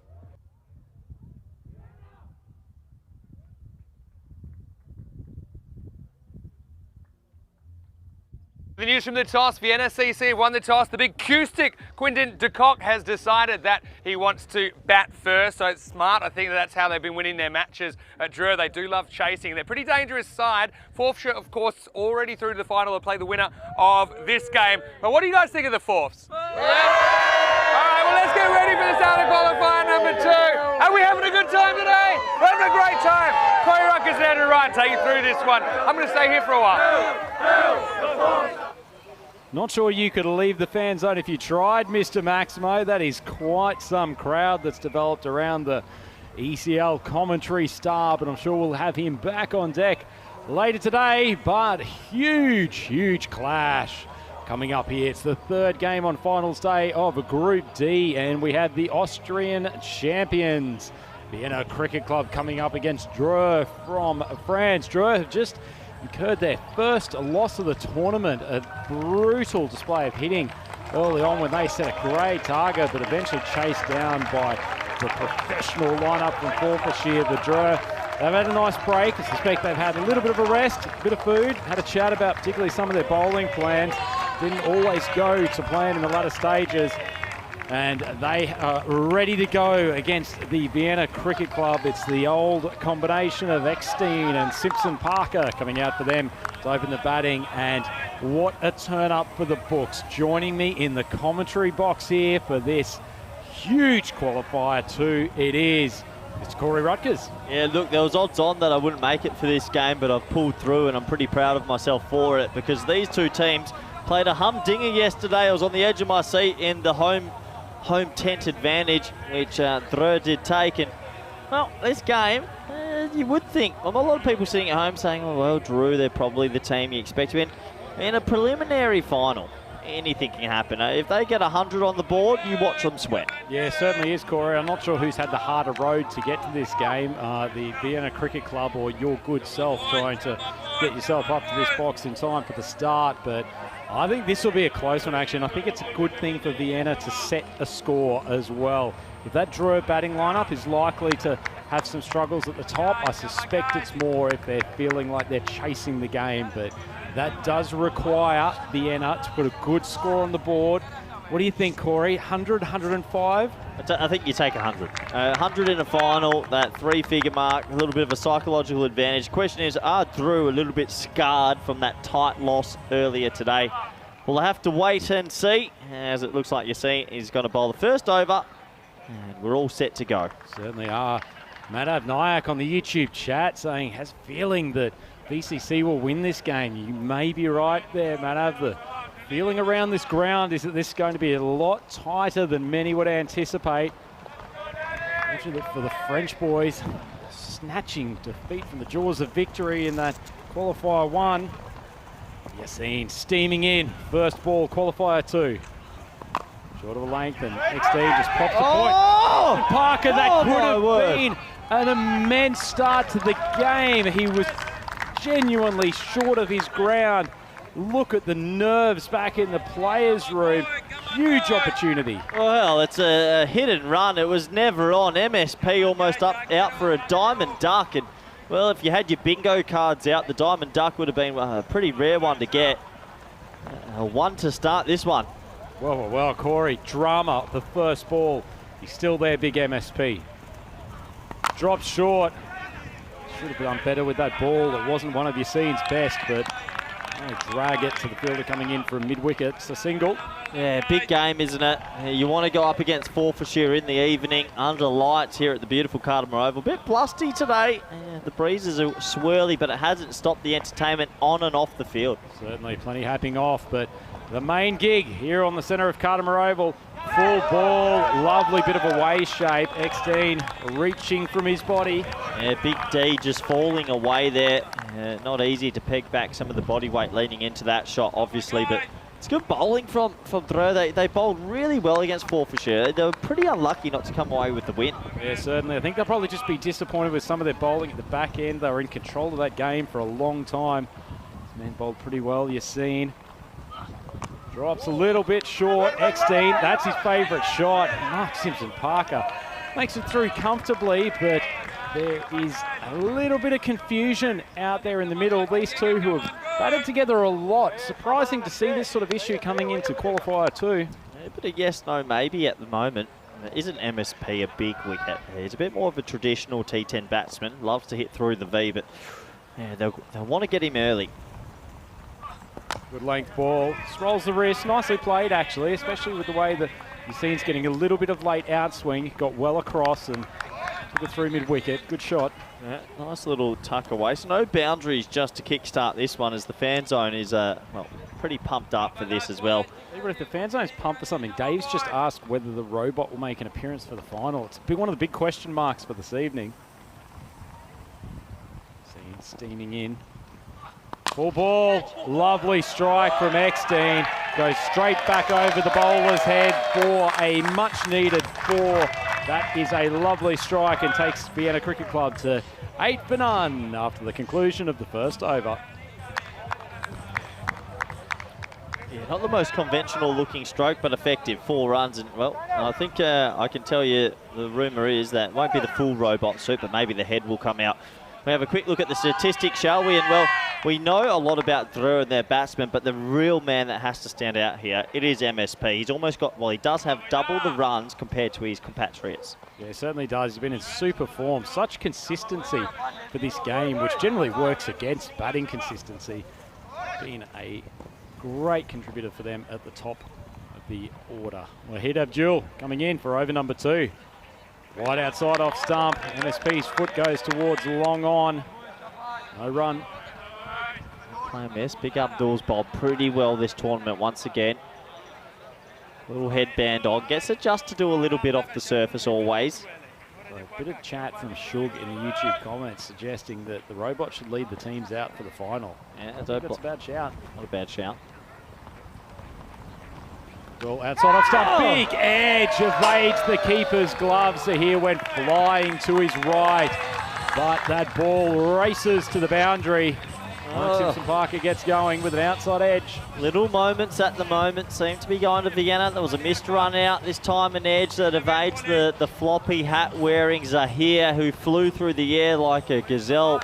It might have been shot a couple of times. Third man down to the boundary here. Simpson-Parker drives nicely through that extra cover area where he's plenty of boundaries during the course of this tournament. Never easy playing a final when you're expected to win.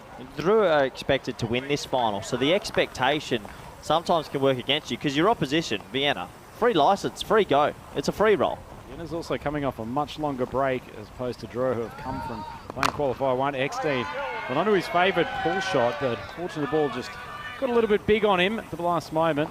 How much do you think that break weighs into a game like this? I mean, you're right, the NCC have been probably sitting around 3-4 hours now. Probably depends on what they do during that time. It's a little bit of maturity, making sure you get some good, proper rest, but keeping your mind active, making sure you don't overeat or overhydrate, but get what you need. Abdul outside off stump, gorgeous stroke from Simpson-Parker. That's carried the boundary behind point by a good 15 metres. Luscious stroke.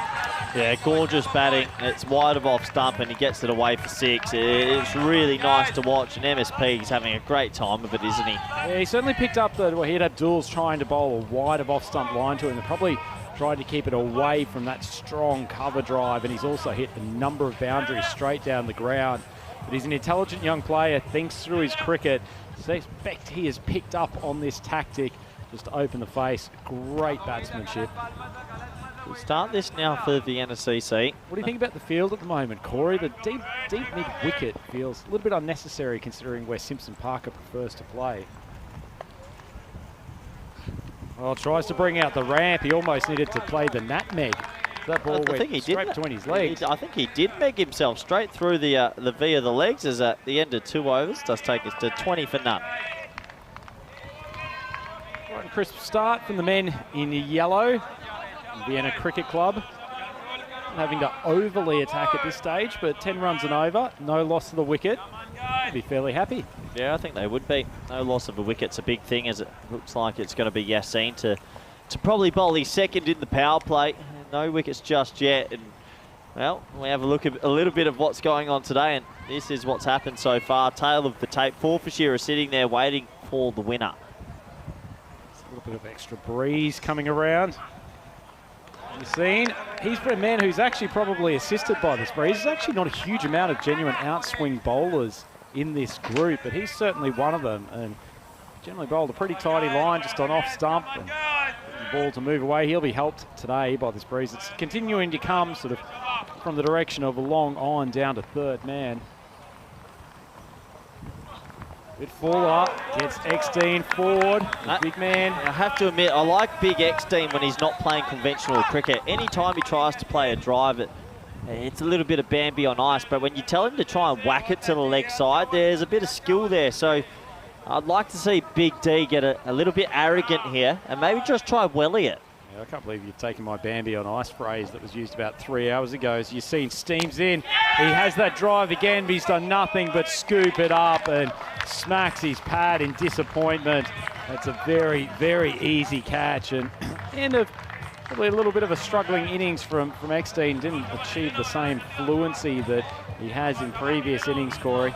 But I'm going to pick up on something here. Drew have taken a wicket, and they've slowly ambled in, and it wasn't a big celebration. They're going through the motions a little bit about that tight loss. I can feel it. Just they're not loud in the field yet. Yes, it's a good start, but you have to be careful, because I know they probably wanted the quick advancement to the final. It hasn't happened, but they need a lift. I would like to see the guys get in there and celebrate a little bit more. It's still a big game. Yeah, it certainly is, and there's no shortage of guns within this Vienna Cricket Club lineup, as one of them striding towards the crease at the moment. Obviously, Mark Simpson-Parker continuing his exceptional form. We see Eckstein walking back to the pavilion. 7 off 8, just the one boundary for him. But there are plenty of guys that can hurt them with the bat in this Vienna lineup. There's certainly more than a reasonable matchup. And Iqbal Hussain, I've only probably seen him launch once in the tournament, but he is a more than capable striker. National team player for Austria. Seen steaming in. Good ball, driven straight back down the grab by Hussain. He'll get through for a single easily. It's nice over here from Yassine. He's been right on the money, almost traditional bowling in a way with the newish ball. Keeps it simple, doesn't he? Just a bit of outswing, good lengths, ask good questions. That wicket does really help through. They're probably in control of the moment. Big 2 balls here. Does MSP go aggressive last 2 balls of the power play, or does he shut up shop a bit? I think he knows he probably needs to be the anchor to a certain extent, and Hussain's not going to hold back. So we'll look at the opportunity to keep playing his natural game. Flowing drive. Looks great, just no contact. Yeah, good for the postcard, maybe not good for the letter. Real play miss. Good spell this from Yassine. 1 for 9, you're right. He's a bit of a stalwart, Yassine. He always seems to have pretty good figures. Yeah, he never lets his skipper down. It's probably more the 4th and 5th bowlers that have been a little bit more challenging for Drew to get consistency out of. Comes from wide of the crease. Oh, Mancat. Ports. Look, I have to say, There's not been enough man-cads in this competition. Has there been a man-cat attempt in Group D at all? Not in Group D. I want to see some controversy. I'm not here for taboo cricket. I want to see some fists and I want to see some man-cads. Well, certainly if it gets to the later stages and you're getting on strikers taking big steps out, we might see it's a good full ball. LSP drives hard. There's an opportunity here. Side on, only had one stump to aim at. Hussain was dead if he hit, but as it is, that's the second opportunity in the field that the boys from France have missed. Vienna Cricket Club at 21 for 1 after the completion of the power play. Oh, small moments, isn't it? Unfortunately, could the bowler have gotten back there? Maybe, but I guess we will never know. It's a good power play for Dreux, the favourites in this one nonetheless. They've been able to keep it under wraps, 8, 12 and only 1 off that third over. That Manhattan looking not so attractive. It's almost gone down to Fifth Avenue type level after being next to one of the skyscrapers. That's a superb second over from Yassine.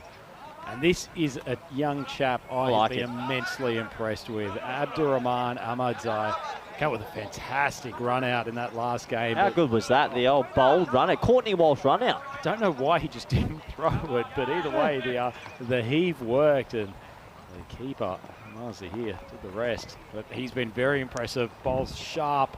Gets the Yorker going when needed. It's fallen outside off stump. Hussain. He should have done better. Not best ball from Ahmadzai to start his spell, but it only goes for 1.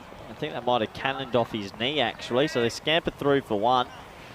Yeah, it's a good start for Dreux, Vienna. They're trying to get the ball away, struggling a little bit at the moment. You're right, Ahmadzai's been impressive, really impressive. Might not be the tallest chap, but he gets it through, bit of zip. Got the Yorker, got the off-cutter, he's got all the weapons. Probably his disadvantage here, it's going to be hard for him to bring it back to the top order bats. MSP, that was a full ball. Should have done better, just left it maybe. Did you just say he might struggle to bring it back? Because that came back quite some distance. Touch, started wide to begin with, though. He's talented. He's very talented. He's very good indeed. I mean, look at the shirt's blowing in the wind. It is very breezy. To have control here isn't easy. Seems Parker almost yorks himself, takes a cheeky single, makes it through. I think Rutgers had his heart in his mouth for a moment. Oh, I was looking forward to that bold sort of throw run out again, but decides to hold on to the nurry. Interesting little game this at the moment. Stalled a little bit, Vienna. Yeah, it's not through a lack of trying, but the quality of bowling is keeping them under wraps. Outside the off stump, Hussain probably lucky that he mistimed that shot. Just drops short of the fielder coming in from long off. Never seen such a breezy day in Spain. It is really, right now, around the ground, it is extremely swirly. We're in a little bit of a mountainous area up here in Cardamom. The wind can, the weather in general can be almost its own microclimate. I don't want one of those flags to get on the field and impale a player. That'd be the last thing we want. Incredibly sturdy products. Oh, big inside edge, and it's going to race away for 4. Well, Simpson Parker trying to elevate the run rate, spotted that big gap out there between a straightish long on and deep mid wicket. Goes nowhere near where he was aiming, but 4 nonetheless. Probably one of the rudest things you can do to the French side is a French cut, and he does it. He shows it in front of their face, and well, using a bit of homage against them, Rhino. Like it. It's excellent French language chat from you, Corey Rutgers. You can't do the French cut against the French, surely. No, you can't. It's a disrespect. Does that mean that every cut shot that the Dreux team plays is a French cut? Well, yes. Ahmadzai comes in. Oh, that's smoked. Great shot from Simpson Parker. Keeps control, doesn't try to overhit it, drops just inside the boundary line. And he leaves us with a statuesque pose to finish the 4th over. Wonderful shot. And Vienna Cricket Club 32 for 1 after 4. He gets a little bit of luck and then he capitalises on it. A little bit of a snail pace at the moment, it has to be said. They've never really got above the 10s. They're on 8 and over at the moment, as you can see there from the worm, just not getting up there. But this man, I thought, bowled extremely well in the previous game. Bhatti, the left arm off spinner, a little bit round arm, which makes it more difficult for some of the players. Well, if Hussain takes him over the leg side, they've got Two fielders patrolling there just in front of square, and one more out to our corner direction, along with long on, obviously. Swings into the leg, swings it around, probably not the direction he was actually aiming, but hits with the angle of the ball. It's a boundary. Yeah, 3 fours in a row, and just starting to peg it back now, aren't they? And he slides that onto leg stump. Easy runs, easy shot. Yeah, you see the bat plane of where Hussein holds it and where it comes across. It's not surprising that when he tries to play to the leg side, sometimes it's a real heave behind square, but field placings at the moment, it's not a bad option. But he bet a line. That's an awful looking shot, but he's going to get away with it. It's gone straight over the top of the keeper's head. Tell you what, rubber the green at the moment. It's gone Vienna's way. A couple inside edges, a couple of very close run outs. They're only on 37, but it does feel like it's going their way. All MSPs there. The game is it's a bit of a pressure cooker. He certainly holds the key to this Vienna Cricket Club lineup. They've still got some batters down the orders. The Drum played brilliantly in the first game today as Simpson Parker just drags that ball from Barty around to that cowish area. Look at the support crew from Vienna. They're up on their feet. Hannah Simpson Parker, she's been great for them off field this week. Yeah, she really has. She hasn't dressed up, but she's good support. That's all that matters. Support crew looking resplendent in their bright yellow as Hussein hits that high. Two fielders converging on it. It's a good catch in the end. Swirling breeze, so it's certainly not easy. We talked at the start of the over that Hussein was going to be hitting into a well-defended part of the ground. In the end, not off the middle of the bat, and he falls. Vienna Cricket Club, 38-2. Yeah, Niaz out there with the catch. It's a good, safe catch in the end. We've mentioned the wind a few times, how blustery it is. He had his teammates to contend with as 2 men ran at the ball, but he holds on to it. And yeah, just hitting high up on the bat. Not enough distance and a good catch. Yeah, not sure it was the smartest play from Hussein. I guess he's not hitting completely against the wind down there as he would straight down the ground, but it wasn't going to take much of a batting error to mean that he was popping up a catch, and that's exactly what has happened. Ends up with 8 off 6, just the one boundary. Simpson Parker still there. It feels like we've said that ad nauseum during the course of this group. He is taking on so much responsibility for this team, but they need him to continue producing with the bat. They need someone else to go with him as well. He can't do it on his own. Another wicket for Barty. I think they've gone for Arslan Arif instead of getting Zadran out there immediately. He's timed that almost too well. The catch has been put down. Well, he took what was probably a technically harder one, the ball before. That ball's probably just carried a touch quicker than he imagined. It's clattered into his chest. Yeah, he's thrown the peck at it, which is surprising because usually the hands are a better option. And that really came off it hard. Watch this, Rhino. Bang. Ooh, that hurts. Plus, it didn't crunch back to the pitch given the chest muscles of some of these Drua players, but that catch could be a big error in this game. Barty, nice length ball. Simpson Parker probably just plays it reasonably conservatively. Take the one, Vienna, 40 for 2 now after the completion of the 5th over. That's a pretty good effort from Simpson Parker. He's now up to 24 off 15, Corey. Big wave out to all of the viewers around the world, all through our broadcast partners, the YouTube fans, not to mention huge crowd here at the ground today. Yeah, I have to say that my heart's gone Scottish because they've given me a tie, and if there's one thing you can know about me, you can buy my love, and they've bought it, so I'm Scottish today.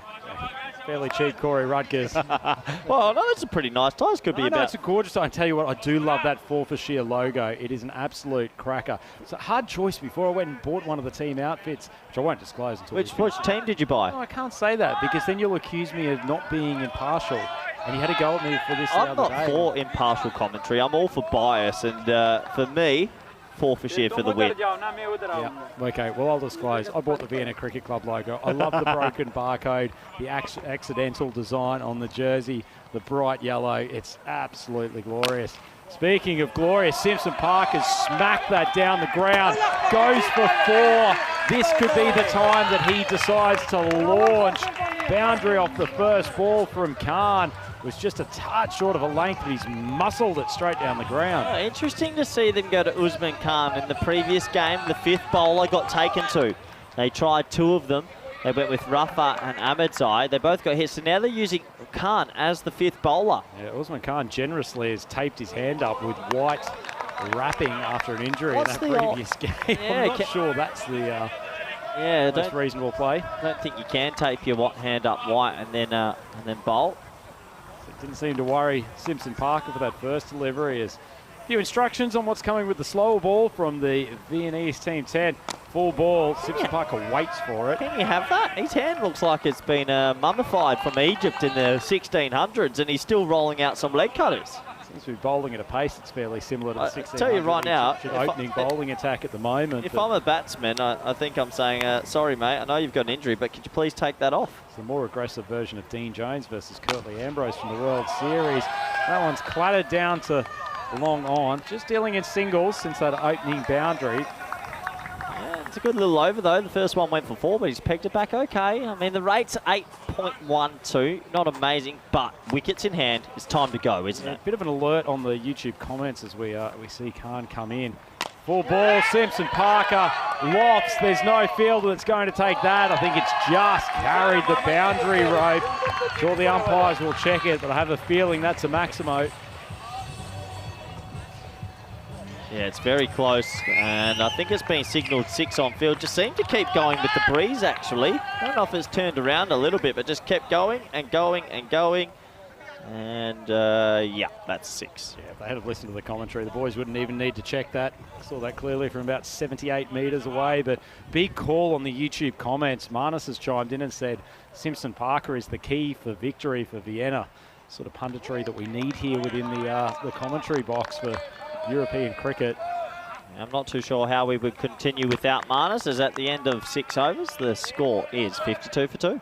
Yeah, that's helped them a bit, that Maximo. Without that, I feel like they're not falling behind a reasonable rate, but need to get to 3 figures. Well, look at that. How often do we have 0 extras by the 6? This is a pure anomaly. That you never see that.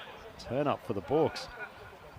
Hardy coming on. He's not a man who tends to bowl too many extras either. It's been very disciplined stuff from Drew. They still look very relaxed in the field. Almost a bit nonchalant in a way. And they do. I think they feel like they're in control. Still feels like they want 48 from these last 4. Yeah, absolutely. I like this fielding position, though. They've given Barty what's probably a wide, fine leg on the boundary to complement the man in front of square and the other at cow corner. So it's 4 outfielders on the leg side. Drop short. Well, Arslan Arif says if you're going to put all your men down there, then I'm going to go the complete opposite direction. Cuts it backward a point and carries the boundary by about 1 metre. Great shot. Yeah, short, wide, and he puts it away. It's a bit of a freebie, really, when you've got everyone deep on the leg side. Hey, they've got the platform here. These next 23 balls, I'm expecting to see a little bit of chaos. Can they get it themselves somehow to 115? Nice shot. Looks like an easy shot, but Corey, we've seen so many people try to belt that length over mid-wicket. Arslan Arif just playing the ball on its merits. He's up to 8 off 3. Outside, off stump, spanked. Absolutely glorious batting from Arif, and isn't he pumped? Yeah, game on here. Here they come. It was a bit sedate the first 6 overs, but back-to-back boundaries now, and I don't think you can ever get away bowling left-arm off-spin without one person on the offside deep, and, well, here they come. Skipper might be rethinking. They've actually moved fielder out there forward of point on the boundary release, just wandering in a good sort of 5 metres unnecessarily. As Arif goes, he takes on that spot that they've just moved the outfielder from. He's gone 4-4, Maximo. Game on. Here come Vienna CC, and if they do make 115 on the board, that's going to be tough to chase. It's a final. Finals are always a little bit crazy. Here we go. Quinton de Kock Norris jumping out of his seat. He's loving this. And Arslan Arif, we haven't seen him too often at the batting crease in this tournament. You need players to step up in these big games who are not necessarily delivering for you in the group stages. And he has put his hand up for Vienna. Smokes it again. Gets a great piece of it. 4-4. Maximo. Wow. Wow. Game on And Drew, who I think are a little bit lackluster out there. They're a bit quiet, and they've got to wake up here. Well, if they don't wake up, Arsenal Reef is going to take this game out of their hands. Barty is getting absolutely battered to all sections of the Cardimer Oval. Last 6 balls, 6-0, 6-4, 6-6. Arif goes again, just drifts into his pads, a little bit fuller. Yeah, misses out on that one. What little innings he's playing here, 24 off 7. And this is a great comeback, this. 74 off 2, 19 balls left in the innings. Yeah, Drew are going to be under the pump here. Well, there's only 2 wickets down too, Corey, so they can afford to go aggressive, even if they're not at this point. That's gone up. It's gone high. 2 fielders converging. They leap up. It's another Maximo. It's the 3rd Maximo of the over. That is outstanding batting from Arsalan Arif. Batty gets absolutely annihilated in that over. Vienna Cricket Club, 80 for 2, 7 overs gone. Yeah, wow. Wow. 28 runs off the over. Game swings massively, and all of a sudden, Vienna CC are probably ahead in this game. And I'll tell you what, Drew, the way they play, it's going to be a tough chase this. This is game on. Well, I'll tell you what, this score will get to the point. So we see championship week qualifiers. Hornchurch, Farmers and Beveren already there. Vienna are doing their absolute best to give themselves an opportunity to be in that final later tonight. Forfarshire from Scotland already there. This is an incredible performance from the boys from Austria. Good move, bring back Ahmadzai. Simpson Parker, he gets the ramp, he plays that shot beautifully, and he's executed in one of the biggest games of his life. This young man, he's up to 39 and he is winning the hearts and minds of not just the entire Austrian population, but a fair swag of folks here at Cardimer Oval. Now, I have a feeling Forfarshire, if you ask them black and white, who would you rather meet in the final, they'd probably say Vienna. So right now, the fan base is behind the men in yellow. Who would have seen this coming? This is incredible stuff. Ahmadzai under pressure. Ball outside off stump. Simpson Parker's found the gap. This is incredible stuff from the Austrian champions. Wonderfully played. Didn't try to overhit it. Ahmadzai over adjusting to try to take the ramp out, and it's just stroked through that gap. Yeah, this is shell-shocked right now, the French. Unfortunately, they are getting taken to pieces in the last maybe 10 to 12 balls. Been crazy. 50 partnership of 16 nurries. Stunning batting. Drops short. Simpson Parker doesn't get a great piece of it, but that's potential at his own advantage. Hate to remind you, Rhino, Niaz decided to throw his peck at a catch, and that was about 51 runs ago. You're so right. You have an amazing retention for almost unnecessary facts, Corey, but that is an unfathomably important ball. Catches win matches, the old adage.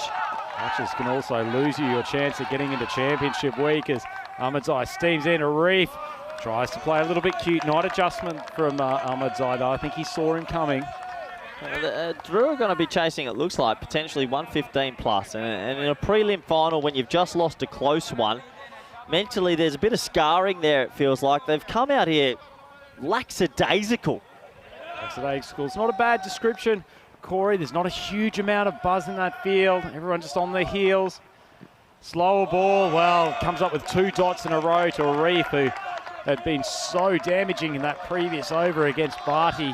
Got 1 ball to go. It's probably a free hit time for him because they won't mind having Simpson Parker back on strike for the start of the 9th. Good comeback here from Ahmadzai. A couple of off-cutters. He's a clever bowler.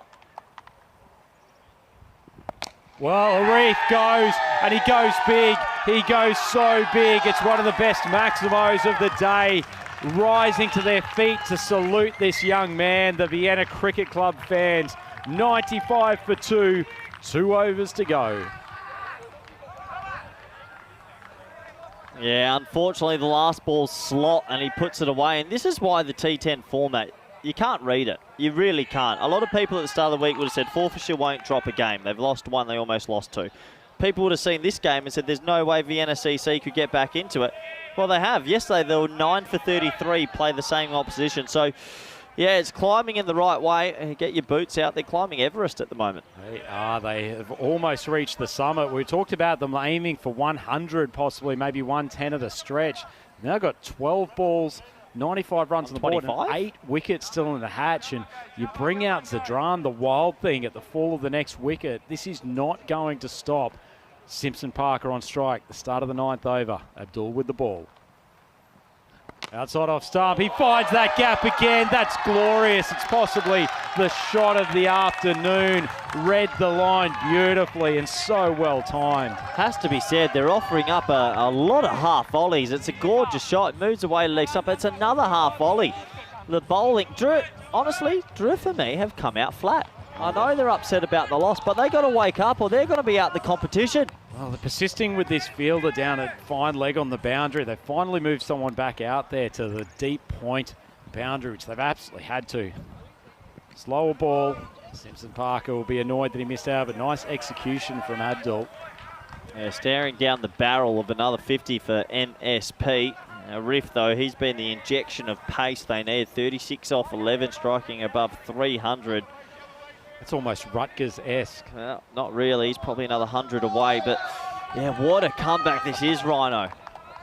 As Corey just puts his foot on the seat in incredible alpha fashion here in the commentary box. Abdul steams in, short of a length.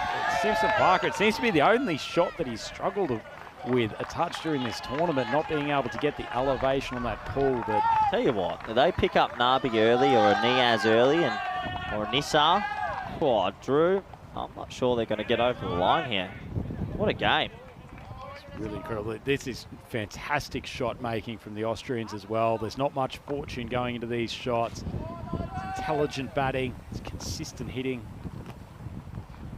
Oh, he's gone big, and that might be the biggest of the lot. That's carried the 10. It's almost taken out the Hype energy drink sign. Arif, he's only 5 foot tall, but he's launched that about 5 kilometres. Oh, the fan zone's erupted as well. Vienna have found about 60 supporters in this game, and they're getting around him. What a shot. Right over them there. Mario, Luigi were ducking their heads, and this is amazing batting. Absolutely stunning stuff from Vienna Cricket Club. Oh, there's a bit of golden nectar, and I'm glad they're enjoying it. Calm yourself down, Corey. Oh, how long I got? 1 hour? 1 hour of pure fireworks. Abdul has been spanked. And Reef gives himself room. Fielder plays it defensively. Sensibly the big dive from Arif. He wants to be out there for the remainder of this innings. Well, if they went and tested his adrenaline levels, they're off the roof right now. And here goes the big dive, 107 for 2. He may have had Hype intravenously injected into him the way he's playing. Stunning innings. Simpson Parker can't reach that one. Oh, the umpire leaves the arms down, no wide. That is the end of the 9th, and Vienna Cricket Club 107 for 2. Still 6 balls left in the kit bag. Yeah, let's say minimum they make 13 off those 6, and it's going to be the 5th bowler bowling the last. It really is game on. My question mark is, are Drew going to be able to do it again and show that batting prowess? They're due a collapse, though. Certainly are. I mean, we know if the 2 openers or Nissar get going for any period of time, it doesn't really matter what the run rate they're chasing is. They'll be able to reel it in. Do you think if Vienna CC get up here, be honest with me, do you think they can actually push Forfarshire? I think there is a lot to be said for momentum in the game of T10. Simpson Parker is seeing it like an absolute beach ball at the moment. Arif has played one of the best innings we've seen all week. They are confident. And I tell you what, they think through their T10 cricket really, really well. Still a big job for them to do, though. 6 important balls, Khan bowling. Well, that's a pretty decent shot from Arif. It wasn't a bad ball from Khan. Really dropped on him, but he's managed to play square and take it to the boundary. Great start to the over. Arif's playing the innings of his life here. He's 47 off 14. He got dropped first ball, and then everything's turned to gold. A little sweep off the seamer. Remarkably, he might beat Simpson Parker to the 50. And who would have predicted that when he's come out halfway through the innings? 73 is the partnership. Steps away, gets that a little bit high. Straight down the throat of the man dropped him earlier. And big congratulatory man hug for Arif. Unfortunately, he has missed out on that half century. Not a huge amount of applause or action coming from the Drur team. They are shell-shocked. Vienna 111 for 3. Well, they are shell-shocked. They don't look like they're into this contest at all, and Vienna are capitalising. There'll be a warm round of applause. And look at the fans get around him. Mario's on his feet. And you can see, I think that's a few of the Scottish on their feet as well. Well, they've chosen the side they'd rather play later tonight. And a good round of applause for that inning. Yeah, solid catch, but very, very appreciative crowd. They know good cricket here in Cartamarova. Look at him bounding back into the pavilion. He knows he's going to be getting slaps on the backs all round from the Viennese boys. Corey, this is incredible scenes here at Cartamarova. Yeah, it's unbelievable. It's made me really feel good that I've come up to the commentary box for this game and not out there in the fan zone, that's for sure. As right now, I think Vienna CC are ahead in this game, and not many people would have picked that. To be honest, if you were doing a shot every single time there was a boundary in this game, you would be completely out of it at the moment. This has been a rampage from the Vienna Cricket Club. Usman Khan, 4 balls to go. Drops it onto a decent length, slower ball, barely gets up at all. That's great bowling under pressure. As Adran comes out and swings as hard as the breeze is, trying to counter the force of earth. 3 balls left here, big deliveries. Drops on the stumps, Adran manages to squeeze it out. He's pushing hard. I think Simpson Parker wants the strike. Probably sensible play, trying to hit big when you're a new batter. Much more difficult job. Simpson Parker probably wants to take these last 2 balls if at all possible. They have a fielder out at deep square, one at deep mid-wicket. Still persisting with fine legs. They're trying to stop his ramp shot. And he just lofts that with a gorgeous turn of the wrist. That is one of the most elegant shots of the day. He just keeps on elevating, and he's reached yet another half century off only 28 deliveries. Yeah, nice innings, and that's a gorgeous shot to bring up the milestone. 55, I should say, off 28. Give a bit of Irish accent there. One last ball in this innings. Short of a length, he's actually got a decent piece of a ball he could barely reach. They'll definitely push back for 2. Oh, what's he doing? He's running around it. Well, Zadran's almost going to lap him velodrome style here. Simpson Parker is exhausted after such a long innings, but full credit to his partner who recognised the opportunity, sprints through for the 3, and that is the end of a stunning assault from Vienna Cricket Club. 10 overs gone, they only lose 3 wickets, and most importantly, 121 runs on the board. Wow, what a batting innings that is, and after a pretty sedate first few overs, they've come back firing. Drew never looked like that. Oh, the robot's back as well. How can this happen that you're up here, the robot's down there, all the rumours that it was the rut? Never me. It was never me. So there's the robot. Give us a big wave, and I'm sure that they will join all the fans out there. That is I mean, I don't know what's the bigger treat for the fans, the exhibition of hitting they've just seen from this Vienna Cricket Club team, or the robot's reappearance. It's big moments all round. Bat over the heart, goes to his fan base. Big hugs for the sweaty all-rounder. They are absolutely loving this. You can guarantee that half of Vienna's tuning into the YouTube feed here. Corey, what an incredible start to their innings. X-Team got them going with a 4 down the ground. Yeah, he got him going, X-Team, before he lost his wicket. That's a little edge from MSP that seemed to have a few things go his way early in the innings. He played some nice shots on the offside. He's a pretty conventional cricketer, but shows that he can be effective in this T10 format. And, well, this was the first one to go, but it wasn't a sign of things to come. Certainly wasn't. In fact, if anything, it just brought an element of destruction and certainly got Simpson Parker going, because he started in a relatively sedate fashion, couldn't find the middle of the bat too easily. In fact, wasn't far off having his leg stump taken out by an inside edge, but eventually when he started to find the middle of the bat, hit some great shots. Hussain, he certainly gave the innings a quick boost, wasn't there for a long time, but was there for a good time. Viennese fans were a little bit downcast when he was out. Certainly, he's still struggling to find some great form in this tournament, but boy, if they make it through to the final, he's definitely an X factor. This was the big moment, wasn't it? Yeah, it's a big miss. It's a really big miss because after that drop catch, they went on to plunder 14 boundaries in the last 30 balls. Remarkable. They were 40 for 2 after 5. They've plundered 81 in the last 5 overs. And some of this hitting, Rhino, 10 out of 10. Absolutely, and it was intelligent hitting as well, wasn't it, Corey? So often they were finding the gaps in the field and they were manipulating the outfielders. Great stroke there from Arsalan Arif when they literally just moved the fielder off Barty from that position. You could just see how often the players were talking to each other out in the middle. This was a gigantic strike. He was peppering the boundary all innings. Now, I don't think I've seen him bat this well before. It's almost as if everything he touched turned to gold. This over went for 28. Quinny's pumped up. You can see the old boy loving it. And you can see why MSP just carried on doing what he does best. A few deflection shots, some nice drives. And for me, Drew, they weren't into it. I reckon they're too scarred from this morning. No, they were flatter than a can of Coke that had been left in the sunlight too long, Corey. There was just no fizz to their cricket whatsoever. All the fizz was coming off the bats of particularly Simpson, Parker and Arif, and didn't they enjoy their moment in the Cardamom Sun today? This was a huge maximum of the bat of Arif. The little man showing unforeseen power and smoking the ball over the square leg boundary.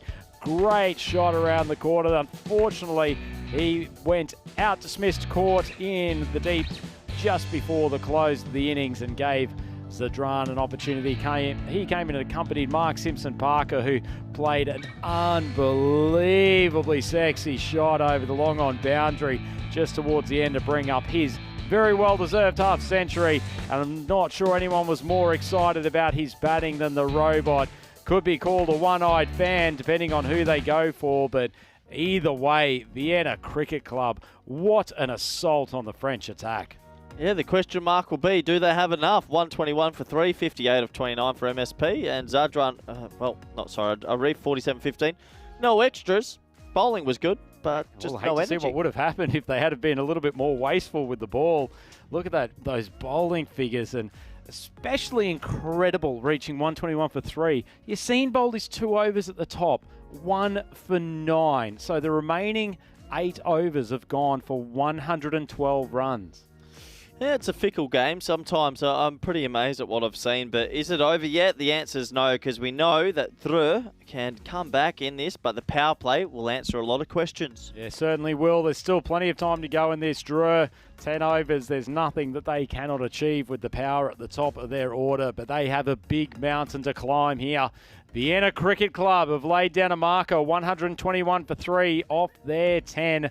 We will be back in a few minutes' time. It's Andrew Ryan with Corey Rutgers here at the European Cricket League 2023 in Cardamom. Dreux needing 122 from 60 to reach the final. We'll see you back here in a few minutes' time.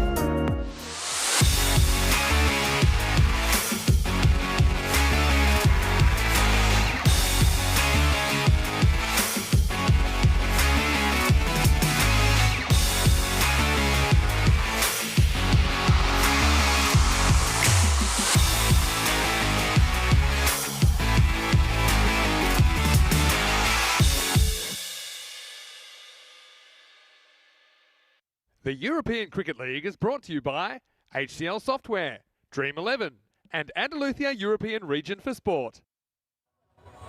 European cricket fans, welcome back to Cardimer Oval. We have seen a sensation here in the first innings of this Qualifier 2 game between the French champions Dreux and the Austrian champions Vienna Cricket Club.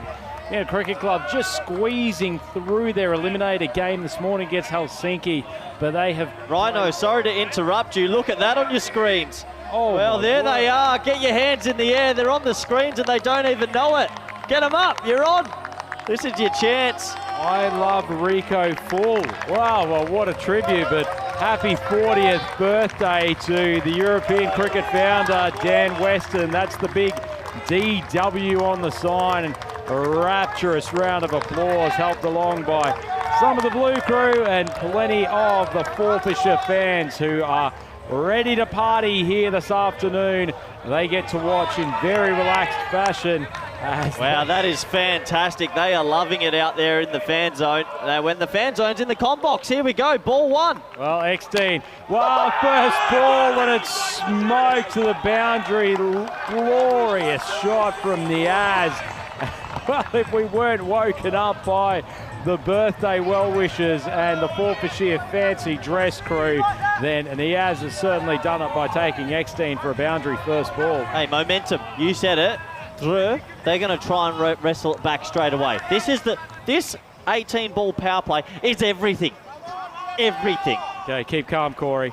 X-Teen, lovely change of pace. That one just held up in the air. Probably the thing you don't want to do is give these guys the opportunity to get into their groove, striking hard down the ground to begin with. I'm slightly worried that if all those fans in front of the com box decide to bum rush the dream box, we're in a bit of trouble. There's about 40 of them dressed up in front of us. I lock that door immediately behind us, Corey, but to be honest, we need the airflow up here. Dreux, 5 for none after 2. Drops it short, mistimed pull.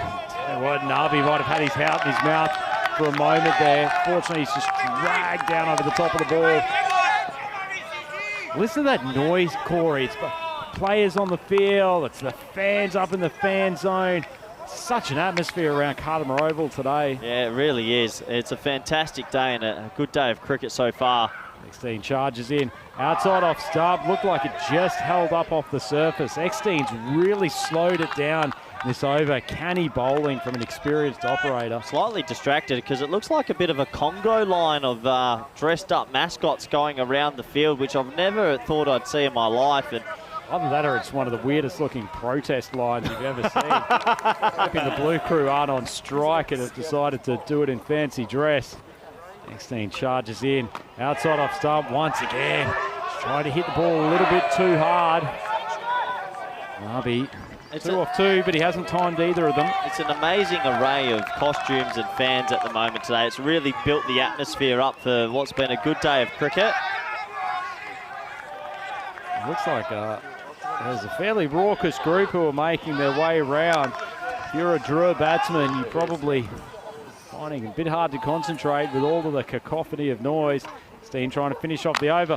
Drifts onto the leg side, but he has got some protection out there on the deep mid-wicket boundary. Well fielded and comes back to the bowler safely despite his gesticulations. Drawing up the first over. 9 for 1, 9 for none. Almost a premonition in that there might have been a wicket, but yeah, a bit of excitement going on around the ground at the moment. We've never seen this. Look, there they are, the Congo line. The Robots leading it. The Robots found love with Alistair Priddle. There's a few Vikings there. Who else we got? Keep following. There's the I Love Rico full sign. Yeah, Vinny's fan base. Yeah, that probably sums it up. Boys, I think, is the name. Good on him. Good sports, the Scottish. He always attracts the good-looking ones, doesn't he, Sandu? Well, you wouldn't want a 6 at deep extra cover right now. You might get a grizzly into the scone. I haven't seen a Corey Rutgers sign there at the moment, or to be honest, an Andrew Ryan. Well, maybe they've got too much respect for our professionalism. Absolutely, I wouldn't want my name messed in the mud as we get into the second. It's Zadra and the Wild Thing. Whoa, full outside off. Pretty ordinary ball. Oh, it's Goku! Goku out there's fallen and the crowd love it. They're on their feet as it's taken out a spectator. Oh, and he's over the bridge. Oh, security's going to have to get him. Oh, it's all kicking off here at Cardimer Oval. Smiles all round. Complete insanity on the boundary. It's gone down quickly. We've finally made it, Rhino. It's going crazy here at Cardimer. Well, Zadran, he's going to be going crazy if that was taken. The Vienna faithful thought it might have been an opportunity for a catch. As it is, throw comes in. Might be a little bit sluggish heading back to the non-strike. Oh, well, Rico Fool, if you're watching at home, you've finally made the big time because a German-dressed man is all over you. Oh, are we watching the cricket or are we watching the fans? This is sensational, Rhino. A lot of that looks like something that comes out of one of those scary German swingers clubs, but they've got an infatuation with Rico Fool. Hope you're watching, Rico. Hope you're enjoying the coverage. Zadran screaming in. That's flown off the outside edge of the bat. Corey puts his hands up to signal 6, but to be honest, the umpire would have to be blind not to have seen that. Carried the boundary by a good 6 or 7 metres. It just feels like everyone at the ground, the fans, the players, us in the box, have all had about 20 hypes because this game is on. And Drew are doing Drew things. They're coming hard. What a game of cricket we've got brewing here. With all this noise, the Vienna guys just need to settle things down a touch. Zadran just back over his head. So close. It was a good reply. It's one of the greatest blocks I've ever seen. He lobs it over the bowler, but just short of mid-off. That's how they teach you at home, kids. It's a little sandwich. It's probably not out of the textbook, that one. Flies over the top of it, but as it is, it's a single. Zadran, a couple of balls less than this over. Drew already up to 22. Goes wide. He gets absolutely palmed over the long-on boundary. Superb strike from Nabi. Oh, I'm turned on right now. What a throw. This has just got me. The adrenaline's flying everywhere. The fans are going crazy. Drew, who we thought were in trouble, are coming out hot. There's shakes of the heads for Vienna CC. Don't leave your seats. Don't leave your lounge rooms. Don't leave your mistress. This is game on. Well, it's the Drys key bowler. They've taken him for 19. Oh! He's been spanked again. Superb batting here from Nabi. He goes Maximo 4 to close the over. Zadran gets annihilated for 23. The Forfarshire crowd still wandering out the outside of the ground. Drew, they're up to 32 for none after 2. Oh, I'm not even going to give it a 3-second pause. It's the greatest format in the world. If you want to play ad breaks, you're crazy, because look at this. There's robots, there's Scottish people, and there's plenty of sun and alcohol. Sea sand and sexy cricket. Well, advertisement for the need for artificial intelligence in robotics. I think you've just seen it there. Oh, well, controversy. Luigi has apparently slept with the robot. Oh, what's Mario going to think about that? That's upsetting news for any children out there. Here we go, over number 3. X-Teen drops it outside off stump. That's going high. Wow. Going super long. And that's another maximum, Corey. I'm not sure I can keep this up for 10. Rein me back in right now, because I'm about to leap out this combox. The first 2.1 overs might be the greatest in ECN history. This is remarkable cricket. Give me another hype, Rhino. Well, poor X-Teen as Vinny's fanboys come around the corner. He strides in. Oh, he smashed it again. Yes, I love Drew. They're the greatest team in the world. And they hit sixes for fun, Rhino. Whoa. Well, we did say early on, if these two stay in, then it won't matter what Vienna score, because they will chase it down. This is sensational ball striking. Drew, they faced a grand total of 14 balls. They're already up to 44. And to be honest, Corey, while they search for this ball, it's not the worst thing to happen to Vienna, because it might allow them to just settle this game down a touch. Oh, settle us down. I'm a bit sweaty in the box right now. And oh, what a start to this. There's Luigi in the background with the biggest controversy of the day. He's taken down the robot, but what a game we have on our hands here. The bigger question was who was in the robot suit when that happened. Oh, well. I'm not going to ask any further questions on that, but X-Teen needs to ask a few questions of these. Oh, wow! You go, Rhino, you go! I'm just screaming. This isn't commentary. I don't know what to say. I'm absolutely speechless. 48 for none in 15 balls. Well, if you thought they were going to be knocked out, they're not. They're coming hard, and Forfarshire must be watching this thinking, are we going to get a bit of this under lights? What a game of cricket here in Andalusia. Nabi and Niaz, they are on fire. 48 on the board, 2.5 overs. Oh, this goes again. There's another 6. The 54. They're going bonkers. The French champions. I'm about to throw a chair outside the Combox, Rhino. It's that good. Corey's almost dragged our microphones off the table. It's the greatest format in the world. You can bin test cricket off ICC. Bin it all off. This is the best format in the world. Oh, too much more of this, Corey, and they'll start asking to schedule the Australia-India tests around the European Cricket League. This is stunning hitting from Drew. What can Eckstein do? Oh my God, thank God they ended up with just a single. Oh, thank for the is it perspiration? I don't know. Perspiration. Oh, I've lost my English. It's 55 off 2.5. I'm not sure what they call it when it's mainly the exert of hype that's coming out through your pores, but one ball to go in the power play. Oh, that was almost in the slot, driven hard. I think Simpson Parker does well, reliable outfielder. Nothing much the Drew outfielders can do at the moment. The robot finally made it back to the sanctity of the fan zone, but there's no safety for the Viennese boys. Drew 56 off 3 overs. In the blink of an eye, this game has just gone chaos. 56 off 3, 18.67. This is what they can do, these men. 47 off the last 2 overs, Corey. I'm not sure I can even look ahead. Oh, I don't even want to talk about any other group. Bin it all off. I'm here for Drew. We've got 3 teams left in Group D, and they're fighting as hard as they can. This is a good bowling change. They're going to go to spin.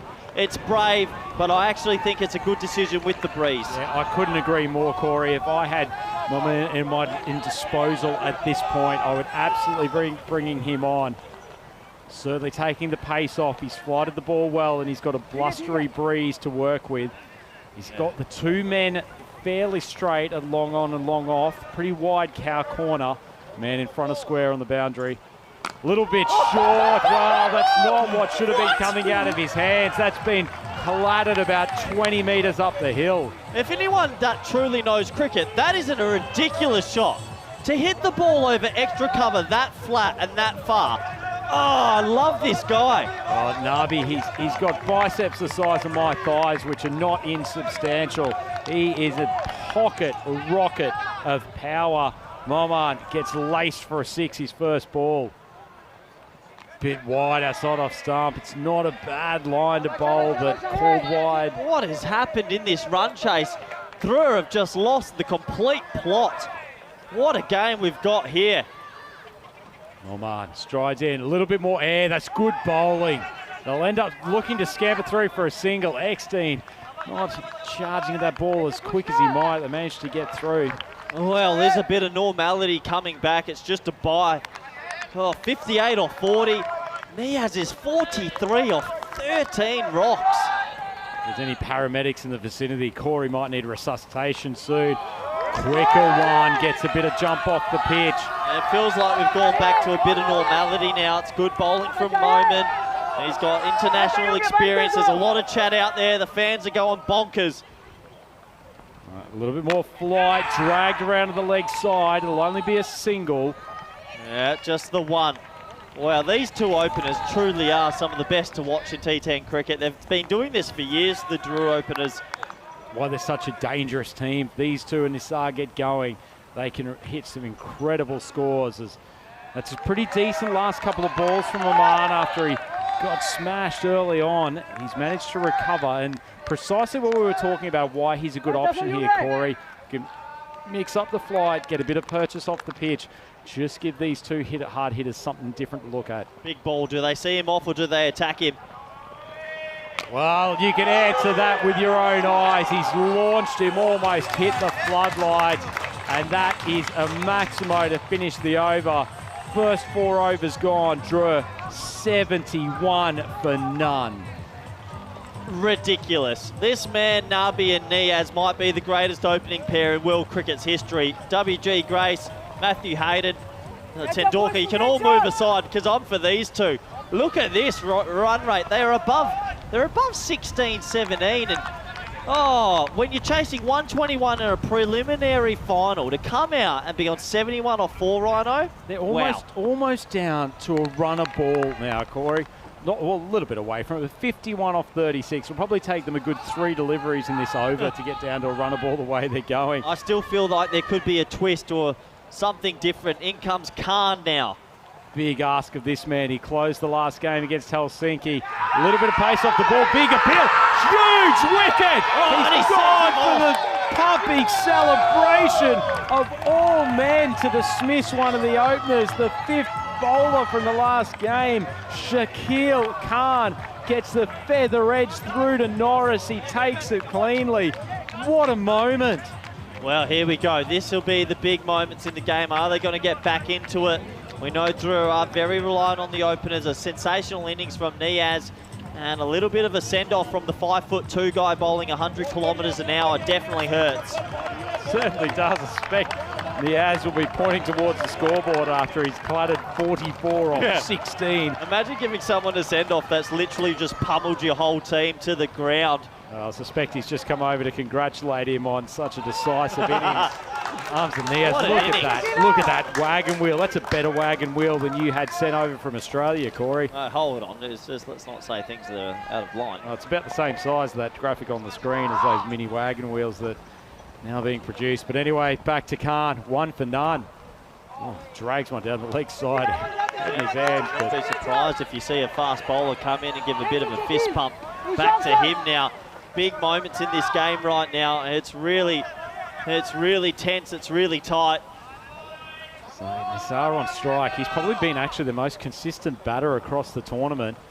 Khan finally finds that off-stump line. Beats the fielder. He gets a hand on it, but it's rolling quickly across the Kardama turf. Well, if you're a big fan of Karma, you might be throwing some chainsaws to little Khan now because he's been cut away for 4. And it's a nice shot from Nisar. The French are still going about it in a positive manner. Yeah, certainly. 46 off 34. They'd love a second wicket this over, in particular to send Nabi back to the pavilion. Sar on strike. Floats it outside off stump. That's the one that they seem to be having the most problem with. He just gets a little bit of pop off the pitch, a little bit of bounce.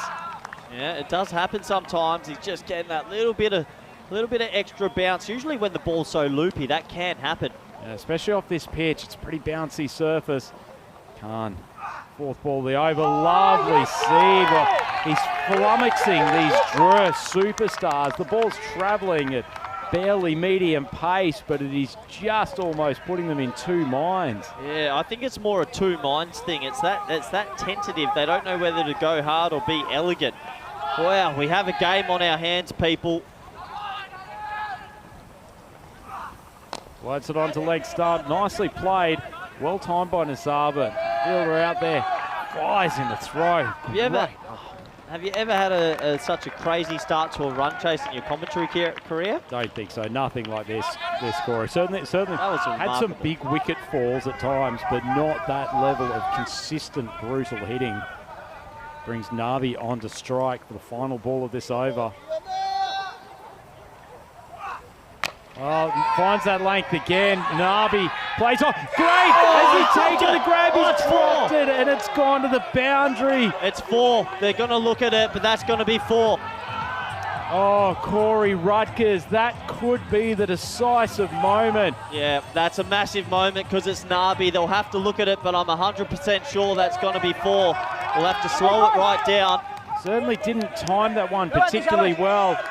Simpson Parker coming around at the same time. I think it's probably Hussain who's elevated in front of him. They collide. These two almost had a collision in the previous game, so he's dropped the catch, certainly. Fumbled it on the second attempt. Let's see if he can keep it within the field of play. Desperate dive. And he's touched the boundary rope at the same time as he's touched the ball, so these will undoubtedly be signalled for. Great work from Spring Productions as well. The best production in all the land, and that's an important 4. It's an opportunity missed, and it's been signalled. Corey Rutgers. We're going to Comcamp. I've got almost nothing left. This is too much. This format, that start in that run chase was immense. You had the fans running around like crazy. There's a lot going on in a small period of time. Yeah, I think I need some hype energy to keep me going. If anyone's around who can drop us up a few bottles, please do so. But this is phenomenal. And to think, you didn't even want to commentate this game earlier. I'm not going to lie. I saw a few pecan shandies in the fan zone and I almost jumped out. But I'm glad I'm back. And, well, it looks like MSP's coming in tag. I hope you're enjoying it at home. Well, MSP is probably not enjoying this so much at the moment as the rest of his bowling attack's been decimated. All the full credit to that last over from Shaquille Khan in the circumstances. Kept things under control as Simpson Parker's just played out to the offside. No, don't run on the misfield. Old adage, they'll take the one. This is interesting. Nabi's still there, right? 29-10. If they don't get him now, it's game over. Because you know he's going to, if he faces another 5 balls, I'll even say if he faces 5 balls, he's probably near 50. Yeah, probably. And good to see the experience of Nisar just turning the strike over. He knows he doesn't have to go ballistic now while Nabi is there. It's not going to take them much to catch up to this run rate. Simpson Parker strides in. Good ball on a decent length, but it's whacked across the leg side. Just the single. Tell you what, it's hard to be such a power hitter and so consistent with such a strike rate. Nabi's really impressed me. 39 of 28, preliminary final, sun shining, fan zone pumping. What a game of cricket here at Cardamar. Where else would you much rather be on gorgeous Andalusia coast? Cardamar Oval. Get down here for the final. Nisar pokes one in between point and the man on the 45. He did change his mind on that shot a couple of times, but times it beautifully. Well, he looks for the ramp. The bowler adjusts, but he adjusts further. That is gorgeous batting. Wowee. Times it so well considering the late adjustment to reposition the hands on the bat. Simpson Parker probably bowled a decent ball considering what he was looking to do in the first instance. This is just incredible from the French champions. 87 off 5.3. It's incredible stuff, Corey Rutgers. They're not out of it though, Vienna. 35 off 27. We know there's a little bit of a soft underbelly to this Drua batting lineup, but it is all about wickets. Oh, good ball from Simpson Parker. Gets a nod of appreciation from Nisar. Yeah. Just to calm things down for a moment. Yeah, it's a good delivery. Yeah, it's a good delivery. Just angling in, deck away. Handy dot ball from the multi-talented cricketer. Gee, it's a good delivery. They need a wicket. They need a wicket, Vienna, desperately.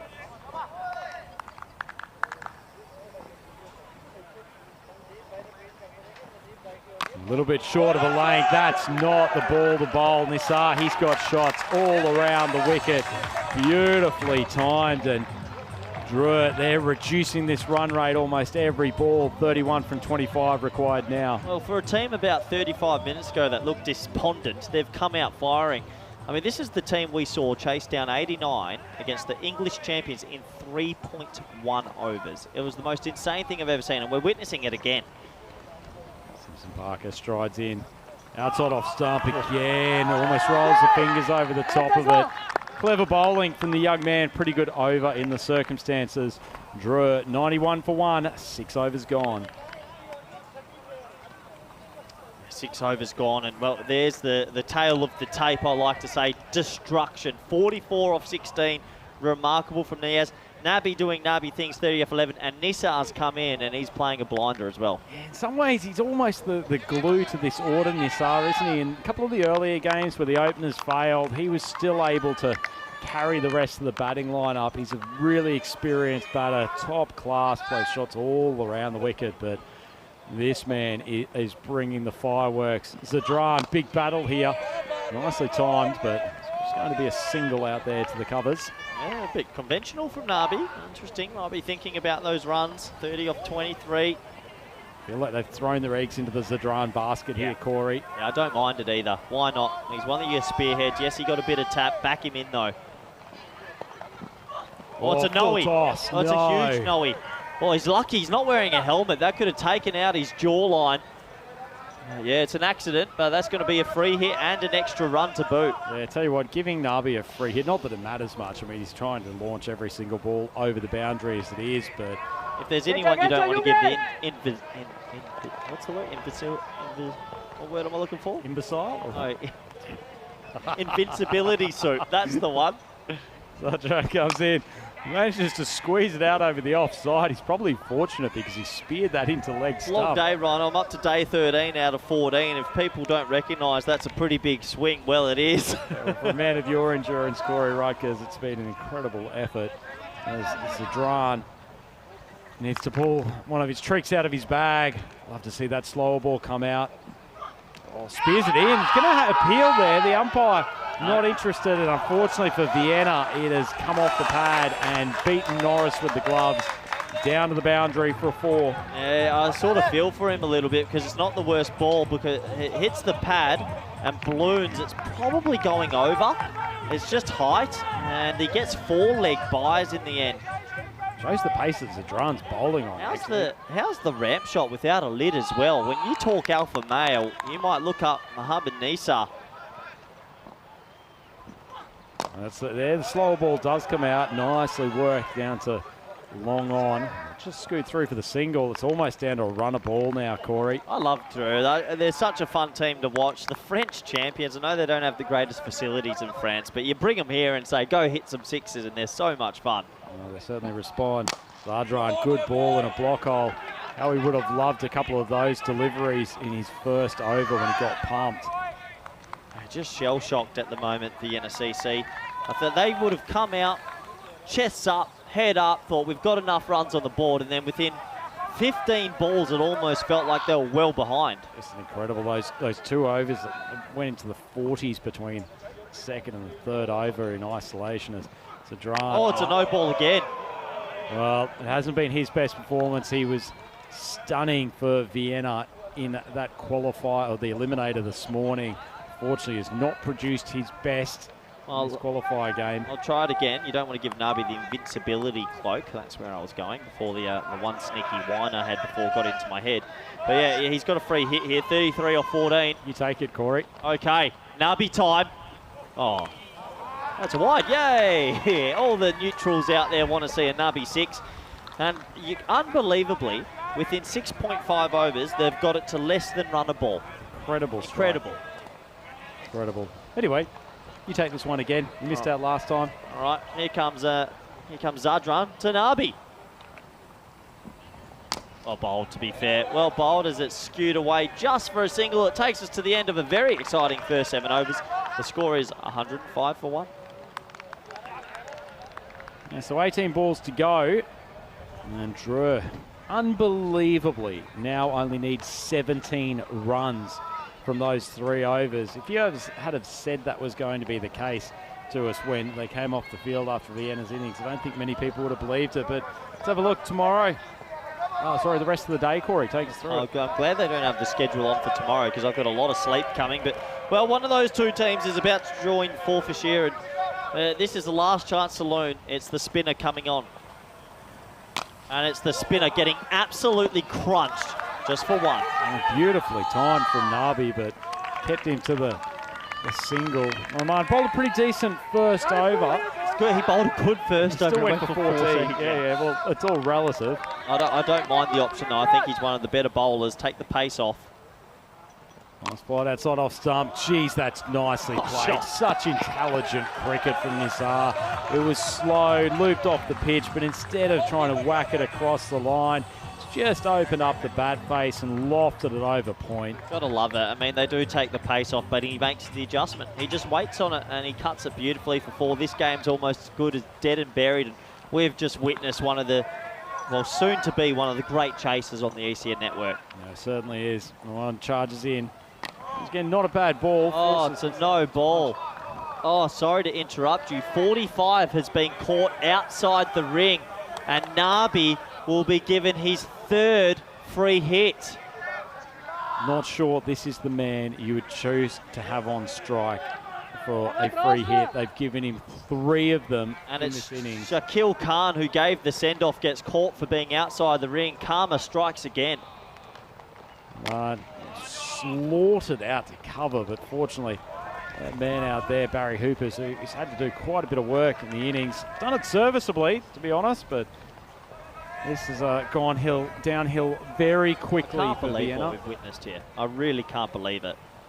Well, Nisar swings his body around, just putting the icing on the cake. Drew only need another 3 runs. What beautiful batting. And been a great exhibition of what an intelligent cricketer he is, Corey. This is just a fantastic shot. Hey, people are calling for pace off the ball, but then he makes the adjustment again. So where do you bowl to these guys in this form? You just can't. And I think we're going to get the final that deep down, everyone sort of wanted to see. Vienna have had a good tournament, but I really am excited to see Drew from France play the Scottish chance Forfarshire under lights. I'll question your use of everyone then, Corey. I think there's going to be a few supporters wearing fluorescent yellow shirts who will be slightly disappointed with this, but hopefully they'll enjoy celebrating with their own team as Nissa pokes it to the man at 45, and they'll just take a single as Drew, in relative terms, compared to the rest of their innings, almost ambling towards the total now. Yeah, remarkable little chase this. Brutal. Well, Navi, he wants to finish it quickly. Drills it down to long off. That's actually a good bit of fielding there for Simpson Parker. Well, it would have been a disservice to this game if they had have finished it with an overthrow, but Drew have now levelled up the score. 121 for 1 after 8. Yeah, a lot of people saying, I get what you mean, Shrug, saying in the chat spin-off, but I'm pretty sure they opened with Hoagie last game against them, and they got tapped as well. Sometimes you've just got to accept that when these French batsmen are in form, it's pretty difficult to come up against them. Certainly is.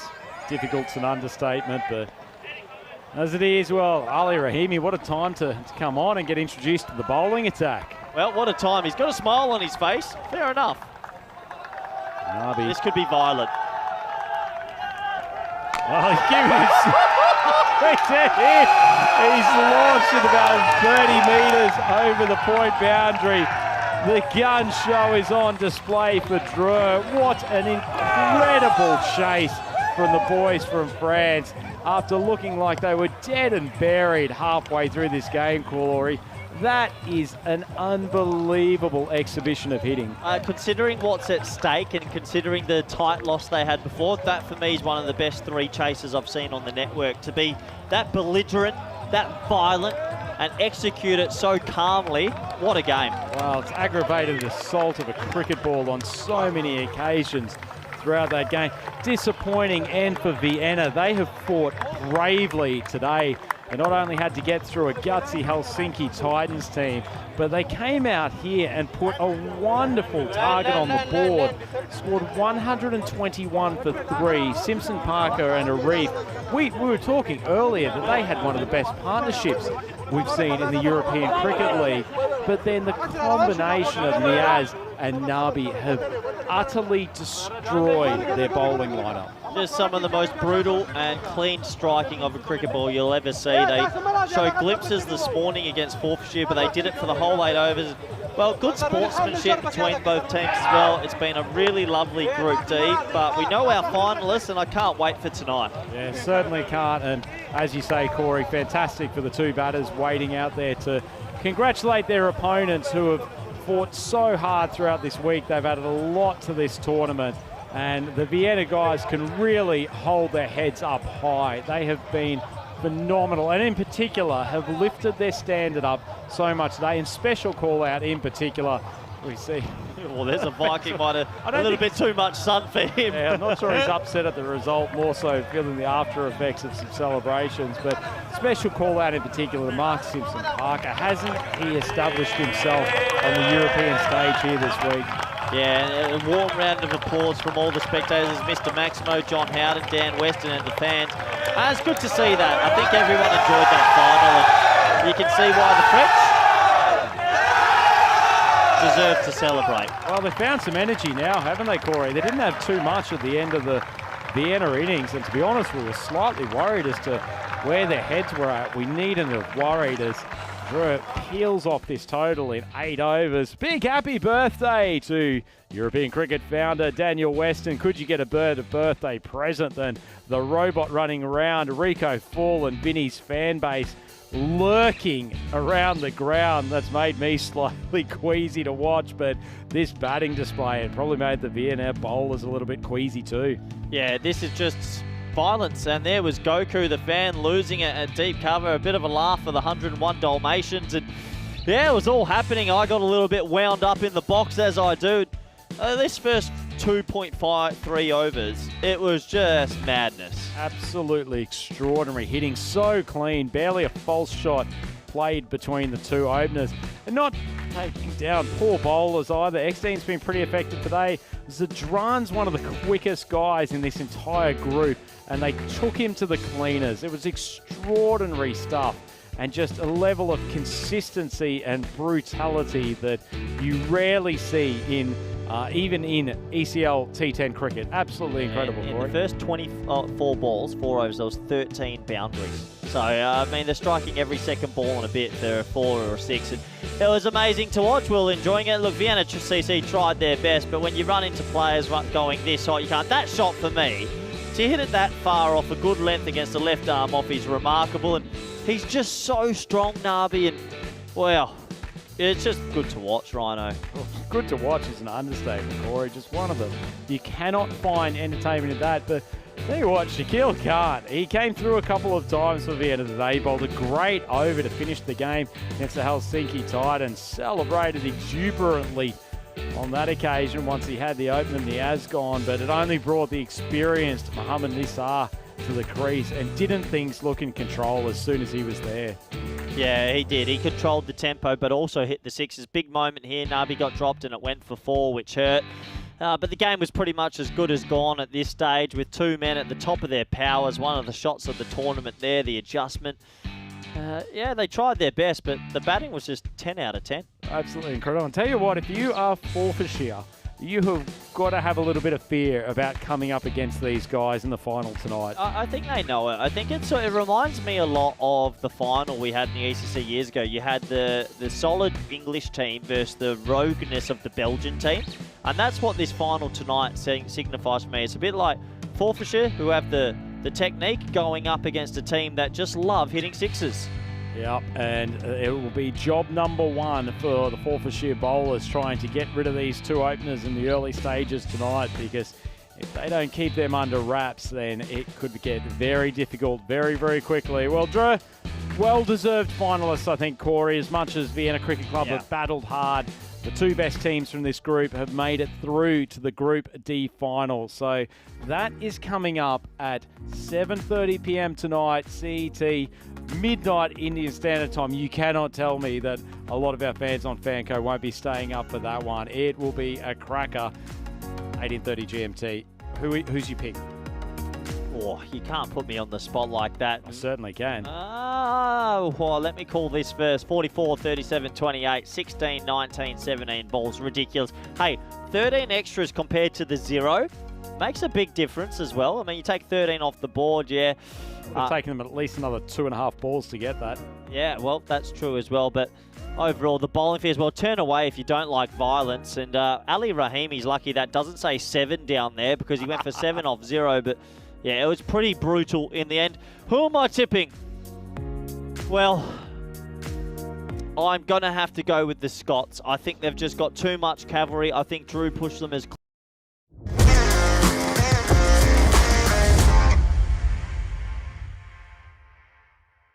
I'm going to say that whoever bats first in that game will win that contest. Yeah, absolutely. It should be a good final. I just want to say this is my last game in the commentary box, and I have missed Rhino. Rhino, I had some good fun with you, buddy. Mate, it has been such awesome fun calling games with you, C. Rutgers. Incredible amount of highlights for the fans, and I'm sure any of you who turn into Andrew.Rhino on Instagram may see a few clips of some of the classic bants between Rutgers and Ryan over the last couple of days. But mate, it's been an absolute pleasure. You are such a gun in the commentary box, and I think the viewers absolutely love having you there. You'll be back for next week, though, for Group E. Yeah, I'll be back for Group E, but it'll be Vinny Sandu and this man, Andrew Ryan, will get to call in the final tonight. Do join us back in a little bit over an hour and a half for the final. We'll see you then.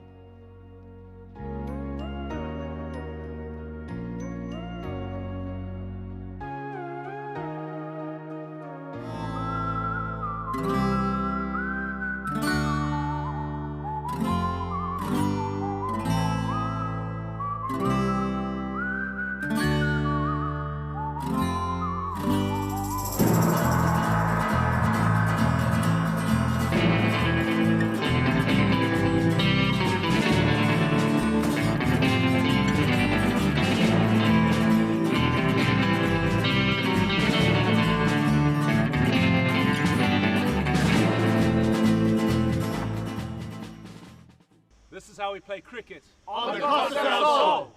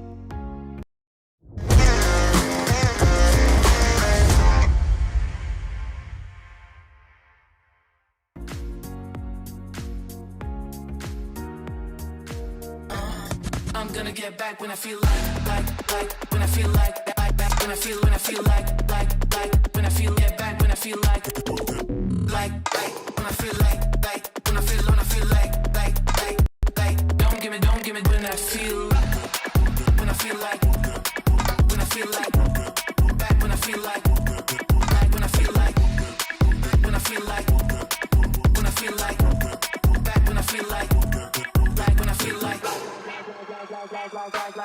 like, when I feel like.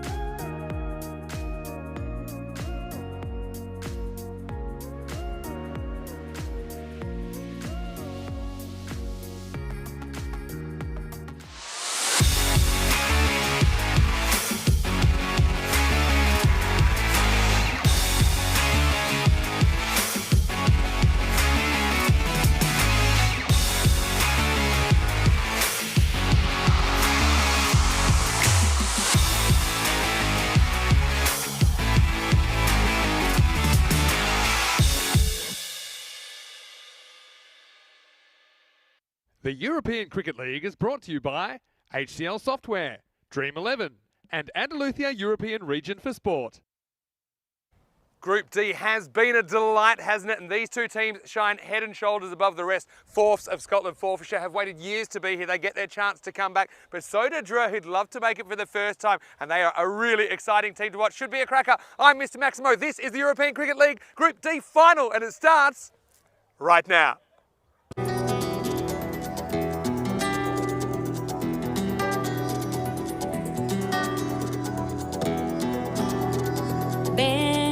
Conmigo a cruzar su calle, a vivir su ambiente. Ven conmigo a vivir la vida intensamente. Conmigo ven, conmigo ven. Hello, welcome back to the Cardinal Oval. Vinny Sandu here. Great atmosphere. Group E final is on the way. Well, it's just deafening down here. There are a lot of people, a lot of very excited people here. We're going to take a moment now and have a look what happened at the coin toss. With Forfarshire of Scotland taking on Dre, the French champions. Let's see what happened at the coin toss. John Howden from Cricket Hispania. Toss the coin. Heads is called. It is tails. We'll have a ball. Ready, go. All right, guys, so you saw the news of the toss. The Forfs, they're happy. They've won the toss. They've elected to chase. So we know that when these two teams met in the group stage, it was the chasing team that won on both occasions. And well, really, I don't know what's going to happen. Can they stop Hurricane Nabi? That's the question. But right now, I'll tell you what, there's a lot of people that can't wait for this game to get started. Let's go over to Andrew Rhino, who'll get you ready for the Anthems and then the first ball. Thank you very much, Mr. Maximo. Slightly concerned whether you're going to get out of that baying pack of Forfarshire fans alive, but hopefully we'll see Maximo down there for the Anthems playing. Cardinal Oval looks an absolute treat from the air tonight. As those of you who have been with us during the course of this Group D presentation, you will know that we have been playing these games starting around sunset time, and then obviously the lights will take over very, very soon. These two teams, probably the favourites at the start of Group D. It is Forfarshire, the Scottish representatives, and Dre, who have come back from an incredibly difficult position against a mighty Vienna Cricket Club to qualify for this final through winning Qualifier 2. Look at the fans getting into it down in the fan zone there. These two teams hugely hyped up for this contest. Both of them have been the most consistent as we have gone into the final stage of this Group D. They were both undefeated for the most part. Obviously, Dre successful in the final game of Group D last night, whereas Forfarshire extracted revenge on them as they came back to complete an incredible chase in what was Qualifier 1 earlier today. This match promises to be an absolute belter. You can see it's a combination of excitement and pensive nerves in the fan zone. These two groups of travelling supporters, the Dre fans from France, they are just as loud as the mighty group from Forfarshire. This is set up to be an absolute cracker of a game this evening. It will no doubt produce some of the best cricket we've had, not just for Group D, but all tournament in the European Cricket League. One of these mighty titans will fall at the final hurdle in this group, and one will be going on to Championship Week to take on the likes of Hornchurch and the Jersey champions and the Belgian champions. I think we're almost ready for the national anthem, so we'll go down to Vinny Sandu.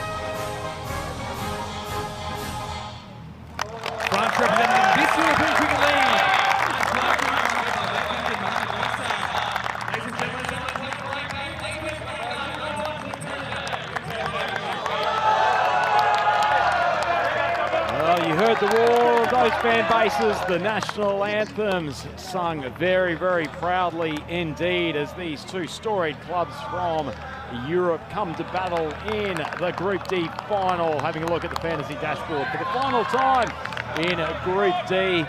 Big names all over the place. Michael Lease, the most credentialed cricketer in this group. He's been excellent for Forfarshire, both with the bat and the ball. Callum Garden with the gloves, carrying an injury yesterday, but he's shown plenty of power and plenty of batting nous at the top of the order. For Drew, you cannot go past those two brutal openers at the top, Niaz and Nabi. They will be decisive in this innings. Probably the bigger question mark for Drew will be that bowling attack, which was really hammered by Vienna Cricket Club in the qualifier earlier today. Computer can't separate these two though. Expected score 98 apiece. I think it shows you how close this is likely to be. For those who have been following us all week here with Group D on the European Cricket Network, you will know that these two have split their two games. Drew came home with a flourish in the final group stage game last night, which was also under lights as well. Whereas earlier today, after being in second position for probably most of the contest, boys from Scotland came home with an absolute flourish. Some pretty ordinary bowling from the final stages, and they managed to triumph and give themselves, quite importantly, a game rest in between. But these two, Niaz and Nabi, the Bash brothers, will feel that they are in top form after dismantling Vienna last night. Balwal with the first ball. It's Group D final. Short ball, hit high. Fielder coming in from mid-wicket. Can't pick it up. Fires with the stumps. Good backing up. And that would have been in the mouth from Niaz early on. Didn't quite get a hold of that pull shot. Balwal just a touch quicker than what he would have faced in the last game from Vienna Cricket Club. Two fielders out there. One, he's just backward of square potentially on the rope, and another one at deep mid-wicket. Balwal across the line, inside edge, and it's gone down to short, fine, a leg for a single. A little bit more pressure on these two. Balwal being one of the more impressive bowlers in this tournament. In fact, as far as the paceman goes, left-handers have probably been the best of the lot in Group D. Rahman Ahmadzai play an important part in the middle overs for French champions later in this game. Drifts a little bit onto leg stump. Probably a touch mistimed, and the fielder comes around from long on. And very un-Drew-like. Triple of singles to start off this contest. Balwal's a genuine danger with the ball. Expect we'll see Jack Hogarth bring his leg spinners in the second over. Ball on leg stump, swung down, opportunity for a catch. James Sim diving to his right at fine leg. Tough chance, it was a hot take, but got his hands underneath it, and Nabi goes on to hit a big score here. They may rue that moment. Made good ground, the big man coming in from fine leg on the 30. Tough chance, but you've got to take those in a final. Oh, outside off stump. Wow, second drop in succession. This time it's Lewis James who puts down Niaz. Ball outside off stump from Balwal. Wasn't expecting maybe that it'd just be scooped up so easily, but it was catchable height. He's probably misjudged how fast that was coming and scooted through his hands. Plenty of action in the first over. Wow, drift from the leg side, great shot.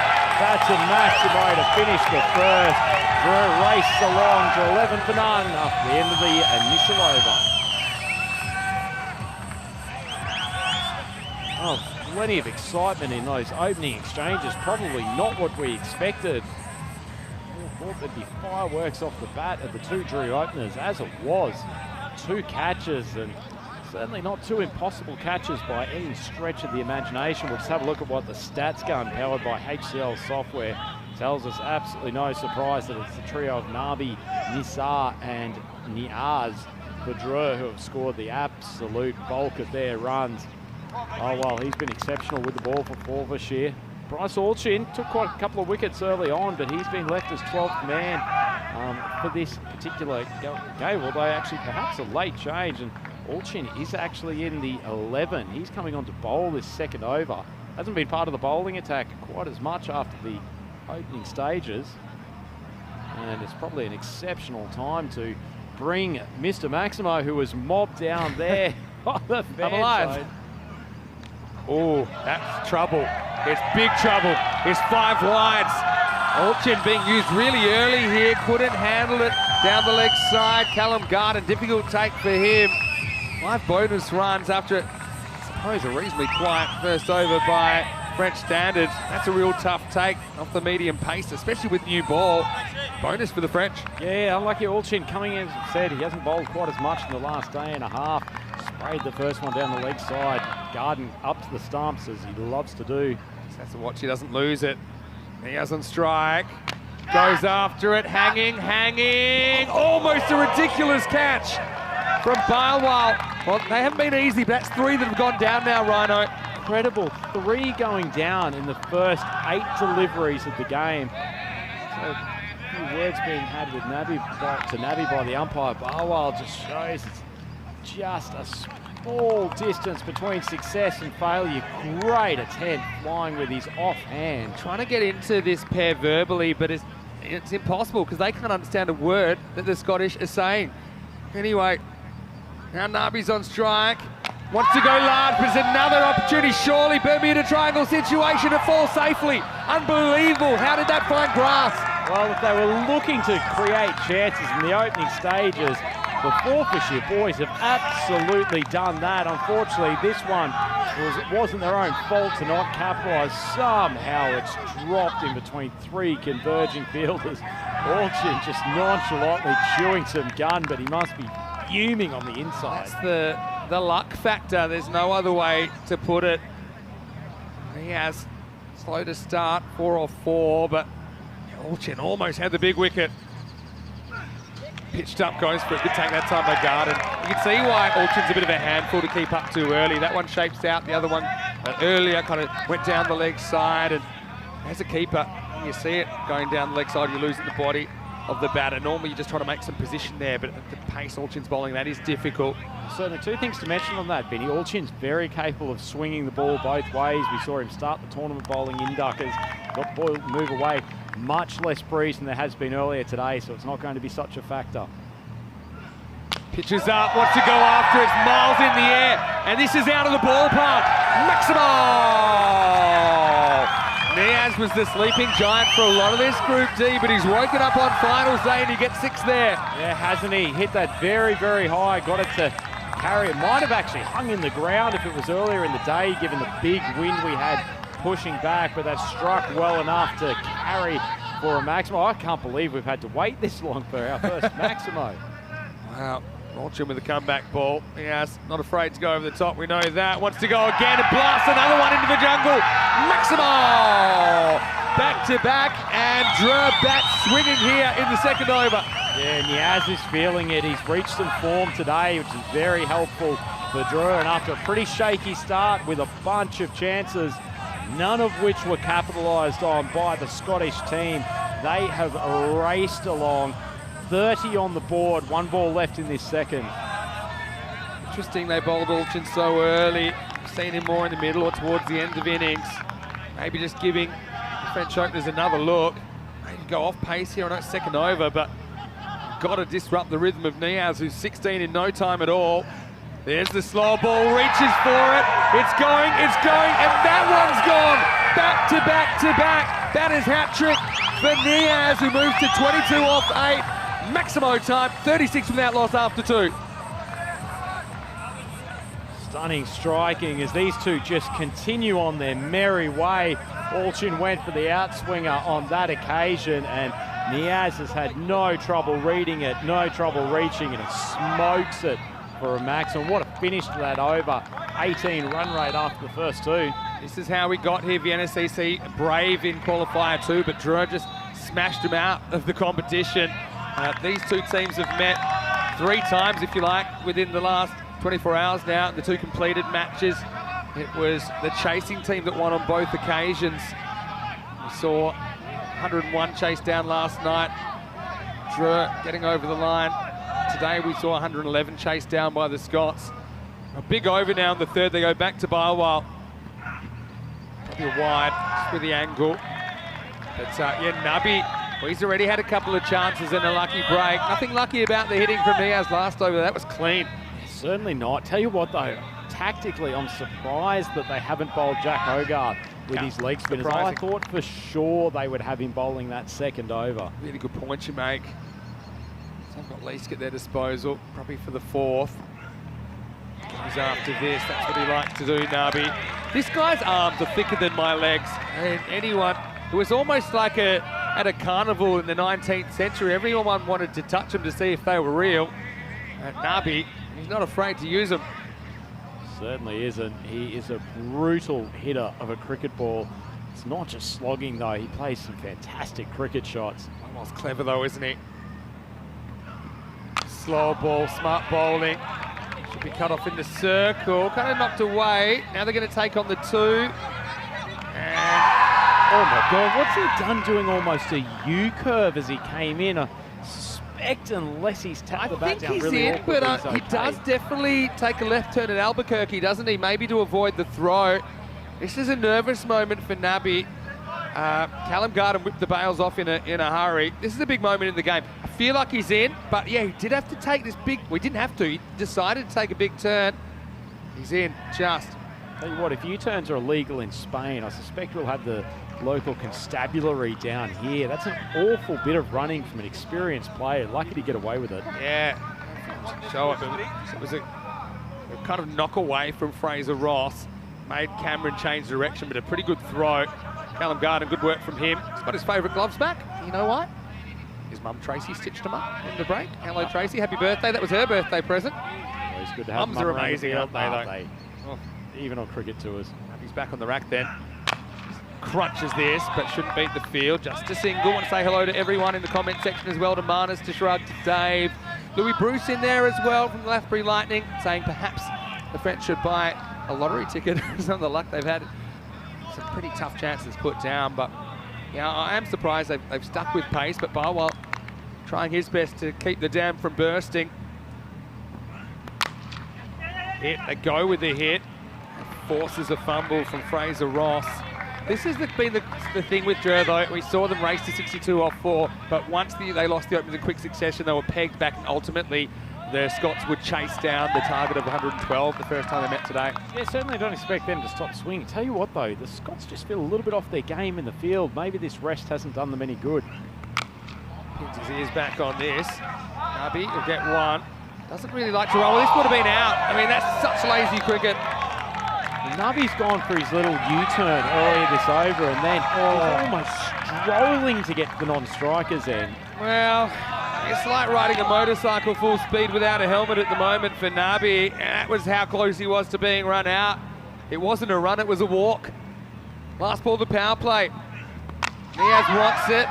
Can he find space, but he'll only get one.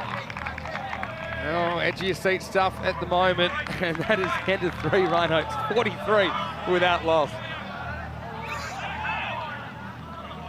Yeah, I'm not sure who I feel who's the winner after that first 3 overs, Vinny. I guess probably Drew, because the longer that these 2 openers bat, the more they're likely to put a hefty total on the board. 25 runs coming off that second over for Alchin. He'll be having nightmares about that for the rest of his time here at Cardimer Oval, but the boys from Scotland, yeah, just boys saying, hi, that's only water. Yeah. Well, there we go. Those guys looking slightly less foolish than the man you saw on your screen in the first part of that aside. Anyway, here's Leask. Ooh, wide down leg side. I mean, he's a professional interactor with the crowd, isn't he? Oh yeah, and it's a great crowd as well. So they do get Leask in the 4th here. They kept Hogarth up their sleeve. Go straight, that's pretty well, but is cut off by Barwell. Yeah, so for me, yeah, Drew win the power play. The question is, can they keep it up and for how long, and how will they handle some different type of bowling here? Talk about the toss in a minute as well. This time it's not a good ball, and he hits with the turn, he gets 4. The fence buster. Cuatro carreras. Leaks just losing his line. Fairly safe shot from Nabi. Just had to get it past the infielder, and he did. Yeah, we talked about Leaks losing his line. And I think you've mentioned earlier in the week, Vinny, that it's almost like playing a medium pacer. Really not a huge amount of flight on the ball. And you can see that Nabi really got deep in his crease, gave him the ability to pull that to the leg side. This time he tosses it up, and he's hit up high. Back to the fence. Out of here. Maximo! Hurricane Nabi is now a Category 5 on finals day. That one swung away again with the turn out of the ground. Oh, wasn't that a gorgeous sight going into the Cardamom night sky? It hung up there for an eternity. I think the fielder down there, Jack O'Neill, thought he had a play. No chance. Goes again. It's a gift. It's going to be 4 more. I get what Leeska's doing. He's probably had a bit more variation today than other days, but he's got to get kind of back on the offside a little bit for Nabi, who just basically it's a free hit at this and puts it away. It's the danger of bowling around the wicket when you're not dragging it far enough across. There's been a couple of balls this over. Just sat up for Nabi to pull with ease. Come. That's the one he misses. Slides straight across him. I mean, Leeska's going to have to call on all his international experience here. He's very kind of used to the pressure, I suppose. Right now he's in the eye of the storm. Yeah, think about the toss. I can understand that Scots would want to chase because that's how these games have gone so far between these two teams. Nabi goes again. Again, he gets a bit lucky that he mishits it well enough that it doesn't carry to Cameron. And this time he decides to run the single. It's the end of 4 and it's 60 without loss. Certainly wouldn't say this is getting out of hand for the Scots, but 15 and over off the first 4. If these two can stay together for probably the next 2 overs, Vinny, it sets an incredible platform for Drurs. We see the worm. That run rate started pretty high, and it's only escalated since then. Just boundaries coming with regularity. About being in the zone, and I think they're so clear-minded. There's not a lot happening upstairs. They're just seeing it. They're hitting it. A lot of players would love to be in this kind of headspace. Here comes Hogarth in the 5th, so yeah, he's something different again. Nabi on strike, pitches up the block hole. Hogan tries to boot it, it's a single. But what I was going to say, you know, is chasing, okay, carries a certain degree of risk as well, especially if you lose early wickets. I suppose their batters are pretty professional, they'll know what they have to do, but yeah, it's a risky strategy. It's a really good shot, cracked away. Knocked down partially in the infield, just a single for Niaz this time. Yeah, it was funny, at the end of the last game video, I wouldn't nominate who I thought would win this game between the two. What I did say is I thought the team batting first would take the game, and I really expected whoever won the toss to put themselves in. Swing and miss. That was a little bit slower from Hogarth. You see, I expected the opposite. I thought that whichever team won would want to chase. France did it last night against the Scots. Scotland did it this morning against France. So it's not like they've been crippled by panic in chases. But it is a final, and I think that idea of it going wrong is in the back of their heads if you're human. Problem is, especially with these French guys, they don't really seem human the way they go about it. They've just got a completely different mindset, uber attacking mindset, almost unlike anything we've ever seen before. Yeah, I think in the finals games, just runs on the board are so incredibly valuable, and it certainly helps when you've got runs on the board going at about 15 per over. But Hogarth's bowling an excellent over here. For the life of me, I'm not sure why they took him out of the power play structure, but he's delivering for his captain. 3 singles, that's all off the over so far. It's the pitched up one, and it'll only be 3 off the over. Well, sometimes you have to eat a good one, and I think they're still in a very good position as we get to the halfway point of this first innings in Group D final. It's 63 without loss. Gives us an opportunity to say a big hello to all of you, whether you're here at the ground or whether you're watching around the world, one of our international broadcast partners, or perhaps fan coding into the subcontinent, or on ECN. Great to have your company. Vinny Sandu here, Mr. Maximo, Andrew Ryan with me. Ryan, it's been great to have you over the last 3 days, filling in for Rico, of course. And I think on behalf of all of you as well, we all owe Rhino a big thanks. Have you enjoyed it? I've really enjoyed it from my behalf also. Thank you to all the viewers out there. Absolutely love interacting with the comments. We've got such a great community out there for the European Cricket Network. We'll say it later on, but massive thanks to you guys. It's been fantastic being in the booth this week. Well, here's Cameron, and he gets pumped up and away. Maximo! That's the Nabi slot. He drifts into it, and he disappears into the night. Gee, that's a sensational strike. I didn't actually think he'd gotten a great piece of that when it first came off his bat, but just the undoubted power of this man. Stand and deliver cricket like we've rarely seen before. What are we watching here? It's unprecedented. Cameron's back on the rack. And again, this is hit pretty powerfully as well, and that is an amazing stop. And Nabi's forced to run. He almost didn't want to run. How about that from Barwell? That's one of the best boundary stops I've ever seen. He's absolutely flown like the special effects in Superman. Look at him get horizontal in the air. That's magnificent athleticism. We'll see on the replay. Goalkeeper style. Struck powerfully. Just keeps the foot inside the field of play. That's sensational. That saved 3 runs. Almost created a running opportunity because you know that Nabi is not a huge fan of running, cutting those muscles around as Niaz faces up. And now he'll pump his 6. Well, change is straight, no problem. That's catching practice. In fact, it's on the roof. Maximo! What is going on here? Draw 76. They cannot do anything but hit Maximos at the moment, it feels like. Anytime either of these bowlers are either slightly short or slightly full, they're getting annihilated. And how easy was that stroke? Just absolutely brutal batting. You know what they say, no good deed goes unpunished. Barwell saves 3, but then Cameron goes for 6. Niaz has got the licence. And he's going to get lucky now. He's going to get 4 more. He tries to horn across that little inside edge. That takes Drew to 80. And the French supporters, they're enjoying what they're seeing there. Yeah, Cameron's going for 17 off his first 4 deliveries. Skipper scratching his head, really doesn't know what to do next.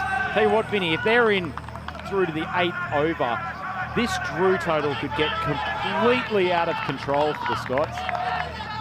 Because they've done it for longer already than they did in the earlier game. Now, big swing and a miss. Again, that's the luck factor as well. You can easily get a little feather on that. But here's the thing. Say you get one of them out. Remember earlier they got both of them out in about 2 minutes. But you get one of them out, you've got Nisar to deal with. He's having a really good series. And then you've got kind of a fearless approach from the other batters coming in because they're not going to get in trouble as far as wickets lost here, you'd imagine, the French team.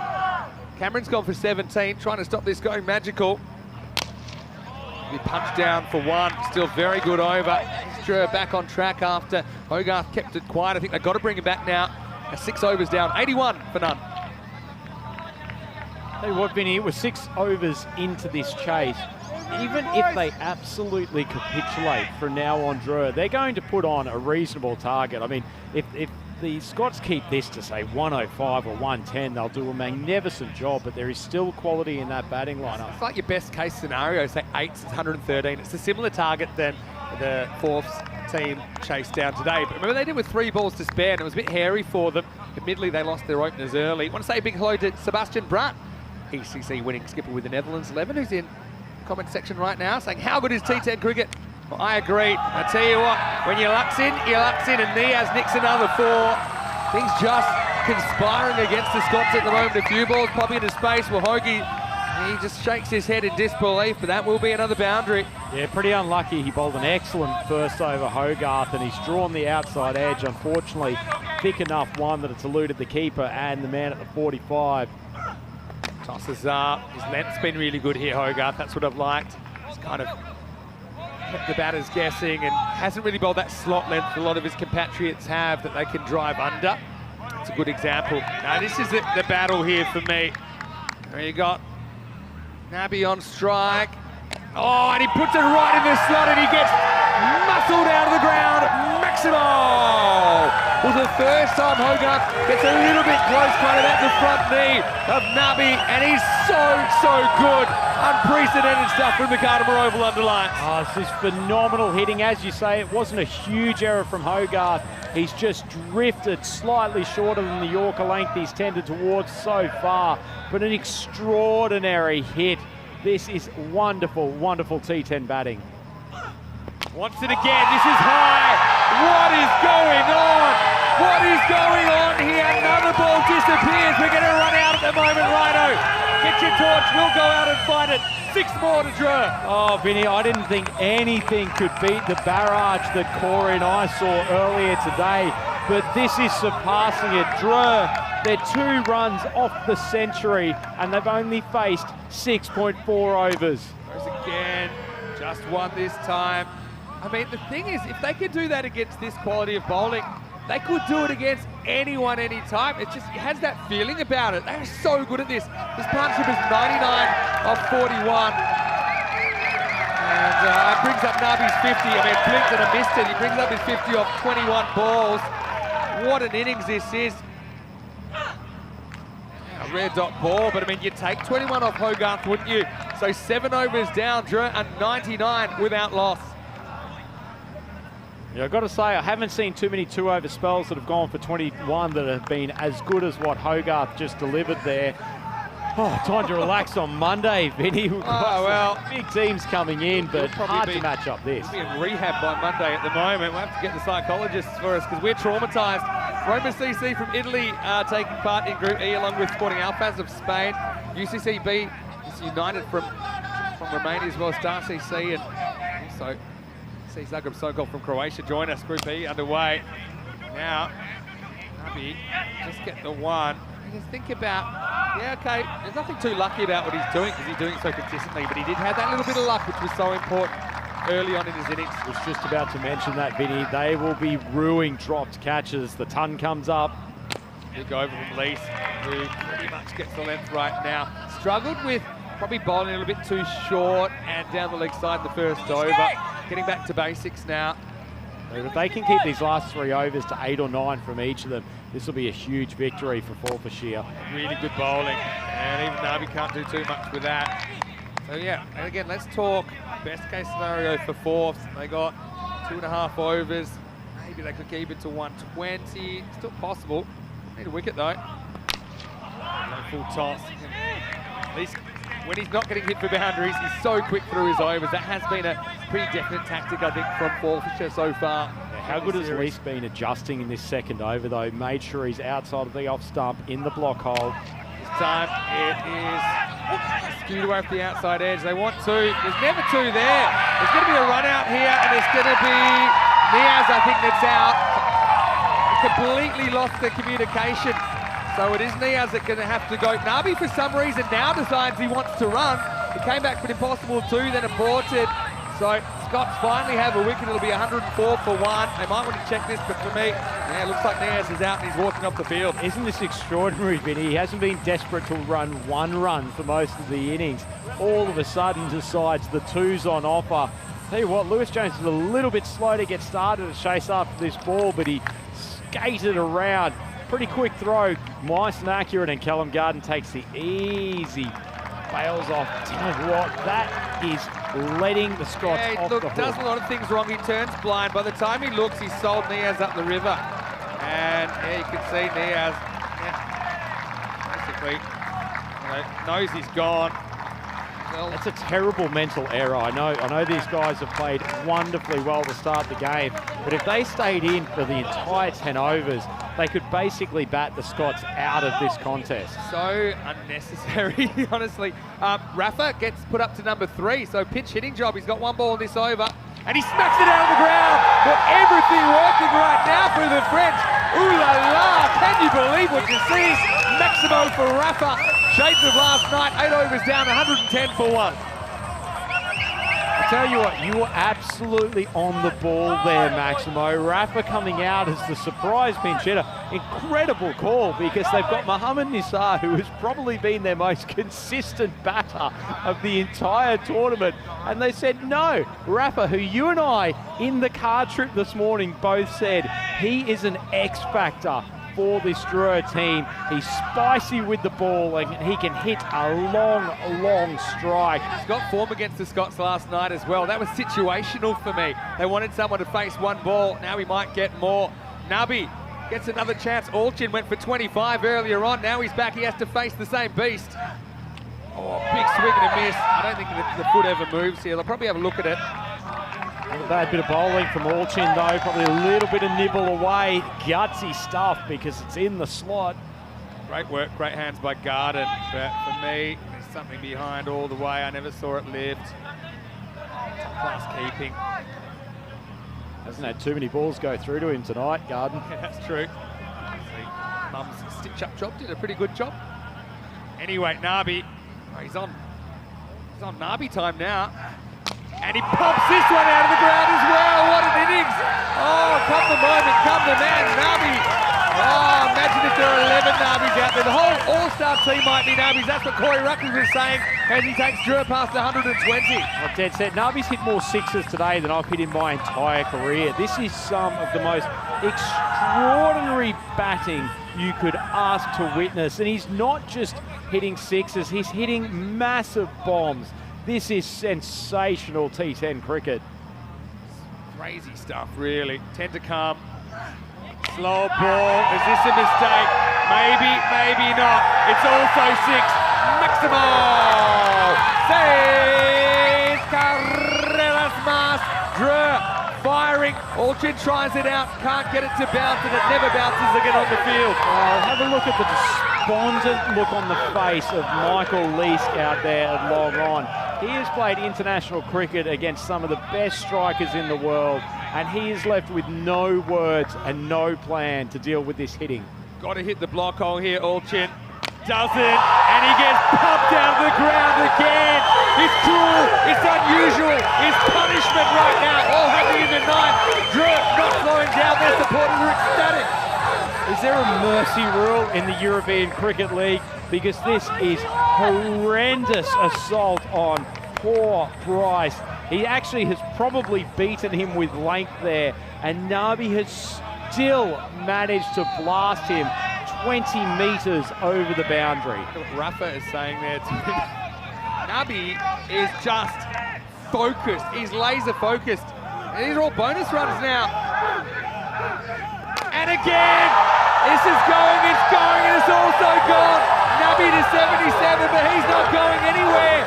As Alchin goes magical again, all kinds of records are on the line here. I mean, Alchin's got to 49. He's been absolutely torched. Is this the home run derby at MLB All-Star or the European Cricket League? It's just ball after ball going in for a home run. The chair's been lifted. That is a sign of ascendancy if I've ever seen one. Cannot miss your length. I mean, Alchin's finding out the hard way. Cannot find that block hole.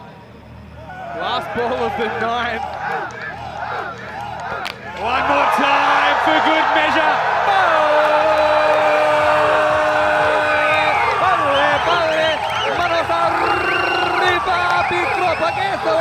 Seis carreras, 140 for 1 after 9. Well.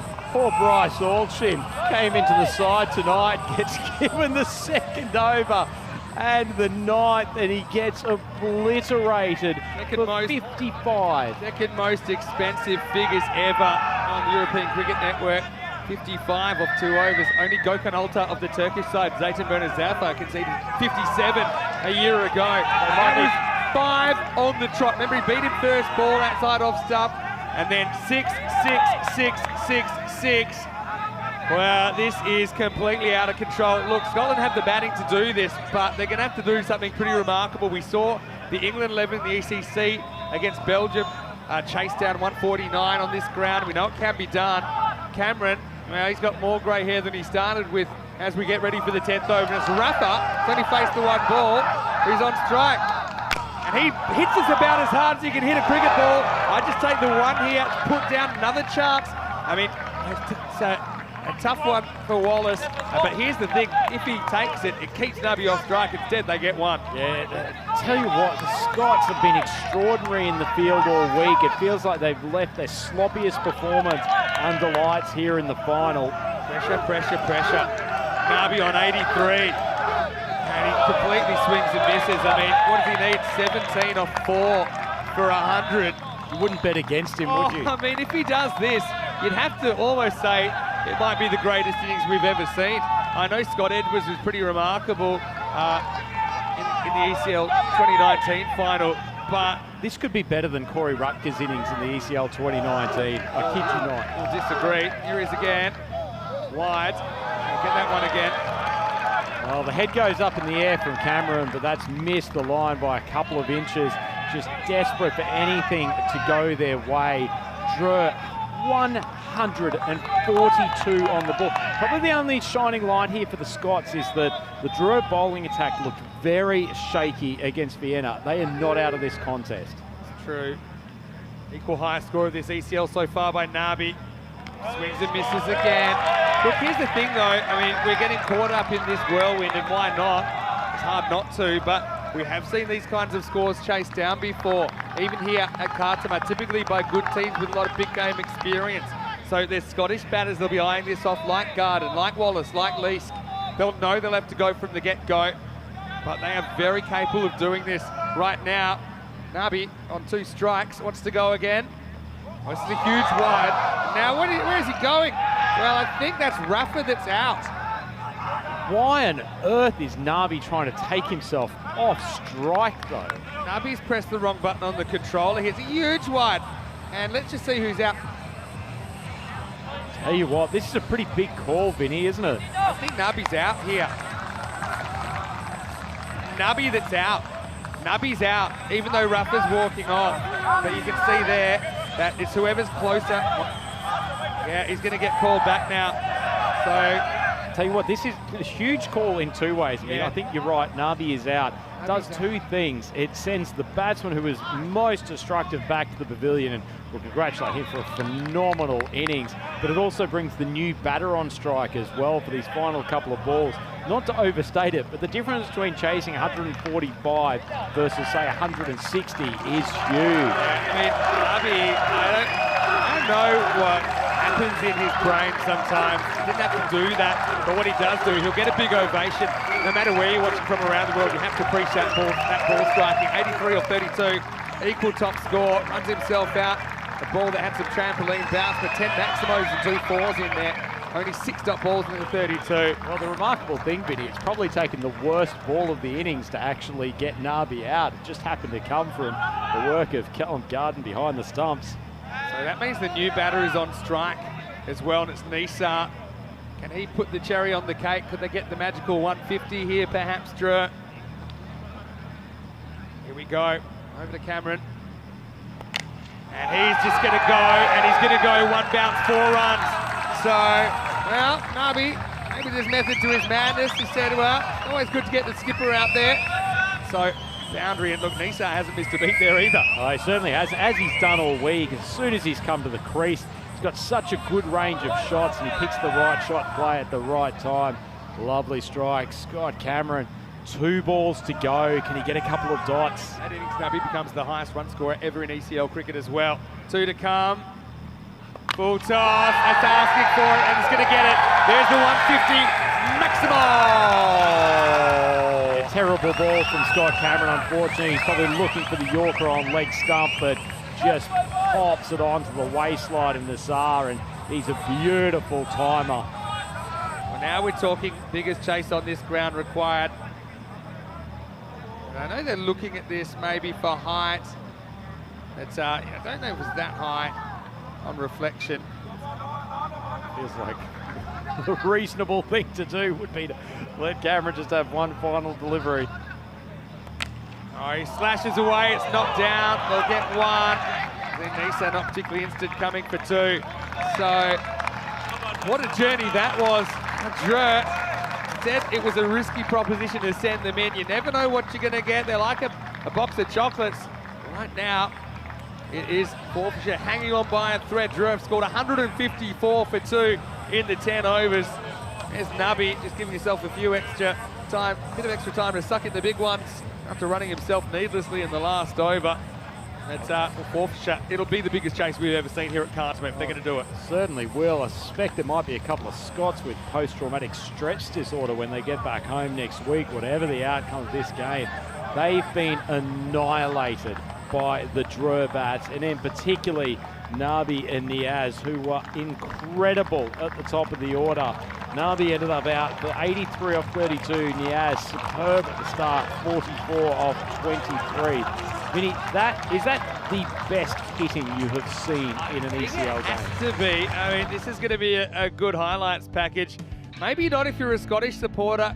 Having said that, they do have the batting to chase this down, but they're going to have to bat well, and they're probably going to have to need a bit of luck as well. Tyrone Peters and Ian Ramage along with Suleiman Saeed, Nico Patel doing a great job during this ECL as Biowell had that put down. And look, this was the story earlier, wasn't it? Difficult chances, but 3 chances were dropped by the Scots. Yeah, difficult chances, but you cannot afford to give second lives to batters of this quality. And when they go back and look at the tape, which they probably will not be desperate to do, and identify that they have cost them badly. And from that point on, it felt like nothing came other than at the middle of the bat. Great effort from Barwell. It was. And I mean, it has to go down as a chance. And look, no wickets went to bowlers in this whole innings. There were 2 completely silly run-outs. They were the only 2 wickets in the innings. I mean, Orchard, you see, that's the kind of length that's been disappearing. It's not quite block hole.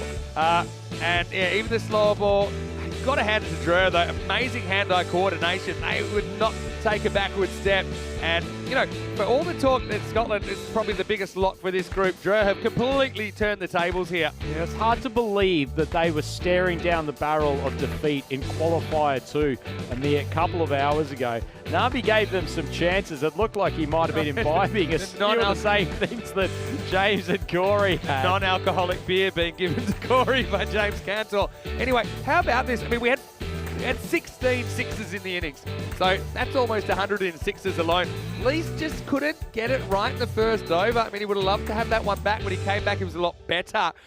But, yeah, there was just no stopping Nabi. And the only wounds were self-inflicted by the French team in the end. I mean, this is really what the ECN is all about.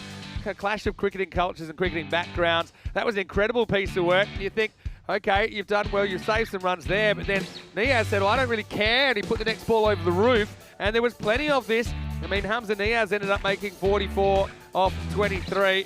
Look, had a bit of luck, and look, I think that luck, it certainly wasn't because of luck that they scored these runs, but that luck certainly helped, Andrew. Yeah, it certainly did, and I'll tell you what, I suspect the Forfarshire captain will be regretting his decision not to bowl Hogarth in the opening overs, plan that's worked for them so well throughout this tournament, and he may have gone for a few, but certainly looked the most likely of the bowlers tonight. Tell you what, you talk about the amount of sixes that were hit there, Benny. From anyone who sits here and thinks that we just have sloggers in the ECL, they should watch back some of the highlights here. Some of the striking over the offside was pure batsmanship. Unbelievable. Now, this was the one that was completely unnecessary. Nabi breaks about 7 rules of running between the wickets and completely cooks Hamza Niaz for 44. But it didn't matter. It was almost something that worked out because then Ruffer came out, had to face one ball, sent it into the fan zone, and we couldn't believe that. What a piece of captaincy by Nisar, who backed the pitch hitter to do it. Then late in the piece, Nabi was not finished yet. He hit 5 consecutive sixes. This over went supersonic from Orchard, who ended up going for 55, breaking the speed limit. And, yeah, well, by the end, it looks like there was no way to get him out. Again, he's a guy that'll give you a chance. If you don't take him early, he can hurt you. And the Scots find out the hard way. Don't they ever? Wouldn't they love to take him one of those catches? They had early opportunities. Look at the support from Drew. Their support group here, they had the chair up, and tell you what, they can pull out whatever they want to at the moment because they have certainly done everything that could have been expected of them early on. Even this went against them. I mean, if Wallace can hold on to that, then new batter has to come in. Then, for some reason, Nabi runs on a ball that was about 78 metres over his head. He runs himself out because they hadn't crossed. And then Nisa comes out and says, well, don't forget, I'm the regular number 3, and he smacked 11 off 3. I don't want to say perfect, but pretty close to perfect combination of skill and luck in that innings sees Drew smash 154 against a bowling unit that contains international bowlers, that contains very good cricketers, but they just didn't seem to care. And with 9 wides in there, 5 came in a minimo. Not ideal.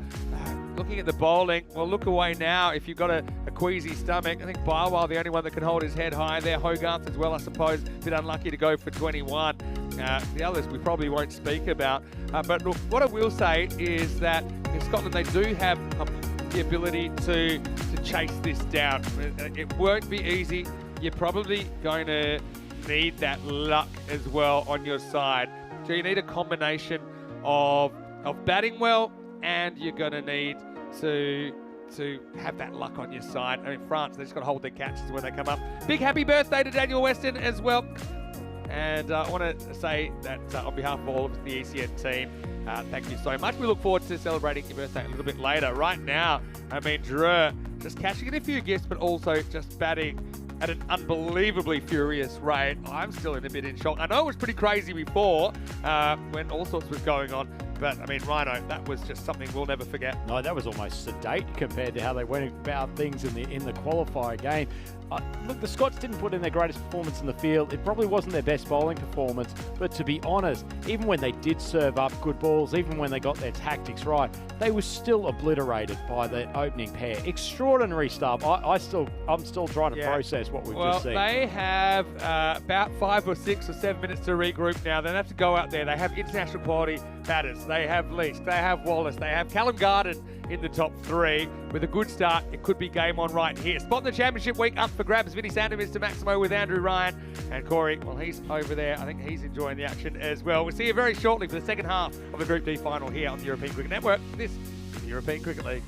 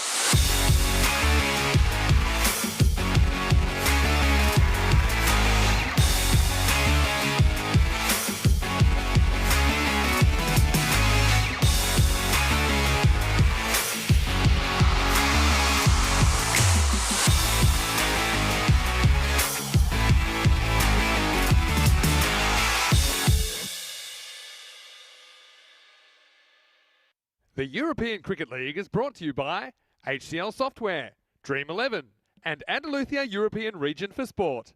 Hello cricket lovers, welcome back to the European Cricket Network and our coverage of the third edition of the European Cricket League as the Champions League of European Cricket. 30 domestic champion clubs as well as the reigning European champions descend on the Carlsbad Oval. And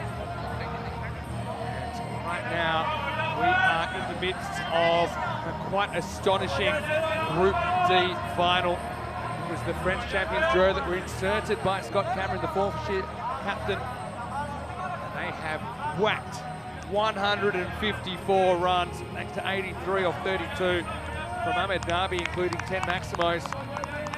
Contributions as well from Hamza Niaz, as well as Rafa and Ahmed Nisha with cameos. Right now, it's now or never. They've got 10 overs to go. And it's going to be all go or no go for the Forfs. Need 155 for victory. Afridi Yasseen's had a very good week. Craig Wallace coming off a golden yesterday.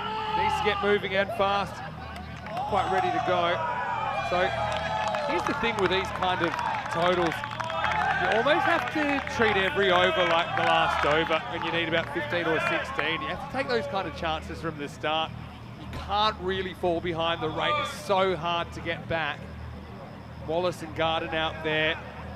What I will say is the top three in particular of Forfs are very capable of doing this, but they're going to have to bat incredibly well. Here we go. And it starts with a boundary, and that'll help. That'll just ease the nerves. Wallace always loves to get the first one away. He does. Vinny Sandu, Mr. Maximo for ECN. Joining me for the remainder of this Group D final is Andrew Ryan, and a perfect start for Forfs. Yeah, certainly was. Pretty ordinary ball from ECN, who has been an excellent bowler for them so far in this event. In fact, probably his bowling earlier today, which really kept them in the game against Vienna, but that's a terrible half tracker to start. You need big individual contributions, I think. This will be a slightly mistimed ball. I mean, you start looking at that going, that's one that could have disappeared. Yasseen slightly off.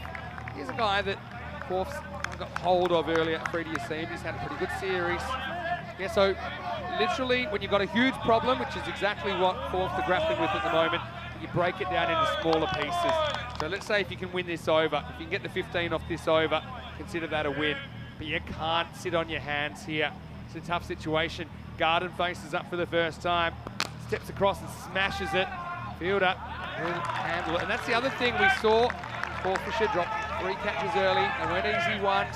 We saw 5 wides, or a few self-inflicted blows in amongst the blows raining down from the French openers. But yeah, the fielding's going to be super important. Yeah, it certainly will. They've got easier targets too than Yasseen as well.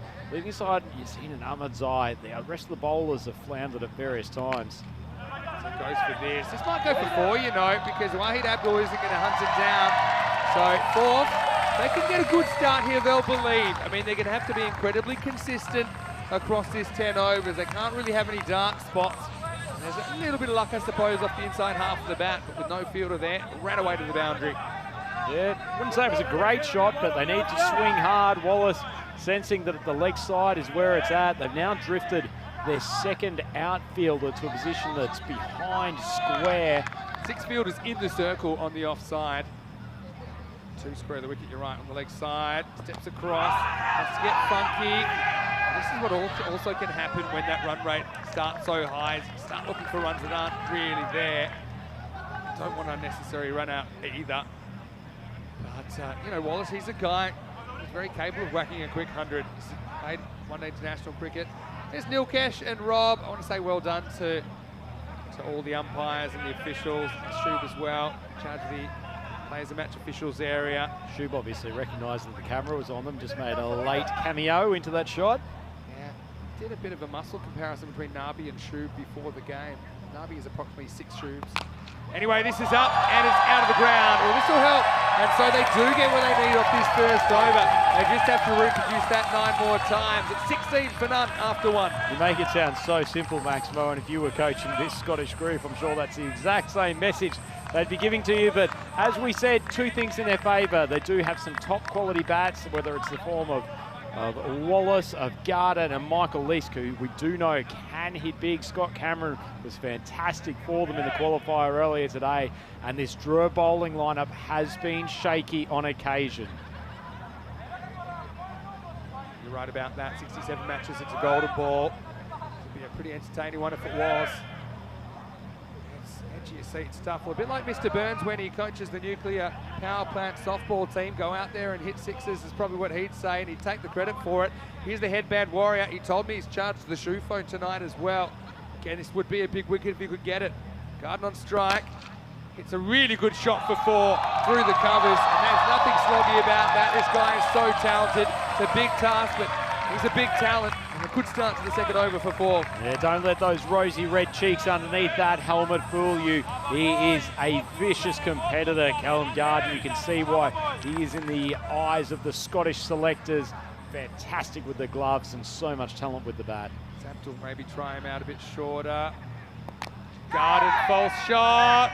Straight through the hands of Barty. It's going to be one, or shades of the first innings, where the French openers gave 3 pretty tough chances. That wasn't an easy one for Barty going back with the flight, but he did get a finger to it. It wasn't an easy one. Probably took it a little bit casually, thought he'd made the ground, and it just possibly flew an extra half metre than he expected. They need a couple more drops to even things up, but it's a life for Garden. There's basket catch. Goes down.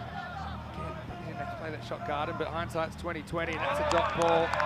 Wallace locked up, hoping it would go for a wide. It's probably the spot that the Scottish bowlers didn't hit enough during the innings. Yorker length, about a foot and a half outside the off stump, particularly when you've got strong hitters like the 2 openers from Drua. It's a great spot to bowl.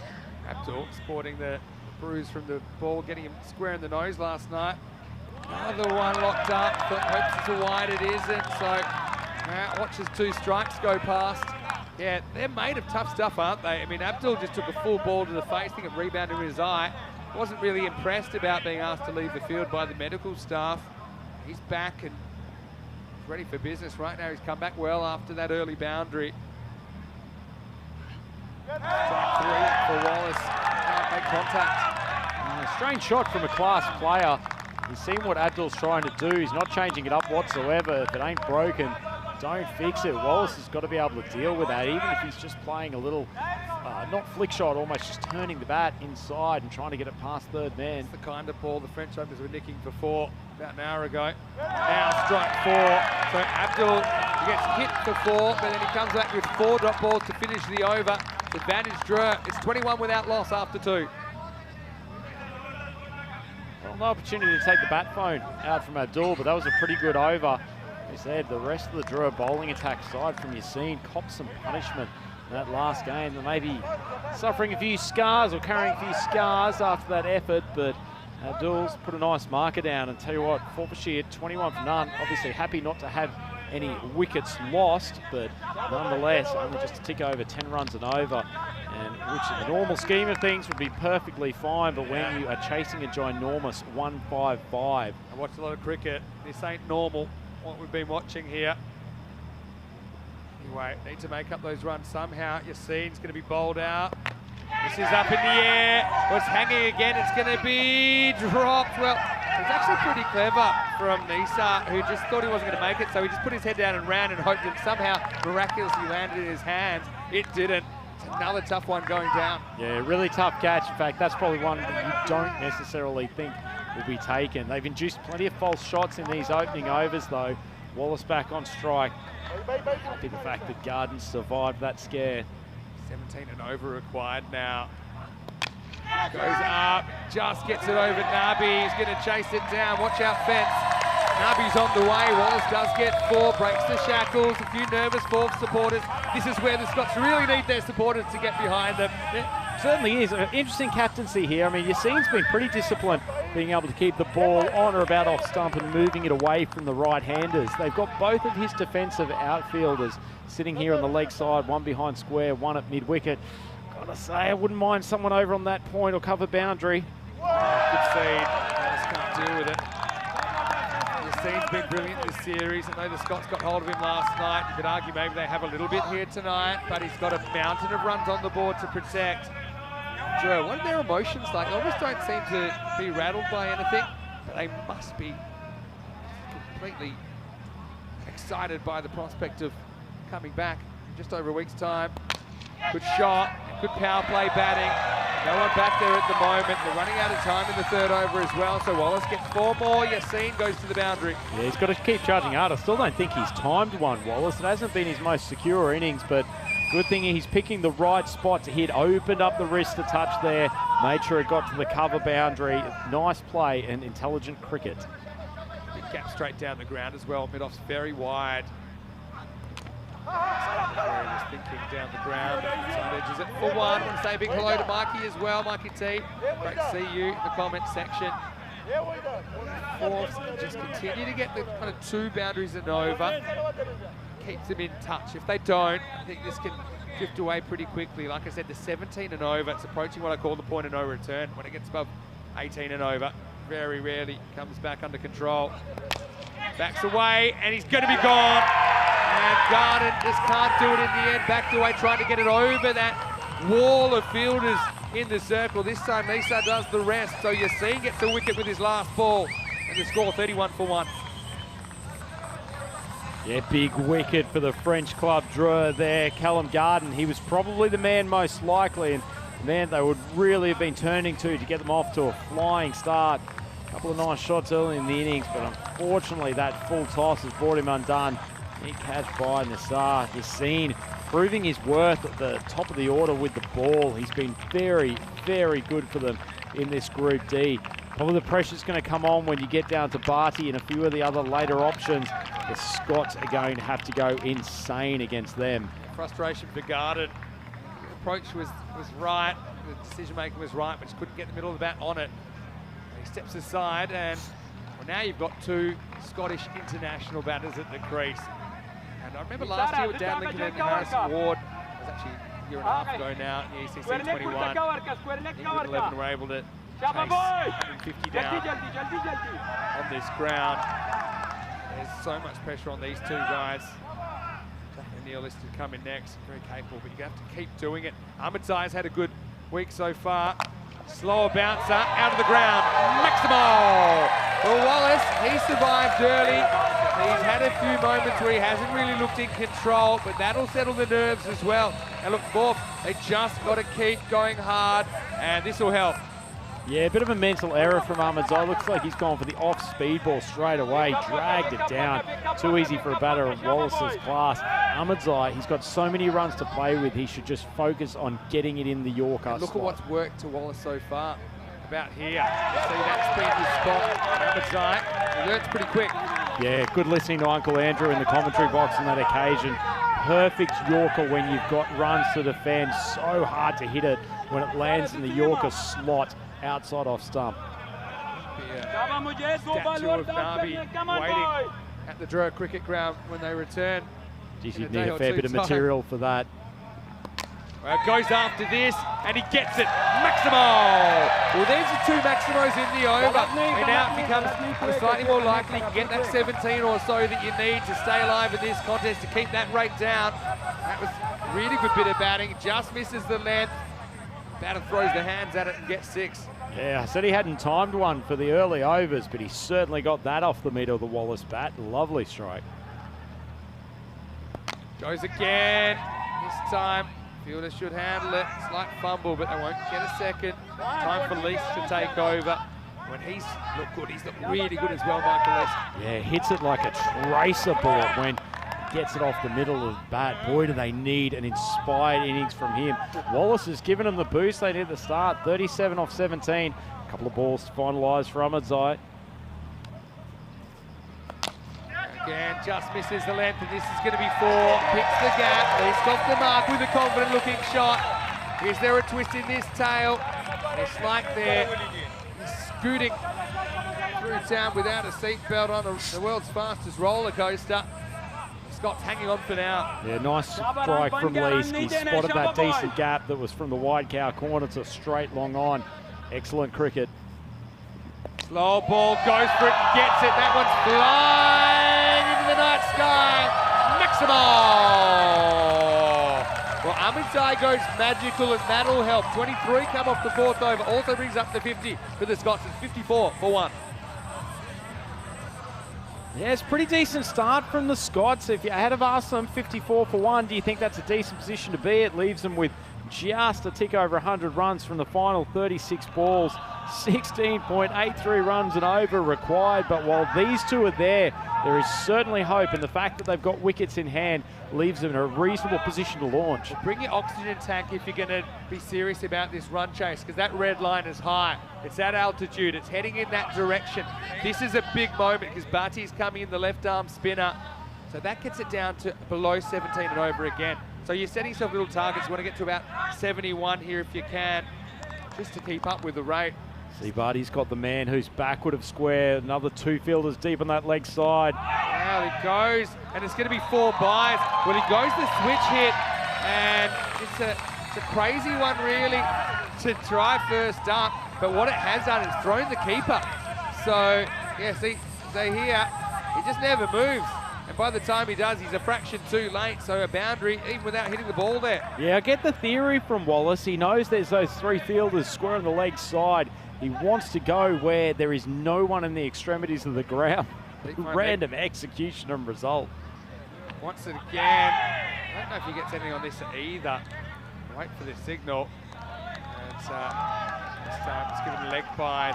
So I'm supposed to get 5 off the first ball, but that rate's about approaching 3 a ball. So even 5 off 2 isn't quite the rate. Anyway, at least 10 off 2s look good so far. See how he handles the spin of Barty.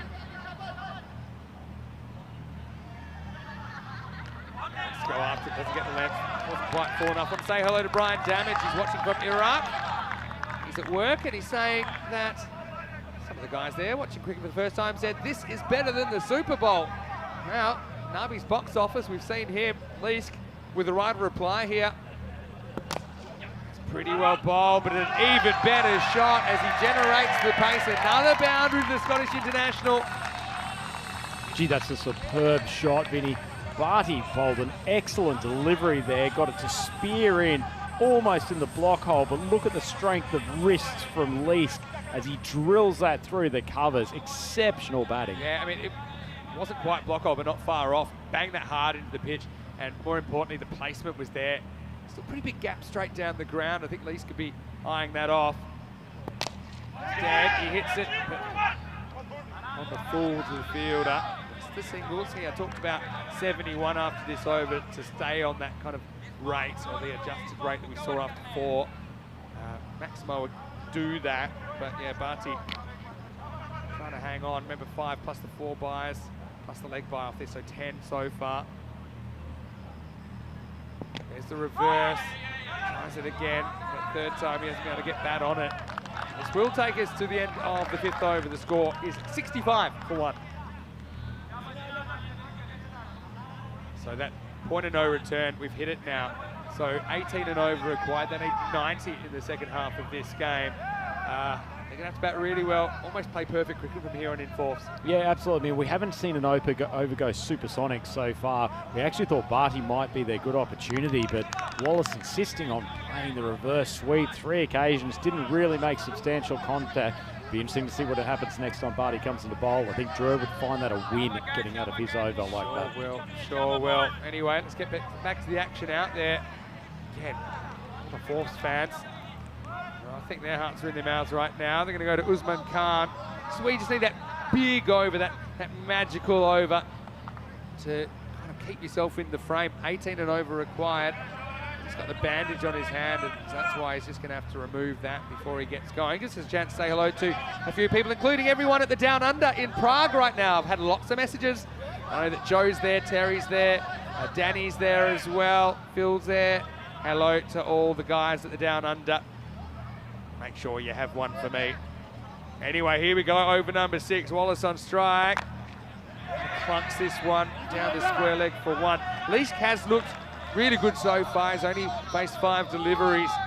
But yeah, he needs to pretty much go at everything you'd imagine now, Rhino, and get away with it. Yeah, it feels like at the point where you're almost needing a Maximo twice and over at a minimum, probably 3 of them.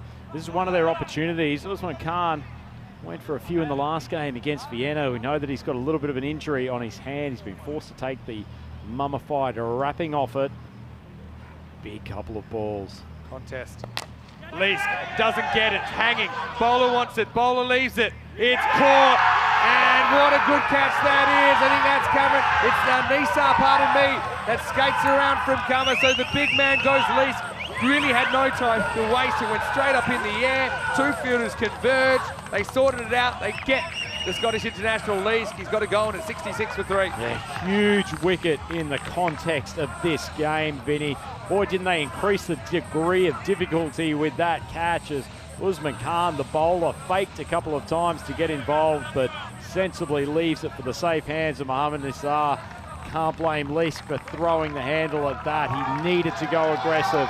Great catch in the end for a man who's had a wonderful tournament so far. It was a good catch because, yeah, I had to sort out what was going on. So, second wicket, 66 for 2. As Leask departs for 15 in quick time.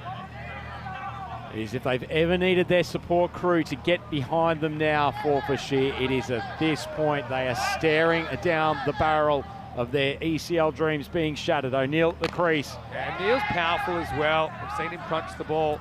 And yeah, the problem is, also it's not ball, isn't it? With that dismissal of Leask, and you lose such a key batter. And Wallace is going at not quite to a ball. This is the issue. The rate required is about 2.5 a ball throughout this innings. Yeah, it's not in the unmanageable category yet, but not far off it. There's a slow ball hanging. This is going to be out as well. It's taken. And Les Bleus are loving stuff right now. Their support is up. The fourth fans fall silent once more. And that's 67 for 3. 2 wickets in the over for Usman Khan. Yeah, we talked about how the fourth and fifth bowler for Drew was so important and were likely the weak links. Well, Usman Khan has come up with a fantastic over here. He has sent the two internationals in the form of Leask and Wallace back to the pavilion, and looking back in this bowling innings, this could very well be the decisive over. Yeah, exactly right. So, still got plenty of options with the ball. Usman gets two wickets, and surely there's no way back now as that rate has climbed over 20. Wallace was brave. 3 Maximos, 4 fours in his 38, but he is the third wicket to fall, 67 for 3. Just asking this batting lineup to do so much. There's just no chance to stand still. So much of it comes down to these two men at the crease. The skipper, Scott Cameron, batted tremendously well to see them home earlier today. Jack O'Neill, the bustling belligerent Australian at the other end. These two need to be the ones that take them home. Almost chops on, but he chops onto his back pad, saves the day. 2 youngsters, albeit, I suppose senior players in a way, coming out trying to save the day, but they need to have a magical over now. This is where you probably bring back a spearhead next over and try to really put this to bed.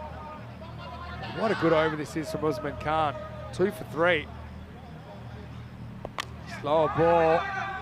Neil makes the adjustment, but he'll only get a single. Right now, Drew looking pretty invincible. It's 69 for 3 after 6. Tell you what, Vinny, I think the Scottish bowlers could learn a little bit from what Usman Khan did during that over. Basically bowled off speed the entire time. Those little dropping slower balls gets rewarded with consecutive wickets.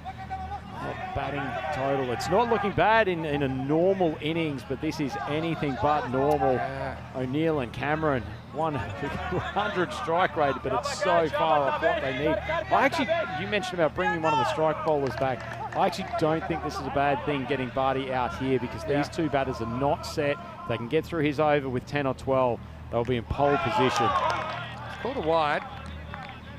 Yeah, it's an interesting one. Line ball, I suppose. Neil doesn't really move the feet towards it. It's a little bit harsh, but Scottish fans will enjoy it. Another crack at it. Cut out of the middle. This will be one. This is what we talk about ECN cricket. If you asked me 2 days ago, even last night, I think, Scotland team played their cards pretty close to their chest, but Drew had the answers. Now swing and a miss, and Cameron was impressive earlier, though he had a bit of a shaky start. Just no time for a shaky start in this chase, do they? Every time there's a dot ball, that run rate just accelerates up. Here's the thing, I mean, championship week teams, they're going to be looking over their shoulder at Dre. They're the kind of team nobody wants to play because they are impossible to intimidate. In fact, they're the ones handing out the intimidation. Some of the things that they're doing are superhuman. Now Cameron takes it on, but he's probably going to hold out. It's taken, and well, it's going to be another wicket. They're loving it out there, the French team, and Barty breaks through. The cheers are for the French. Allez, allez, allez. That is the 4th wicket, and Cameron's going to have to go for just a single. Forfarshire 71 for 4. Yeah, Mohammed Rafari says merci beaucoup to Jack O'Neill for sending one straight down his throat. Takes it with ease. We say he's an X-factor player for this Drua team. Very competent in the field, and one of their big blasters is now back in the pavilion again. Fortunately, couldn't do too much damage on the scoreboard tonight, and Barty, who got battered in the last game, has come back with a vengeance here. Bit of pill to swallow for us. Remember, they qualified 2 years ago to be in the ECL, almost 3 now. That was one of the pandemic series. They've been really impressive, but I mean, they've just been blown off the park, really. Barwell was pretty good earlier as well. He gets an opportunity, but now we're at kind of over 4 a ball. I mean, it's quite unthinkable what we've seen, to be honest. Everyone expecting the French to crumble. They've only gotten more solid. It's outside the line. Just one. It's no problem at all for the French. I mean, it's time to pause and take breath now, Rhino. I mean, I've commentated a lot of cricket. I think around 2,200 games or so. It's extraordinary what we're seeing from a team that, I mean, even for all their talent, people would call underdogs, I think. Completely. As O'Neill steps back, laces that to the cover boundary. Strong strike while he's there. They'll still feel that at least there is a modicum of hope that closes the over. 76 for 4. And unfortunately for the Scots, just feels like they're going to run out of balls here. They will. Really good shot to finish the over. I think everyone's shows shots. I don't know if beer sales are going to go up or down after this. Anyway, this is where we'll be. We'll have tomorrow off, of course. But join us on Monday morning. We have Group E starting with 5 new teams to the competition. Roma CC, we followed their journey through the ECS Italy last year, winning the Super Series. They earned their spot here. Sporting Alpha has pretty unusual path to the ECL, but they'll be here from Spain. United from Romania, as well as Star from Luxembourg and Zagreb Sokol from Croatia. Join us 10:30 a.m. GMT. It's 11:30 in Europe and 4 p.m. in India for the start of Group E. Let's go back to Usman Khan. That's a couple of wickets. This is going to be into a pocket of space. Probably pulls up. Again, 3 fielders are going to go back, and somehow they've stopped that. Well, some good comedy is a little bit of the heat's gone out of the game unless Forfarshire can go insane in this over, but 3 of them can. I mean, there's a bit of hockey about that, but using your legs as sticks. Everyone was trying to hack it back out.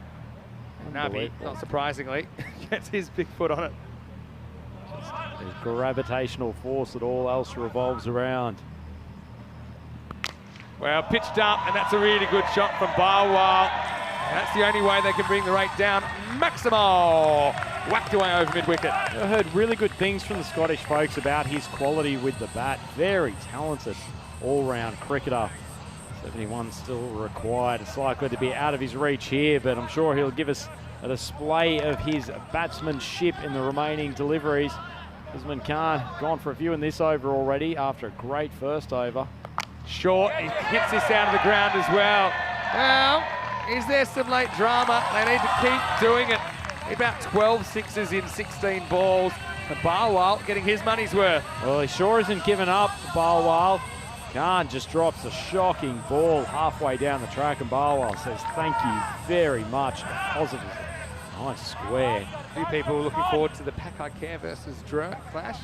Assuming there's no late drama here. I think you could power the Earth's electricity needs with what's generated from all the big hitting in that contest. Shot straight down the ground. Fielder can't get there 4 more. That one actually pushes the rate up. It's still Barwell trying his hardest. It's hard because, I mean, if he was the one, it was him that was going to be on. They'd love for him to bat earlier. Obviously, a different situation. Bit of the sting out of the game, but still, good cricket shot. Yeah, a couple of beautiful strikes with his bat. He's picked his spots very, very well, staying nice and calm, staying stable at the crease too. Which is this one not quite out of the middle. Just be a single. It also means we'll get to see the French-English rivalry again. Don't forget that Drew beat Tunbridge Wells last year. Ultimately couldn't get past them in the group final. But Drew, I mean, what a story for them. It's their third ECL, one of only 3 teams to play in all 3. They've never made it to Championship Week under the new format. Slow ball, it's past O'Brien, into the over. It's 95 for 4. Khan finishes a pretty good spell there, 23 off his 2 overs, but most importantly taking the pair of scalps in his first. Marwell will be on strike for the start of the next over. It's a decent total from Forfarshire, 95 for 4 with 2 overs to go. You generally think that's in a really, really good place. Unfortunately, they still need another 60 off these remaining 12 balls. It was just superhuman hitting. I mean, Nabi, it's crazy. He is so strong. He has arms like tree trunks. I think he was mishitting him. He's still mishitting him for 6s. Well, Abdul, he's coming on for his second over. He really, really put in a great second over for Drew earlier this evening. In the air, hanging, probably gets past the fielder. Does, in fact, goes all the way. Maximo! Tell you what, Bowell is not giving up here, Vinny, and he's striking the ball cleanly. You need 10 6s in 12 balls. Make that 9 and 11. That's how you can win. Yeah, well, every time there's a Maximo, that equation becomes slightly easier. Probably better chances of winning the lottery, but only just. Tell you what, if Corey was here, I think he'd be calling golden ball already. This is just sliding. Shrug. We do talk a lot about the French team beating English and the Greeks beating English. Look, if there was an Australian team in, I would also be talking about some of the lesser known nations beating them. I think, can't we start acting like Eurovision and just bring in a guest Australian side? You might have to captain it 5 for 5 in a T10. I've noticed that. Anyway, 10 to come. Reaches for it. Just get a single. I mean, look, Drew, they were sent in. I think both teams wanted to chase. But my theory with France is because there ain't a lot going on upstairs. They don't really care if they're batting first or second. They're just going to bat the same way. Situational awareness is probably not a term that comes into their play, but it sometimes can be incredibly helpful in this T10 format. Well bowled, slips it in. That's what he's been very good at tonight, Abdul. Hitting that Yorker length, and he bowls with decent pace, and when he gets it wide of off stump, it is so hard to deal with, particularly when you're looking to smack it down the ground for maximums. Wahid Abdul, 2 chances to bring the shoe phone out. That's the only disappointment for me, I suppose, as a neutral, that Abdul won't be getting the shoe phone out unless he takes a wicket this over, but we won't have it out after the game. Oh, grab your breath. We need a day off, I think. Stay for the celebrations, though, with the French. They're going to be ecstatic. Nice ball for Wahid. He does take a wicket, but he only concedes 12 in the final. And after 9 overs, the score is 103 for 4.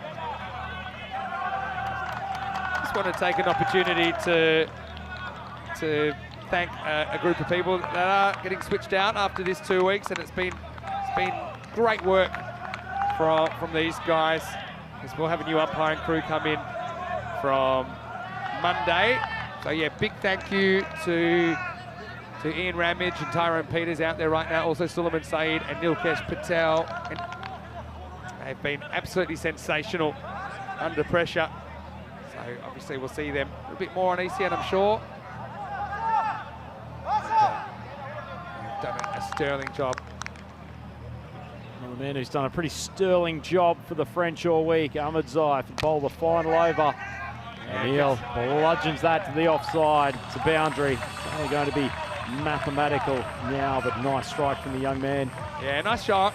And there's consolation runs only at this stage. I mean, they're getting up to what I'd say is a fairly healthy, normal-looking score. I mean, probably 115 or so, you'd imagine. But fantastic work from the French in this final. This one's up in the air, hanging a long time. It's coming down, it's gone. Here comes the shoe phone. I'm sure he'll get it off. It's party time now. And Wahid Abdul, fantastic work from the paceman. He's got safe hands, and well, the shoe stays on for now, maybe not for long. Big deep breath after that one. I think he was slightly nervous under that ball. You've let us down by not getting the shoe phone out, Wahid, but he's been very good for them tonight. Talked about the weakness in this Drew bowling lineup, but all of the 5 bowlers have been tremendous. And that man just taking the catch there, Wahid Abdul, might have been the best of them. There's a lot to celebrate. O'Neill liked his energy and his skill in this tournament. He will have to go. It's going to be a tough night for Forbes. They set the pace, didn't they? So yeah, just one more time. I want to say a big thank you to a bunch of people, which sometimes you only notice them when you might not agree with them 100%. I said to them today, I know you guys want to be perfect. No, you'll never be perfect, but you will be excellent if you try and achieve perfection. And I think they've been amazing. And the way they've handled the players, and the players have said that they really love this group of umpires and the way they go about it. So great job, guys. This one's up in the air. I don't think it's going to carry. Just be one. So Sim comes out, get off the mark. So I'm a bit worried about being in this commentary box when Drew eventually complete their win here, Vinny. There will be an absolute stampede amongst this group. I'm not sure if this construction's going to hold. Yeah, they'll be on. So, what a final. Well, that's probably a no ball, and it's going to go. I'm going to say it was 4. We'll have a look at it on the replay. We'll just draw things out a little bit longer. Yeah, but if they hadn't gotten this young man in a little bit earlier, Barwell's played some tremendous shots. He's timed the ball beautifully. Yeah, 4 runs called. Yeah, Barwell's been great. New umpire crew from Monday, top of my head. We'll get Charles Croucher. I think we have Joe Foster. Stephen Gooch is here. That's a slow ball. It's blasted into the night sky, and they will cash it in. I mean, Barwell can hold his head high. I think that he's been one of the players of the group for me with the bat and the ball. Moves to 35 with that Maximo. Yeah, pretty good chance of featuring in the All-Star 11, I would suspect, Barwell. This is a superb strike. He did a long way up. Goes for a much-needed Maximo. Corey actually said he wanted Nabi in all 11 spots. Well, there's a bit of a blue putt, but Abdul probably trying to protect his nose after what it copped yesterday. Maybe lost it a little bit, but it doesn't matter too much, does it, in the end? Nice shot, Barwell take the runs. He's moved to 39 now. Becomes the top scorer in the innings. And Corey just wanted all Nabi in the All-Star team, all 11 spots. Here's the last ball, a memorable night for French cricket. And it's just going to be a single. But Les Bleus have blown away the opposition in Group D, and they are your qualifiers. They've come from the clouds. They've hit balls into the clouds. What a moment as their supporters rush onto the field.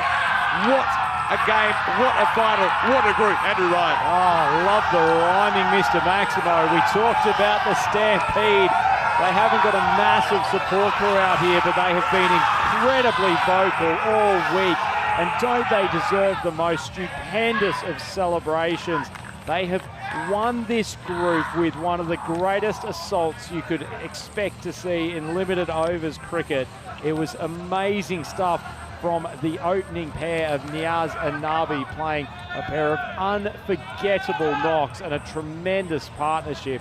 They are fully deserved winners here, and to take down such an elite squad like Forfarshire, who looked possibly the best batting, bowling and fielding unit in the entire group. This is not a fluke, Vinny. This has been won with undoubted quality. Oh yeah, they proved it wasn't a fluke last night, and even today they took that deep. But, well, it is Drew, a team we know, a team we love, a team we can't take our eyes off. and they are absolutely ecstatic. And really, that's what this European Cricket League is all about. And well, it's going to take a few people to lift Nabi. What a night! 83 from the opener in the final. And again, he's a very humble guy, Nabi. He won't say too much. He wraps himself in the French flag. They will be back in Championship Week. What a story. I mean, your heart goes out to Forbes as well, who qualified back in 2020 for this tournament. Weren't able to take part. They did everything but get to Championship Week. But Drew, just too good on the night as they just swept everyone aside in the end. Had to do it the hard way up, going through qualifying too. Tricky chase against Vienna CC, but they bossed it. And now we have 5 of our 7 slots filled in Championship Week. Yeah, we certainly do. Hornchurch Farmers, Beverin already there, along with the reigning Kings Pack Care Badalona. But Drew, the deserved winners of Group D. And I tell you what, Hornchurch Farmers, Beverin and Pack Care Badalona have been put on notice that this team can take down anyone at their best. Well, there's the officials ready to go. Again, big thank you to them and Rob Kemmy, of course, who was wrangling the umpires over the last couple of weeks. But they needed just a ridiculous score to chase down, really. We've seen it score or two in the 150s chase down before, but never 155 here at the Cardimer Oval. Certainly, I like the intent that came out. I mean, Wallace came out swinging, didn't he? Thought he was a guy that might be able to keep them on the pace for a while. Callum Garden, well, that was a nice shot, but unfortunately couldn't get too much else happening during his brief stay at the crease. He was the first man to go. Not before he had a life, though. Butty put him down. But see, those little bits of luck didn't cost him too many runs. That was the thing. We know that the French team did have the luck factor on their side early in their innings. This one went away for 4. Wallace trying to keep them on track in this almost impossible chase. But yeah, despite the boundaries coming early and the fact they kind of stayed close to the rate for a while, you just felt to do it for 10 overs would be pretty remarkable. They fell short in the end. Yeah, they certainly did, and it was just such a momentous total to try to chase that the pressure was always on the Scottish bats. Our top order did pretty well. Unfortunately, lost a few wickets and just could not find the boundary with the regularity they need. They certainly didn't give up hope, and they had plenty of fans in the crowd, plenty of support from the Players' Pavilion, and still plenty of balls reaching the Cardamom night sky. The mouths agape as that was a moment they thought they had an opportunity. This was probably the big over. Barty, who had really struggled in the previous game, came on and bowled an excellent over of a left-arm orthodox despite going for the 5 wides first ball. And from then on in, there were just wickets with regularity. Super catch there from Muhammad Nisar. Hasn't he been a quality cricketer throughout this tournament? And Michael Lease going back to the pavilion, he was the one man who's probably capable of getting them close to this score. As soon as he departed, you felt like the wind went out of the sails of the Scots. Yeah, definitely. And, well, big crowd in, pretty vocal French crowd in the minority, but maybe not in noise by the end. And you can see they were loving it. Even the little celebrations coming out, there they were. They believed, you know, they had to play out of their skin. They had to take down some pretty big fish here. And the question with Drew is always, can they do it consistently? Well, they really showed today. You know, in the first game, they really pushed forth. Okay, didn't get the win. This was a little bit of a tag team effort. The old 3 Musketeers saving the boundary. It's a funny one because the stop was made eventually, but in the end, despite some late runs from Barwell, the ship had flown, hadn't it really? And it's just quite an incredible performance. So they did then chase down at 120 plus against Vienna CC. They also were able to set an unbelievable target at 150 plus in the final. Yeah, the Scots, I mean, did take a wicket except for the 2 run-outs. Found themselves chasing leather all night. And Wahid Abdul, shoe stayed on for most of the week, but I have a feeling he might keep it pretty loose in a week or so's time when he comes back for Championship Week. Yeah, I suspect so. But congratulations to Barwell, who came at the end. Cracking innings of 40 off 15 for him. With 7 boundaries, really showed a clean strike and probably did what a few of the top order needed to do, but that is all she wrote. And look at the happiness on the French boys, Dreux Cricket Club, who have been well-deserved winners of this game and of the Group D final. Turning our mind to next week, coming Monday. There's remarkably a day off in the European Cricket League tomorrow, but back with you on Monday at 11:30 Central European time, and big game between the Mediterranean rivals Roma Cricket Club before up against Sporting Alphas to get us started, and then plenty of tasty clashes after that. Yeah, for sure. I mean, Romania, their representatives united their first ECL, first time we haven't seen Cluj there. Star returned for their second ECL. I think they'll be a lot improved, just like Luxembourg were at the national level. Zagreb Sokol as well. I think we'll see some improvement from them as well. Roma C and Sporting Alphas, for me, they're the two big favourites. Who's ahead? I'm not really sure. Roma will go pretty spin heavy. Sporting Alphas, well, Corey says they might do a Denmark, and what he means is they were called up at the last minute. A bit like Denmark in the Euros some time ago. Denmark ended up winning it. Barwell top scores with 40, but it was in vain because that rate was out of control. By the time that he arrived, early on Wallace scored 38, but Garden couldn't quite hit his straps. Least did for a bit, but got out a bit too early. O'Neill with 12 as well. Just one no ball on wide. They weren't giving too much away, and the French, they'll be partying well into the night tonight. Yeah, certainly will. Tell you what, if someone had have said to me that Amadze would go for 44 in that innings, he's probably been their best bowler throughout the week with the ECN. We would have thought that Drew could be in real trouble defending this total, but Barty in particular, and also Khan, actually did a really good job as the fourth and fifth bowler, so credit to them coming back from a really difficult time this afternoon. So that match summary, Drew beat Forfarshire by 30 runs, and brave effort from the Scots chasing a mammoth total of 155, but in the end, no matter how hard they tried, they fell short. And Vinny, what a fantastic conclusion to Group D. Wow, well, I tell you what, I am exhausted after that. That was a real experience. I want to say a big thank you just quickly to all the Group D teams. I know that we lost Burner yesterday. Earlier today we lost Helsinki Titans and Vienna Cricket Club. I think they all got something out of that. Even Burner that went winless, I think they learned a lot. I think they really enjoyed some of the conversations they had and watching how some of the other top clubs in Europe go about it. For Forbes, again, my heart goes out to them, their captain Scott Cameron and their chairman Graham Garden. We really appreciate the Forfarshire Tides. We got a little bit earlier on today. To all their supporters, I think they were fantastic. They brought so much atmosphere to the venue. I know that they'll be so disappointed to go home without qualifying. But hopefully that spurs them to win the domestic competition again in the T20 and perhaps book another date with us here at the Cartermore Oval. Finally, Drew, I mean, what can you say about them? I can't think of enough superlatives. Might stop talking about the superlatives today. I'd like to have a quick chat about how I think they'll go in Championship week. Yeah. We talk about the need for consistency sometimes in T10 cricket. They probably don't have that, but what they have is the capability to pull out a stupendous performance at the right time. All those guys have got to do is get through to finals day, and then if the two openers get on a run, they are almost unstoppable. So you wouldn't say they're the favourites going into Championship week, but do not write these guys out. If they go ballistic, we could see Drew as the winners. They're proper dark horses, aren't they? And if Pakai Care can win it, who's to say Drew can't win it? Honestly, it was incredible stuff. Anyway, we're going to leave you, and we'll leave you some highlights of the day. Big happy birthday to Tracy Garden, as well as Dan Weston, of course, and anyone else out there that's having a birthday. And Martin's, of course, is pushing the buttons. Big birthday day. Lastly, I should say, I want to say a big thank you to you, Andrew Ryan, doing a great job.